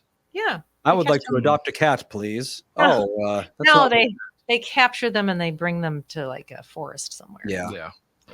Oh, is that what they? A lot of these, like once they get acclimated to humans, they're going to keep seeking out humans because they're like, oh, well, it's safe. There's food here. Well, there's people that feed wild animals, which That is too. Yep. really It's not a bad good idea. Unless you Well, want that's to. why our neighbor, when we lived in, I'm not even the suburb, she fed the wild animals all day, every day. And so her backyard was like one of those scenes in like when the Prince of the Forest comes out in Bambi and like all the animals gather around. It was like that 24 hours a day, just like infinity wildlife in her backyard, which it sounds cool, but it's not as cool when it's like, you've got a family of raccoons and Yeah. a dog that really hates raccoons. Right. Or it's like, and a lot of wildlife doesn't really get along so much, especially when they're competing for food. Well, and Yeah, large sure. raccoons are also huge and kind of scary. They can get very They gigantic. can get very big. All right, I got to turn to Tevin here because you're going to have the answer for this one. You ready? I'm ready. In wild season for quarterbacks, should Dobbs start again for Vikings? No. Oh, he turns No, on. I'm gonna say no.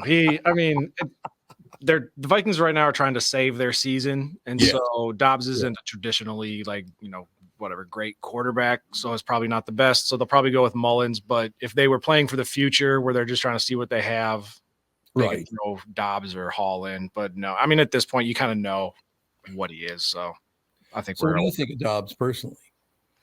I mean, he's probably a nice guy, but No, I mean you personally no, about his quarterback skills. No, I think he's a good backup quarterback to have on your roster. Okay, Like that's a good way to he shouldn't be out of the league, but he shouldn't, I think, necessarily be leading us every Sunday.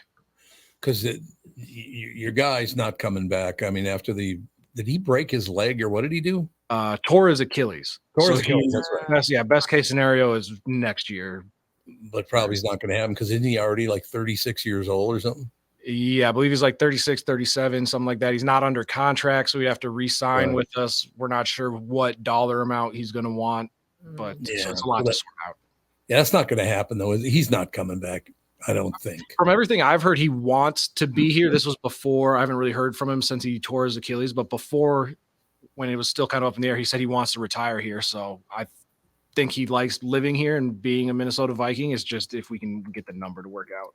I know a guy that worked at a radio station once and said, "Yeah, I like it here." Lying like a son of a bitch. It's hard to say that you hate it here and then expect to try and use it in a negotiation. Exactly right. You can't do that. I don't know. Do you think the Vikings? It kind of looks like they're going to make the playoffs. Correct? Yeah. Green Bay has been playing well. They have a very soft schedule. Yeah, so that's true. they could pass us, but it looks like we have I think 47% chance. 47% chance. So there's less than a 1 in 2 chance they're going to make it, though. Yeah. It's not great odds. No, but it's the rest of the NFC that we're competing with isn't very good. So we're different age. Yeah, exactly. Yeah. Having lived through the Minnesota Vikings for all these years, I didn't start watching them until I was 15, so they were like 5-6 years old by then. But it's been torture the whole time. I loved the Vikings as a kid, as a young man in my 20s. They have done nothing but torture me my whole life. Yeah, I always thought that I had it bad being a Vikings fan, and then I looked through, somebody like you that's seen it from its inception of 4 Super Bowls and just blatant disappointment. And who was it? Was it Page or Eller, the guy that scooped up the fumble and ran the wrong way for a touchdown to the other team? It was not Page or Eller. It was, oh, damn it. I can see his face, but I can't remember his name. That's sad. But yeah, so like just moments like that where you're like, not only do we not win Super Bowls, but we give these iconic moments where people just laugh at us collectively as a league. Yeah, they kind of do. Do you think there's any chance we will? Because this year, even if they make the playoffs, they're not going to win the Super Bowl. Oh, no, not at all. Not at all. How far are we? Another 3-4 years away from it? Oh, Jim Marshall was the guy that ran. Jim Marshall. That's exactly who it was. Yep. I would say it depends if we can get if Kirk Cousins came back healthy next year, I would say we have a really good shot at making a run at a potential Super Bowl just because we were kind of headed in the right direction. But if we have to start all over at quarterback, we're probably 4 years away from being a contender. God hates me when it comes to the Vikings. That's all I have to say. Yeah, we're just trying to keep Justin Jefferson happy enough where he'll stick out these couple of bad years we're about to have. Yeah, and you do predict that it's going to be 2 pretty bad years. Yeah, if we hit the reset button, because I mean, there's other teams in the league. If you have a rookie quarterback, it's very rare that it's year 1 you're off and running. No question, but you think Jefferson will come back 100%? I mean, physically 100%? Yeah, because he's got the hamstring injury, which are always tough to come back from, but he's taken a long time off, so I think he'll be fine. Is he playing this week? From everything I've heard, yes. Yeah, that's what I understood. So they got the week off, which is kind of break for the Vikings because now they'll bring him back. All right, we only got a few more minutes left, about 3-4 more minutes. Any big stories you want to take a gander at? Because, man, there's a lot in the news this morning. Really? Yeah, I mean, well, there was a lot of – none of it's good news, to tell you the truth. I mean, you look at this stuff. U.S. files war crime charges against Russians accused of torturing an American in the Ukraine invasion. Now they're torturing Americans in the Ukraine. It's like, Jesus. What happened to the planet? And I want to ask Kathryn, and I want to ask the two of you, a different generation. What the hell has happened to the earth that everybody is angry constantly? What happened? I don't think it is new. Well, but the anger level is new. It's everybody now in every country is just pissed off at the world. Taylor Swift is the Times person. Yeah, we talked about that. And we all cared a whole lot about it. Thank God Brittany's not here to hear that. We'd have another 10 minutes to do just, oh, Taylor Swift. Yeah, she was. Genuinely, it's like, does anyone here care even a little about the Time Person of the Year? No. Couldn't care. Couldn't tell you who it was last year. I have no idea. I didn't even know that they still did that. Right. Yeah. Yeah, exactly. That's the biggest news is that there's still a person. Yeah, Time Magazine continues to publish magazines. Yeah, they don't have any magazine anymore. Exactly. What if Highlights is still making episodes? Or, I love. You know what? I just bought a couple of Highlights. I don't know, super magazines or whatever for Sage and Fawn. They loved them. Every kid loves highlights. They were taking it around wherever they went. They were working on them constantly. They loved those things. Highlights is still around. Is it really? Oh, I remember going when I was a little kid. They'd always have them at the dentist's office. They'd have new ones. You could take one home. Every time we went to the doctor, we'd get a highlight. And they had the little folding thing. One of the pages that you folded into thirds, and it turned it into a different little story. Like Mad Magazine did that a lot. I know. I loved it. Yeah. Goofus and Gallant was the one I always remembered. Goofus. Yep. I forgot all about Goofus. My God. Goofus is a jackass, and Gallant is not a jackass. Be like Gallant. Still allowed to have that? I don't know. Yeah, they still have it. How dare you call a child a Goofus? Well, yeah, I wonder how kid glovey they are with that now. I wonder if they you can find them online. Here we go. Goofus and Gallant. Here's a new one. Let's see what it says. Goofus keeps playing video games when he should be trying to sleep. Gallant tries to get plenty of rest so he'll be alert for the next day. There you go. That's a good enough lesson. Don't play video games at bedtime. Goofus is normal and Gallant is exactly. He's a dweeb. It's literally Goofus does bad crap. Don't do what Donnie don't does, basically. Yeah, I was just shocked because I don't even know where I saw them. I think it was at some sort of gift store, and I was like, "Oh my gosh, highlights!" I didn't even know they still published it. I mean, last time I picked up highlights was probably 25 years ago. So maybe they don't do a monthly publication, but maybe they just do one of those once a year. No, I think it's all online now, just like everything else. Oh yeah, there's no magazine; it's all online. Yeah, well, that's all magazines now, except for a select few.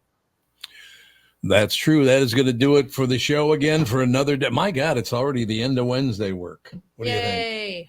Yay. All right, we'll talk to you guys tomorrow. Bye. Bye.